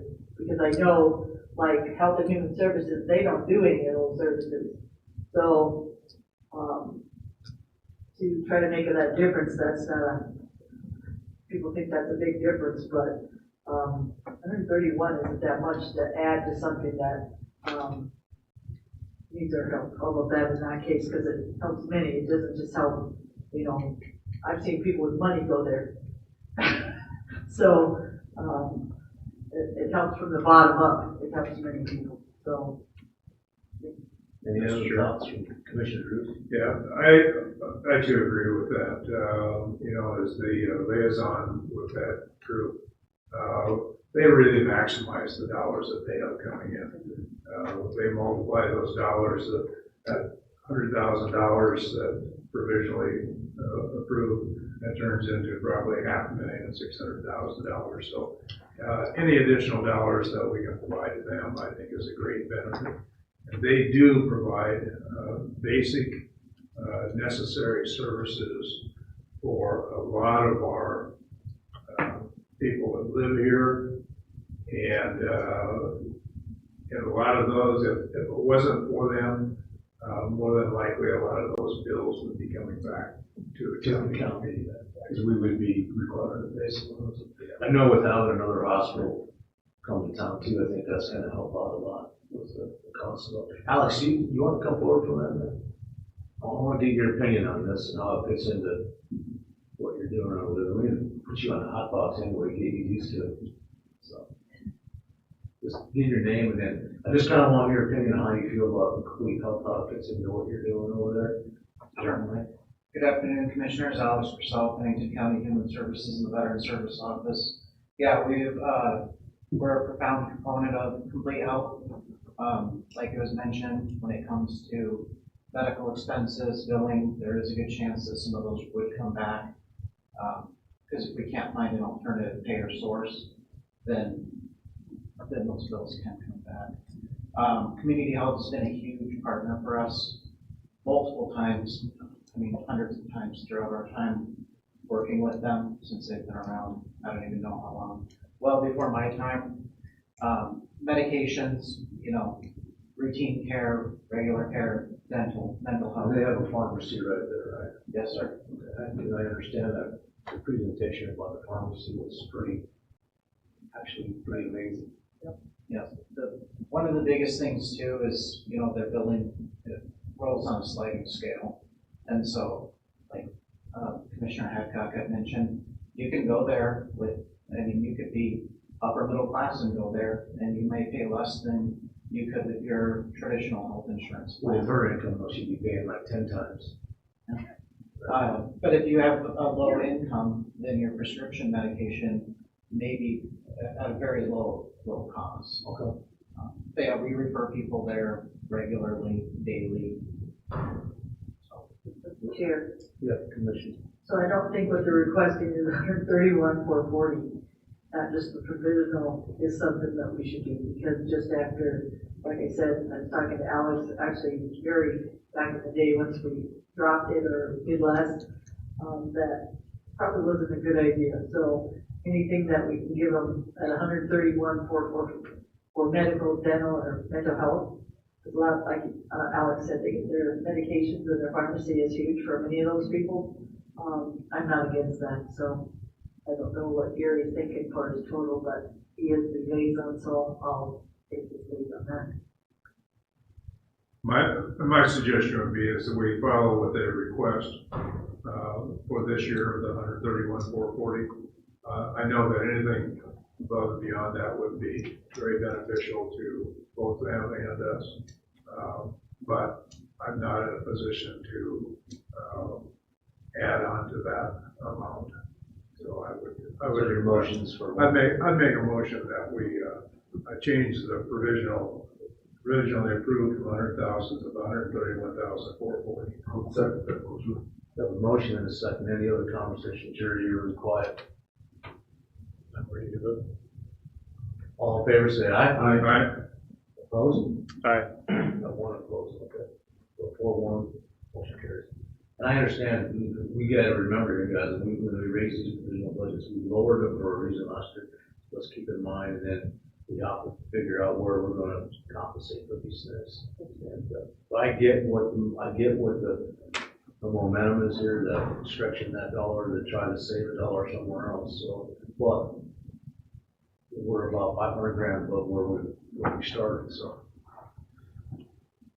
All right, the next one is West River Mental Health. This is also a discretionary service in that these services are required per SDCL 27A13, but if the county chose to fund and contract with these people, then once again, it limits the amount of money that the county has to pay for services if they come through. And so they requested 109,222, and they're in the budget for 109,222. Nothing to do here, unless you wished to. Is there really any much other mental health in the community besides not a major West River, and then what's the name of the? No ours. What's that called? Monuments like decreased their mental health care, haven't they, Brian? Yeah, I guess you're not really a specialist on it, but well, any discussion from the commission on this item? Okay, move on, Jordan. And the WDRWS, the Western Dakota Regional Water System. For the last couple of years, you've given them $50,000, which helps them, kind of push forward with the lobbying efforts and navigate through administrative and legislative processes to try to get stable water sources here West River. I think our presentation showed they were making some really good headway there, getting the water from the river out here. I mean, there's a lot of water in there, so. Any comments on this item? No, I think I'll make the motion for the 50 again. I think that. Oh, you don't have to, we're just gonna. It's in the provision. Stays there? We don't change. It's in the budget. Okay, thank you. Okay, moving on. Pennington County Conservation District, another one of those. Conservation districts are discretionary. It's not mandated. It is allowed by law that you can fund them. And historically, it's basically been around this amount for Pennington County and the East End. We had that conversation with the compensation district. It kind of fits into the comprehensive plan of what we're doing. Yep. That's what I was gonna talk about. What I found out was a lot of the ranchers and stuff use their services, even though it seems some of these people are stretching their dollars. It's amazing. And Guffey's helping them, so you already know by their budgets and stuff. Guffey keeps them in line and suggested that we do the same for both sides back a couple of years ago. He keeps them in a tight budget, and with his help, they've done some pretty good. Could these guys be helpful for somebody who has a ranch that never gets any rain?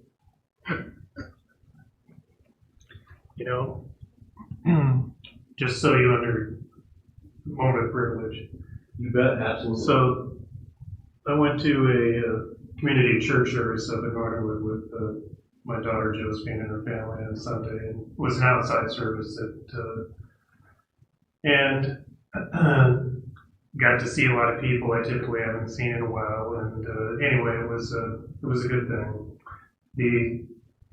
One of the truckers I know, who was a friend, very good friend of my son Colton, caught up with him, and I'm like, you keep him busy trucking.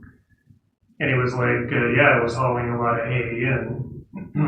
And for those producers that ran out of grass and, they had the money and thought that the way to move forward was to buy hay and get it hauled in. And then he said, now I'm hauling cattle out because we don't have good water.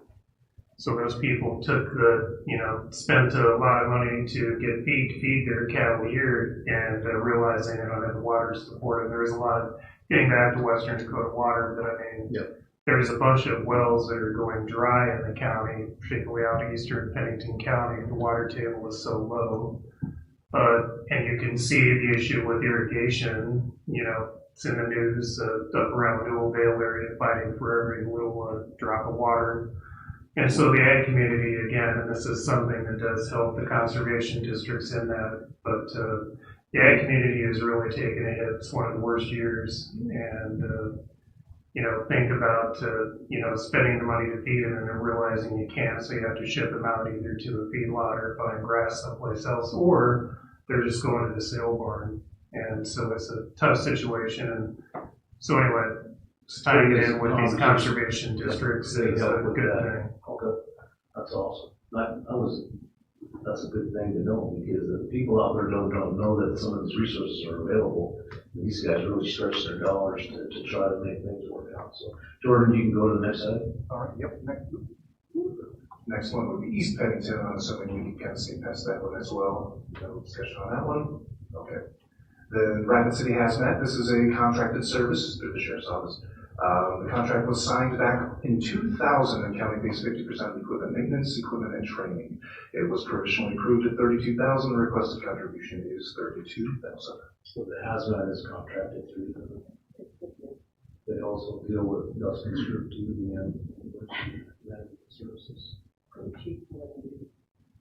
Hazmat, hopefully, if anybody's ever experienced hazardous material or chemical material that's It also has to do with blood, feces, all that stuff is hazmat as well. We had to use that, personally, but cleaners for certain materials, so it has to do with blood, urine, feces, all that stuff as well. Move on, Jordan. All right, Rapid City Water Rescue, kind of a similar situation, another contract with the city signed in 2000. County pays 50% of the equipment maintenance and variable costs for. Some of these seem, crazy when you consider, they're going to go out there and save someone's life, and they because of the volunteer organizations or the way they're put together, that I don't think you could ever replace what's in their heart. So we appreciate that. There's a situation, they're on top of it, and saving their person's life is about priceless, isn't it? So. I think is there any comments on this one? Good, move on, Jordan. Moving on. WAVY, Working Against Violence Incorporated. This is a discretionary service, but per SDCL 251018, the Domestic Abuse Fund that is established shall be awarded by the Board of Commissioners to domestic violence programs that meet requirements. This has been the one that we've been giving all of that money to. They're asking a little bit more than what was provisionally approved, but I think that was also because that's what they anticipated we would collect next year. Our trend is kind of showing that I think if we held it at a 44.5, it's probably what it's going to be. Just basically whatever's in that domestic abuse fund is what's going to get moved over to WAVY. So you're thinking that it's right there at that 44.5? It may even be Any slightly. comments from the commission? No, just my comment on that is the dollar amount that comes from, the Register Deeds Office through marriage licensing, and so it's not tied to a levy with growth in CPI, so the projected amount, I believe, is right around that 45,000. Yes. Okay. Can move on. All right, moving on. Volunteer fire departments. This is the $15,000 revolving payments to the different volunteer fire departments to assist in purchasing equipment and helping them with training for all of the VFDs out there. Any comments on this item?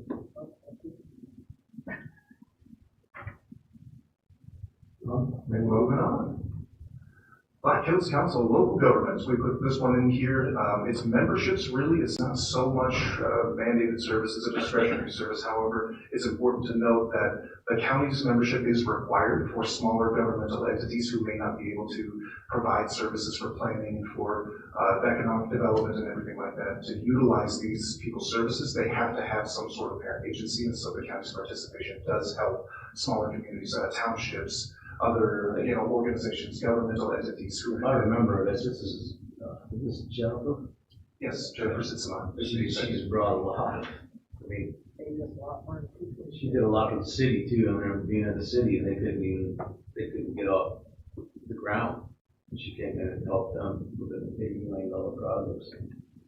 Funding for it. So she's been working for her dollar. I don't know that we need to change it, but whatever you guys decide. The reason this was on here too is that provisionally approved, it was approved at $58,735, which is what we paid them last year. Their request has gone up to $62,800.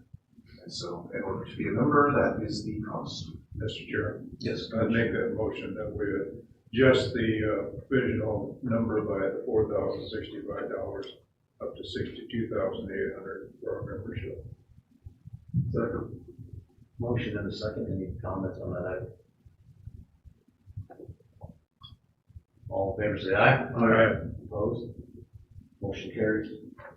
Move on. Children's Home Society. This was just kind of one that's always been on the list here. $10,000 is contract. There are no current contracts. Sorry, it's just a payment that we give them for the services that they provide as. This is the services that they provide from the state's attorney's office. Right, in conjunction, yeah. Is that correct, Laura? Sheriff's office. And Sheriff's office. It's Sheriff's office, I'm sorry. And it is provisionally approved at the $10,000, which is what the contribution has been. There's comments? Move on. Okay, moving on. West River Transit, this was a new one this year because this used to come through the Pennington County Council on Aging, and so we asked that they submit these directly with the recommendations of the PCCA to the board for the board's final decision. Because the motion was made when approving the provisional, essentially that we weren't going to fund anything new, then in the provisional they had $0 allocated to them, but the request was $10,000, which is something they had been receiving from the Council on Aging in years past. We took the Council on Aging to 0 to like this one? The Council on Aging no longer gets funding directly. They're bringing forward the entities to ask for the money themselves instead of the board Is that paying the what's council. happening? That's what's happening right here. Yep. Is that here? Commissioner Rossi. I guess where I'm at on this is that I think that primary service would be to the senior taxpayers in Pennington County, and primarily for legal services and medical services. I think I think it's proven itself that, they have a track record that there's a demand for that service, and I just feel that in some way or capacity that we need to look after the senior population in Pennington County, entire Pennington County, but this one here focuses on the western 2/3 of South Dakota. Yeah. Commissioner Haddock. Are we talking about transit, aren't we? Yeah, the West River Transit. Okay. This came about a long time ago, and I think it was 25,000 at the time, because we tried to get services on the outlying areas, and Prairie Transit, actually Prairie Hills Transit was picking up and taking care of our outlying areas. So now we're at 10,000, and that's what I told Ron. If it's going towards the transit, I'm good with that. Because it's a service that's provided, there is no bus service in the outlying areas for our seniors. Like, the main area that we were trying to get transportation for was Rapid Valley. And Rapid Valley has a lot of Prairie Hills Transit that they pick up. So, I'm in agreement with the 10,000, for a busing service for, many people that are needing that out there. Then you also have it for the low income and a lot of people that go out there as well. It's not just for seniors. Mr. Chair, it also aligns with the request for the Children's Home Society. I think both of those requests are warranted. Mr. Chair. Yes, Commissioner. And when they were here for their budget presentation, the question I asked is there any other counties that you're providing the service to that are funding this? And the answer was no. And they have other sources of revenue. And there's a lot of good things in the community the county can fund, and I'm just gonna go back to the fact that we can't balance our own budget. And one of the entities that we just gave, my recollection anyway, we upped it, it's fine. Their total revenues were 13 million and we're looking at giving them 130,000. So the question, this got brought up before, so last spring, I believe, Prairie Hills Transit came forward, asked for $15,000 funding after the budget was set. And we thought that the money was coming from the funds that your group has run. And so then when it came up and said, well, because I made the motion to go ahead, yeah, spend your money if you want to fund this, go ahead. And then it was kind of like, Doris Ann's like, whoa, no, this is not coming out of our money, it's coming out of your money. And so the motion got denied. And so this is one of those things, if that group, the Pennington County Council on Aging, I believe they have the current money in their budget to go ahead and pay for this. And so they're sitting on county tax dollars in their fund, they could go ahead and fund this. So at that meeting, they said, okay, we'll take care of it. Come to find out, they never did. They didn't pay for it. So I would like to see So we have an online issue out there. I would like to see if they brought them forward, but go ahead and write the check out of your bank account if you want to fund it, because you're sitting on these county tax dollars. And then I'm told that those tax dollars would just be for emergency purposes. And, but anyway, this is an organization that has a lot of revenue coming in, both, grant dollars and other revenue that comes in. And, there's a lot of great things out there to fund, but, this would be one reason why this is one of many why the county can't operate on a balanced budget. Mr. Chairman. Commissioner Roscoe. I tend to agree with Jerry. This is one of those where I think we just have a conversation, don't make a motion today. Let me confirm. We got a meeting on Thursday, I think, with the council agent. Let's find out what they have in their checking account. And Jordan's can you attend that meeting? I believe I should. And then let's make sure we understand what that balance is before we make any decision today. If we can hold off on this. Chair, I agree with Commissioner Roskin, except because he asked me, and I said, well, if it has to do with the transit, I'm for that. But I thought they gave them the 10,000 for this year, and then we could give them the 10,000 from us next year, meaning for 27. So the 26 was what we were supposed to give this year, and the 27 is supposed to be 10. And a lot of people don't understand, but the busing service, even in Rapid City, is always in a deficit. It doesn't matter how much you think you made, 15 million, they're in a deficit. So those systems cost people a lot of money. And if it has to do with Pennington County and they're only in Pennington County, that's a huge service for busing. People are taking transit instead of having to pay for a taxi and different things. I think they've even taken, if I'm correct, out to Meade County and other places, even though they have services, and I don't know if they can't get on the transit service in there or something, but some of my veterans are even talking about it. So, just saying, if Jerry's right, they should have to pay the 26, and then we can have a conversation if we want the 27.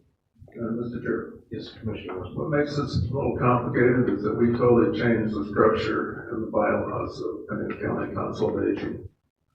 And historically, since I was the liaison for the last 7 years, we did a lot of emergency check writing, and that's why they wanted to keep some funds.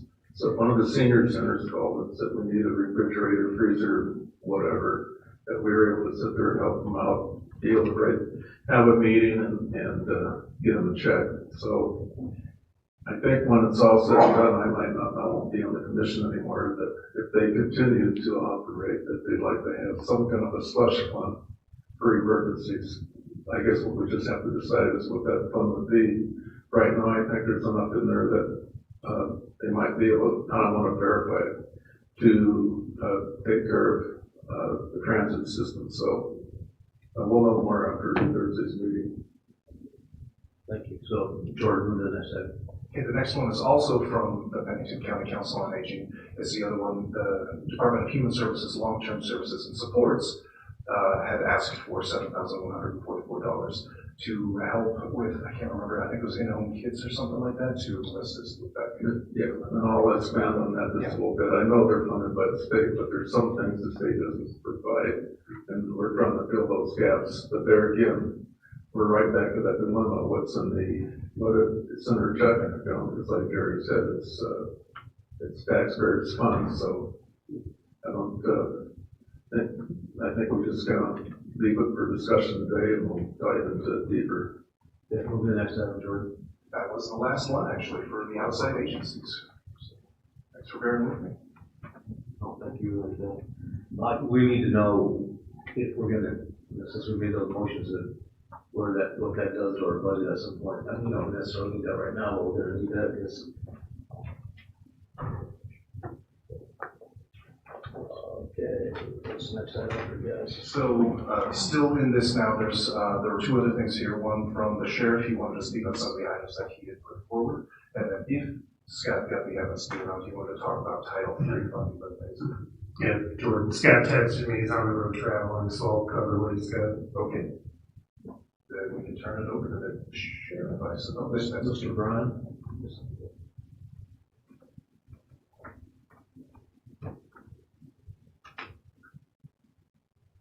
Good afternoon, Brad Mueller, Pennington County Sheriff again. And I guess maybe we could start with Commissioner Durr with the Title III discussion, because that was one of my pieces, and it might be more clear if you give the background before I ask for a motion on that. Up to you. Yeah, it came up in, previous budget discussion where I asked about the Title III fund dollars and that they would be better utilized through and make sure we're getting 100% utilization of those dollars instead of throwing some out to fire and throwing some out to search and rescue. Because search and rescue, if you allocate those dollars, it's a billable, so they're only billing and saying, and then coming back to those other entities, we're not spending those dollars. And so Scott Guppy has put together the deal about utilization of those dollars, and he had mentioned it previously at the last budget discussion that he could do contracting with the Forest Service, and we could ensure that by the end of 2028 that we would expend 100% of those funds. And so then for search and rescue and that type of stuff, it would just be a general fund that would support that to ensure that we're getting a good bang for the dollar and utilizing the Title III funds with the Scott Guppy's budget. So, can I say something? So, Commissioner we're okay with Brian putting another 20,000 in search and rescue in his budget, since we're not gonna give him the Title III because we can take it out of the general fund? So we're saying. That's gonna be one of the motions in my presentation. I'm gonna ask for a yes. To add the 20,000 Correct. for your budget out of the Title III or just out of the general fund? It would be to remove the Title III budget that I currently have, which has 20,000 in it, and replace it with $20,000 general fund into the search and rescue general fund budget. Okay, that'd be my motion then, since I think Guppy's doing well with his other. And plus, after listening to your cuts and the things, this is a very important organization that's gonna make a difference there, so that'd be my motion. We have a second, I'm not second. We have a motion and a second. Chair's a second. Motion and a second. All in favor, say aye. Aye. Opposed? Motion carries. Thank you, Sheriff, for taking care of Thank you, Sheriff. Have a good day. Yeah, thank you. And I have continued to work with our congressional delegation to find alternative funding for search and rescue, specifically on the national forest land and out on the grassland. So that's another one of those conversations where the people in the community enjoy the forest land. We enjoy that, and yet there's a cost to that too. Well, it's 40% of Pennington County roughly. We get no property taxes, yet we're providing a lot of services out there. When you add all the nonprofits and the hospitals on there, billions of dollars. Those are volunteer people, right? Right. Running their search and rescue, that's what I'm saying. Right. They're running about 150 calls for service, and we're running it on, $60,000 a year. That's just They do amazing work. You can't beat somebody's volunteers and just recognizing them from us would be helpful. Yeah, they're amazing. I mean, they're running 150 calls per service a year, all volunteer, and almost every one of them has a full-time job that they're running out the door and going out there, all times of the day and night, helping our volunteer fire departments, and then also providing all the search and rescue throughout the whole county. But we do a lot of work also with the neighboring counties. So I've been working with, kind of on a side note, with some of our neighboring counties, like Meade County doesn't have a technical search and rescue. They do occasionally ask us for assistance. So does Butte County on working out some potential funding. A lot of times we donate those services to our neighboring counties. A lot of the counties, like Custer County, we reciprocate that because they have their own search and rescue, but some of these other counties are interested in putting some funding up. And then us potentially, we've had discussions of us getting a smaller contingent of search and rescue in those counties to do build some of the foundation services. And if they need a longer, prolonged search, we could help with that, but they could do some of the more routine things that are. Just making sure they got the proper tools would be important. But those are side conversations. We'll probably have something more on that for next year. So, well, I'm going to be here today to try to help solve some issues for the commission. I think every motion that I have in my memo is a cost reduction to the budget. Just a quick recap. In our initial budget that we brought that was approved on provisional, we had cut 3 FTEs out of that budget. The administrative captain position, chief deputy, that'll be leaving partway through next year, and then a charge nurse out of the care campus at Monument Health, no longer funds. These requests that I'm bringing to you today are to cut 5 additional FTEs worth of funding. Not all the FTEs, but the one we did discuss was the PIO position, and I've worked closely with Laura Rutzel and Katie in her office, and then Cody also to, as Helene retires likely later this year, not replacing that position next year. But I would like the commission to make a motion to remove that FTE and the funding out of our budget. And the reason I wanted to bring these requests in at this time is to be able to go through this process, have the commission make these motions. So that'll give me time to work with Jordan and Kenner to make sure that we've got the numbers removed in the right areas. So when we come back on September 1st, you'll be looking at actual numbers versus, talking about these hypotheses. Mr. Chair, Commission, I'm going to make a motion to remove 1 PIO position from the law enforcement budget. Second. A motion from Durr, seconded by Roskinek. All in favor, say aye. Aye. Motion carries. Mr. Chair. Mr. So Roskinek. Brian, on number 3, unfund 2 full-time employees. How do we do that and not affect, with their position of the sheriff's offices? Correct, and I appreciate that question, and I've been working closely with the chief of police and their command staff over the last 3 years on evaluating shared services. We have a lot of shared services and a lot of things that we do joint investigative services with.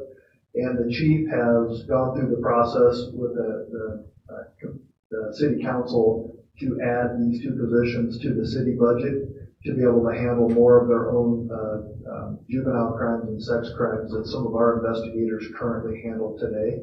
So there'll be no reduction in service. The city's just going to take over that piece, and it'll provide a little bit better balance of the joint services as we continue to analyze those. So our staff felt that we could safely, now that they've put those positions in their budget, they're going to take that over towards the end of this year. We'll work through a transition period.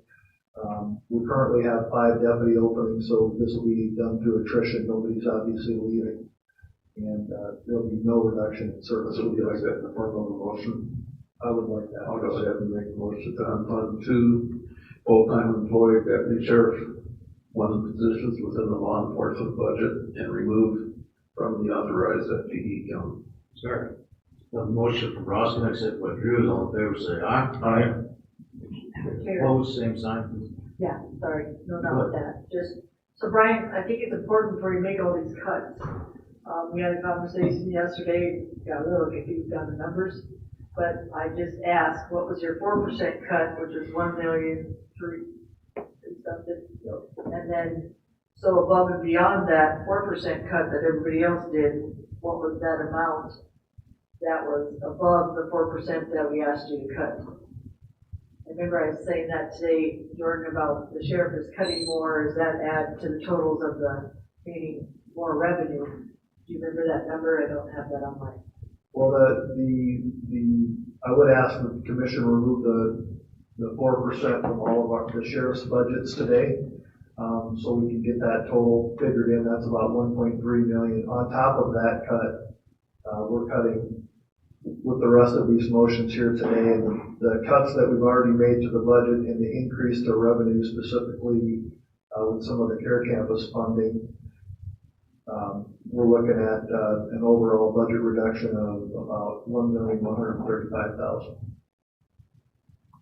1,135,000 more than the 4%? If you cut the 4%, that's kind of apples to apples to last year because that 4% was not in the budget last year. So on top of that 4% cut, which is about $1,300,000, then the overall tax support of the budgets that I'm presenting will be down about $1,135,000.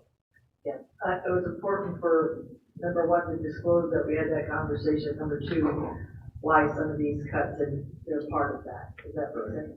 Correct. And the overall FTE reductions that we've made are about $750,000 reduction in tax support. I'm going to take this next one just a little bit out of order. I think it'll make more sense.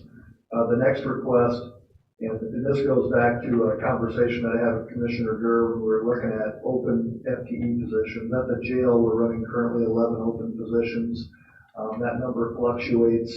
Last year, for the first time in a number of years, we were able to get fully staffed over there. So I don't want to get rid of those FTE positions, but when we do that 4% cut across the board, I'm able to sustain that in all of the budgets, and I can sustain a little bit more than that out of the jail with the recurring open positions that we have. So I would ask for a motion to remove the funding for 2 of the correctional officer positions, but keep the FTEs in there so we can hire up to that FTE amount. And I feel like that budget will sustain it, that this will help the commission with the budget challenges that we face this year. So explain that again. You're unfunding 2 correctional officers. I would like to unfund them, but leave the FTEs in the budget, so I still have hiring authority when we do the hiring 4 to 5 times a year for correction staff, that we can hire up to that FTE number, and the budget will still, I'll still be able to meet that budget guideline, yes. That'd be my motion. Motion. 2 correctional officers for that. Second. Second. Motion from Metcalf, second from Bruce. Any conversation on that motion? Okay, all in favor say aye. Aye. Opposed, same sign.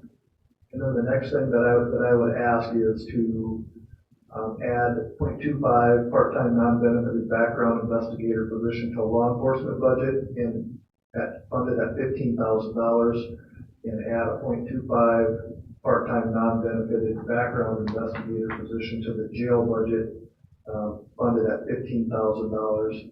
And then I'm going to go back into the budget. I had one of our accountants was gone last week, so I didn't have these numbers in time for the commission. But I will cut an additional $30,000 out of our background investigation line items to make this cost neutral. And we are working on transitioning some of our background investigations back to in-house background investigators, and using some investigative staff to provide some of those services. But I want to leave a little bit of funding in the budget for the case to be able to do that, because a lot of times when we get a staff shortage, the part-time investigator might be on vacation, or somebody's sick, or they're not able to take on the workload. We still need to get that done. So I'm going to leave a little bit in there, but we'll greatly reduce that. I think we spent roughly a little over $80,000 last year in background investigations through a third party. If we cut that back this year, we're going to continue to cut that next year. So I'll make a motion on number 4, number 6 on the part-time background investigation of 15 in one and 15 in the other. Second. A motion from Hancock, seconded by Drews, all in favor, say aye. Aye. Opposed, same sign. And then the last thing that I would like to do today is I'd like the commission to formally request, to do the 96% staffing for all the sheriff's budgets. And then, let me work with Jordan to make sure that we have, we're cutting that, we're going through the right process, cutting that out of the right line item so we can balance. Make my motion. Does that make sense, Jordan? Sorry. Motion from Hancock, seconded by Drews. Any conversation on this item?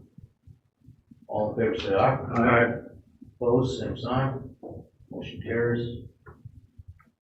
All right, that's all I have for you. Any questions for me? Thank you for your explanation, Brian. All right, thank you. Thank you, Sheriff. Thanks for hearing me out the other day, by the way. Move on to Jordan again. Back to you, Jordan, I guess, right? I mean, you can throw back to me, or we can move to any other department heads who have something to present, because yeah, we kind of. Let's do that. I don't want to have them sitting around here when we don't need to. Let's move on to whoever, where do we want to go here? Court administration or witnesses or auditor elections or treasurer or I guess state's attorney's office? Laura? You want to go with that? Is that what you're saying? Or anyone who wants to speak to their budgets at all. Okay. We already, I covered her budget again earlier, so she might want to be speaking at us. Anybody else? Okay, anything else we want to talk about here today? Except that we get the revenues and expenditures and stuff, so we have some room. Yeah, which we're gonna get the better numbers. Yes, just Stuart shaking. I would just, if any department heads have any conversation that needs to be built through Jordan on some of those. We need to vote yet on CPI or growth or anything yet, or we just We want to. haven't done that yet. I think you can if you want to. Well, I think she pointed out a good point that we need to know where we're at. Yeah. Right, so. Because again, if our reserve balance is up, and I think the unknown, Mr. Chair, is having a conversation about some of the things that we typically have not budgeted for, but were included in this budget, which Jordan explained a couple of months ago as to why it's an uptick, because I would rather get back to a true accounting and budgeting versus coming up in the fiscal year and going with supplement like you did for the commission did for the 25 budget by 15 million. And so do a true accounting and say, we have a capital project, it's going to cost this much. I don't know how much it's going to cost. And then we just do it, and then we supplement the budget. I would rather have those discussions. And then one of them that I think would be relevant that we would have before we know what that discussion point would be.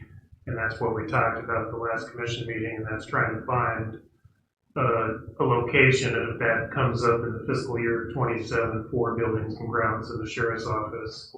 I did talk to the sheriff about it a few days ago about what his preference was. But, looking and saying if we know that we're going to have a known expenditure and budget for it so that we know what that looks like versus coming into that fiscal year and just saying, we have 5 unknowns, let's just supplement the budget. That's the fleet you're talking about for.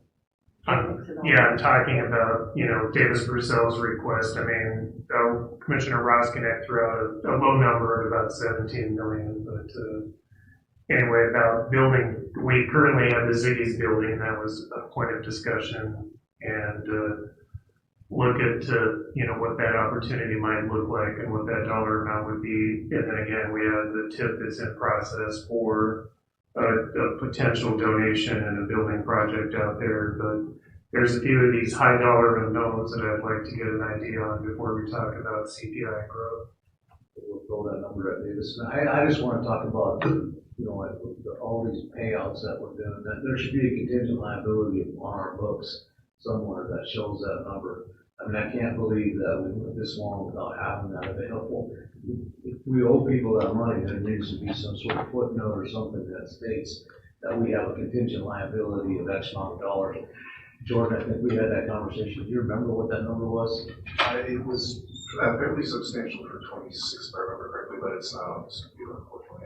But it was $250,000 or something like that, maybe even a little bit more so far for the first 6 months of 26. But last year, the last half of 25 was like 100 and something thousand. It was not too bad, but it's still, league payouts are significant, especially if they're. That parallels what Jerry is saying. You can't have a liability out there that you know that's gonna happen, that you're not budgeting for. It just doesn't make sense. Right. So, all right. Mr. Chair, Where are we going from here? Yeah, just to follow up to those, payouts when someone retires.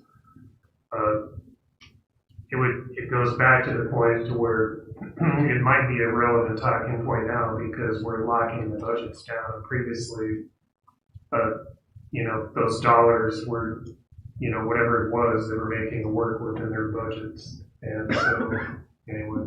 Okay, that's important knowledge there. So, I guess we're going past all this then and going into updates from commissioners, is that correct? Mr. Chair. Yes. So I had a visit from one of my constituents the other day and bringing about safety concerns actually getting to this building. My comment to him is that we had initial visit with the state and that they are looking at the traffic as to how it's being adjusted for the traffic that's coming to this building. I don't know of anything else that can be done at this point in time. He was suggesting, lowering the speed limit down to 45 miles an hour as you come off of 44 and try to cross over to get to the turn at Concourse. But I think the state is contemplating that there probably is going to have to be some adjustments in the future. And so I don't know if there's anything that we need to do relative to that. Yeah, I know that because of that state highway, they're really reluctant to changing any speed limits. I mean, they will fight you tooth and nail and heck of a time getting a stoplight on Minnesota Street until somebody got killed over there. And then, but they still kept the speed limit 60. Yeah. So So one of the other areas that I noticed is that if you're coming, driving south and you go to turn off onto, what's the street right up here, like, to the north of us? the one that comes out from the neighborhoods? Yeah, well, it comes right here by the parts, the auto parts store. Homestead. Yeah. Homestead. When you go to turn on to Homestead, I mean, you got some fast traffic coming down there, and you got cars that are trying to make the right-hand turn at that point in time, and some of that traffic is getting awful close to creating. When they built that whole state thing that through Catron and Elko, their thought was that the city would never expand beyond that, and that's far been gone. I mean, it was 20 years behind the time when they built it anyway, and so that's their argument. So I guess we can continue to monitor the argument and say, listen, this is getting a little hairy with all the extended traffic. When I got here, I came through the neighborhoods. So Joe, hey Joe. Might have a little bit of information on that. I know Jerry reached out, I think it was about a year ago, on this intersection because there is a significant concern turning left onto Homestead, especially during school. The state is actually in the process of studying this corridor, and I believe I-90 service, or I-90 corridor between, I think it was 67 and 58 or 55, somewhere in there. They're in the process of putting that study together. I know I'm on the SAT advisory team for both studies. I don't know if we've had a meeting since the cyber incident or not, but they are looking at some alternatives. And part of the problem with the left turn lane out of from Elk Trail on to Homestead is that there are two receiving lanes onto Homestead, right? And I believe they're also looking at a right turn lane to get onto Homestead coming west. So the state is aware of the issue, as is the city, and they're working towards trying to find what the best solution is. Yeah, Homestead is now also serving all this housing area north of Menards and stuff. Correct. And I believe, didn't I see that City of Rapid City recently approved a tip to punch animals all the way through too, correct? So eventually that'll come and there'll be yet another light on our lovely bypass, I'm sure. So, They don't like that. Mr. Chair. Commissioner. Yeah, well, Joe's up here. At the last commission meeting, it was brought up about bombing Range Road, and that's 7 miles and 21 million. I did have a conversation with Joe, just to update the commission to look at getting that off our system and seeing if it would be something that, there would be some assistance from the state or the feds, but, it's coming off of, the reservation and it's hitting, federal BIA roads, et cetera. It's connecting to a state highway, and we should not be looking at trying to maintain 7 miles of that to make that connector route. So looking at opportunities out there that would see the state, if we had to do some trading with the state or whatever to look at that, but look at those opportunities to get that off our road system. Trade it, Joe. I don't know that we're gonna like the trade that the state's gonna have to offer up, but we will look into it if that's the commission's desire. So We'll just give it to them. gift it to them. I like that idea. We talked about some of that, and we'll have that conversation. So, I guess, Drew, Gary, was that all you had? Well, if we're going into committee reports, I've got another one. Okay, let's do it. Okay, so this is relative to, and Ron may have more to this. This is relative to the South Dakota Association of County Commissioners. We met 2 weeks ago and adopted the resolutions that had been presented to the county commissioners. Several of those resolutions are of critical interest to Pennington County too. One of the first ones that was adopted was the reimbursement of court fees for indigent defense cases, and I think that's going to be one of the primary ones that our lobbying group will take forward to the 2027. So would we need to session? Would you look for us for a resolution or something supported? Well, at some point. I don't think we need to do anything further at this point in time. I think they understand through Commissioner Roskinick the interest that Pennington County has in that, and so it'll be pushed forward. There may be a time that will be requested to do some help with some lobbying or testifying before the legislature on several bills, not only that one, but several others. So. Looking at one of them, maybe the ambulance. Yes, very much so. Emergency medical services will be one that certainly will be because of the statewide interest also in that. So, anything else, Gary? That's it. Jerry? I'm good. You good? Jeff? Ms. Hatfield? Just the fairgrounds, they're okay. That they recruited, like I said, these senior guys, and they are doing some amazing stuff there with the lighting and a lot of volunteering, and people just have stepped up from the community, which I'm very thankful around the whole community. It's getting a lot of things that haven't been done for a long time there. So with those new people that are helping out, that are volunteering, I don't know, not all of them are volunteering. I think they hired some of them, but like electrician for $25 an hour, you're not going to find that anywhere. They're redoing the lighting, like Ron said. They're just doing some amazing stuff that they needed to do for a long time. And everybody has been very thankful how much Ron has ran that. Their team has just ran that. I can't say enough about what they've done to step up from all the tragedies they had. And again, with the sheriff doing a lot of things that he has done, he's updated me on some of the stuff for the community that he uses his resources for, not only the fairgrounds, but others that have those tragedies that happen in their organizations. And I think that's a big kudos to what he's doing for our community that and I don't think he'd ever announced, but just listening to the fairgrounds and how thankful they were, they're all pretty much like saddened in a way that was very joyous about what he did for them, because 7 of their deputies took their own time and their own money to feed them.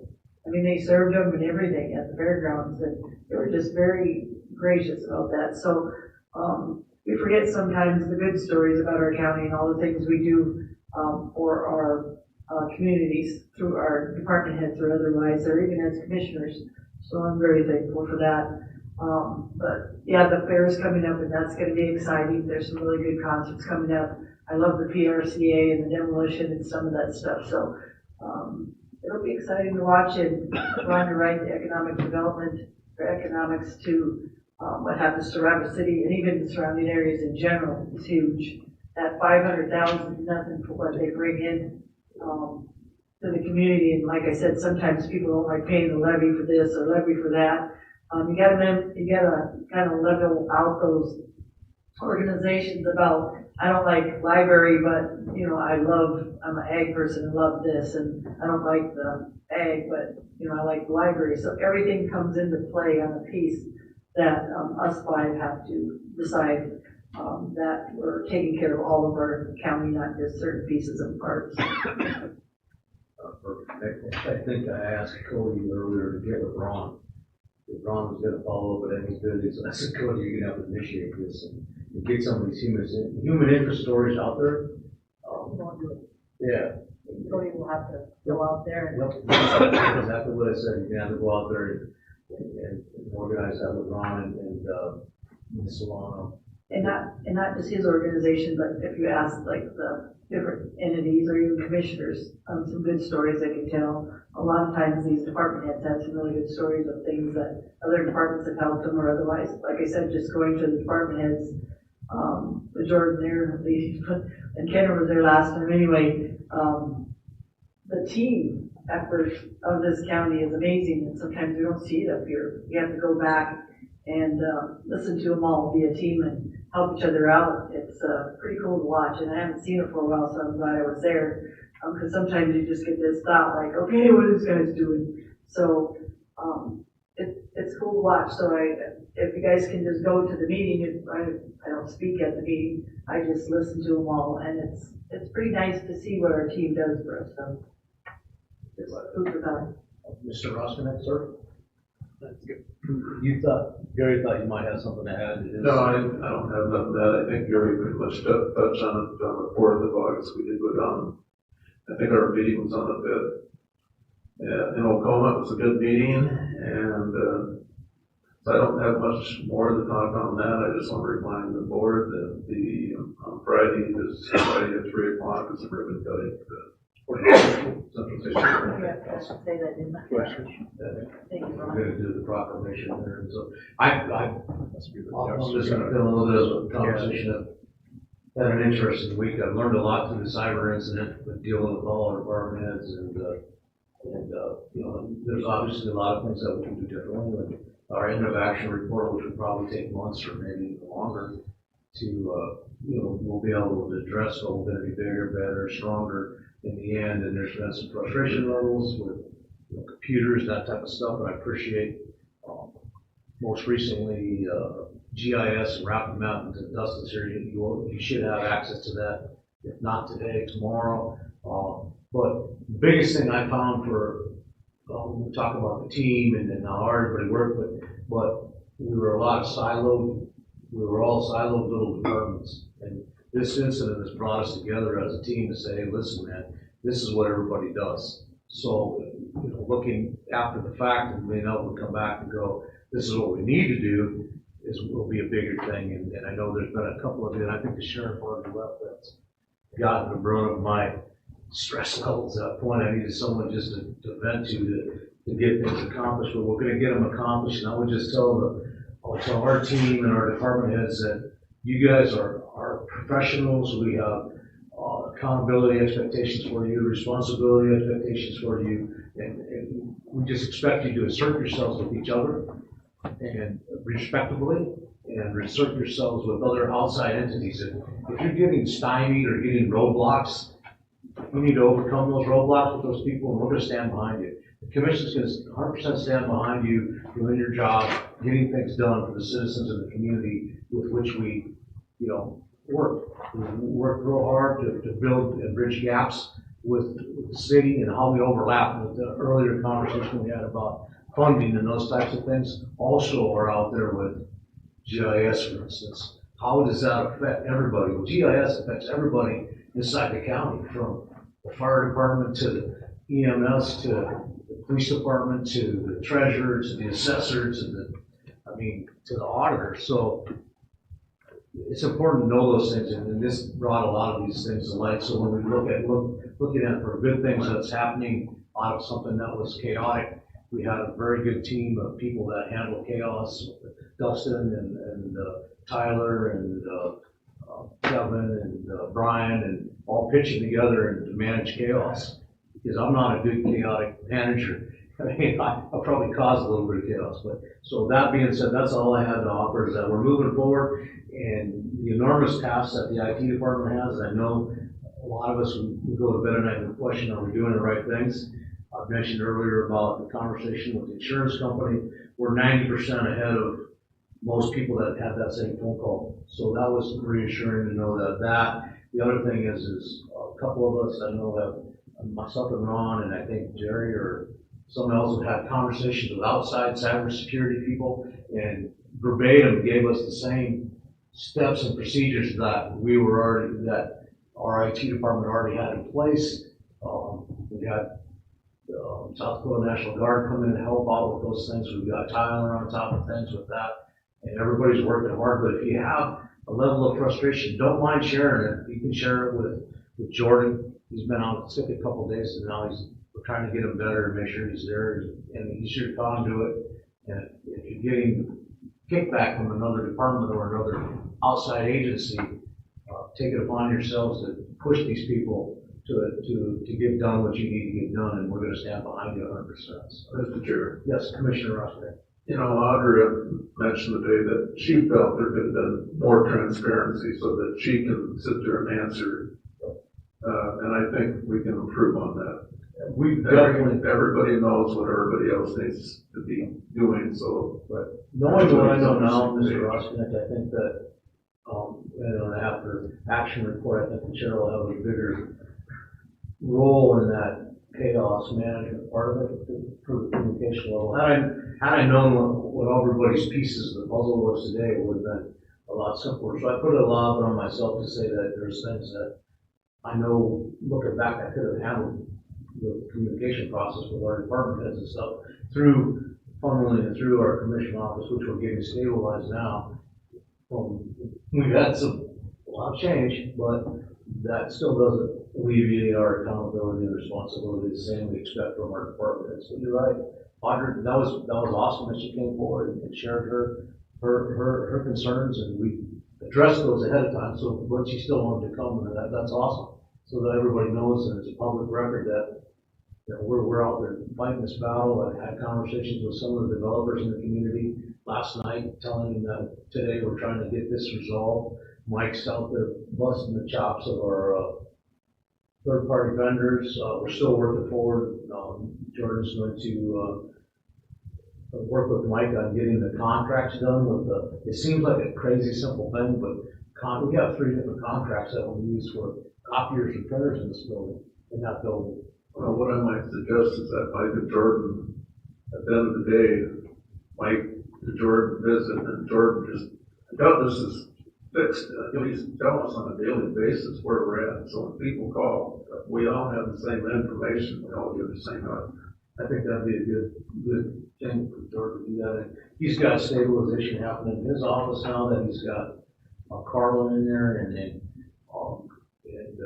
take over some of the mundane type things. And so I think she's going to be spending some time as our resource to be able to help us keep our calendars on track, because I'm probably one of the most unorganized guys there is. So I'm looking forward to her. She's got a smiling face, a good attitude, great personality about it. We've got a new HR person. We stole the sheriff's people there, and they're great people. Zach is doing awesome. Check his tie out today, be one there. He's got a cool tie on. I can see Jordan wearing one of those in the future. But, and Cheyenne, my favorite payroll person. So we're doing real well. We're moving forward. So that, I think Commissioner Hadcock alluded to the fact that sometimes we get caught up in the negative side of things, and we have a real positive environment happening here. We're getting to the point where people and employees can come here and have fun and do a good job and be responsible. That's all I gotta say, and that's a lot, sorry, I'll shut up. We'll move on to, executive session. Do we have an executive session? No executive session? I'm gonna make a motion to adjourn. Motion adjourned, second, all in favor, aye. Thank you, guys. Good meeting.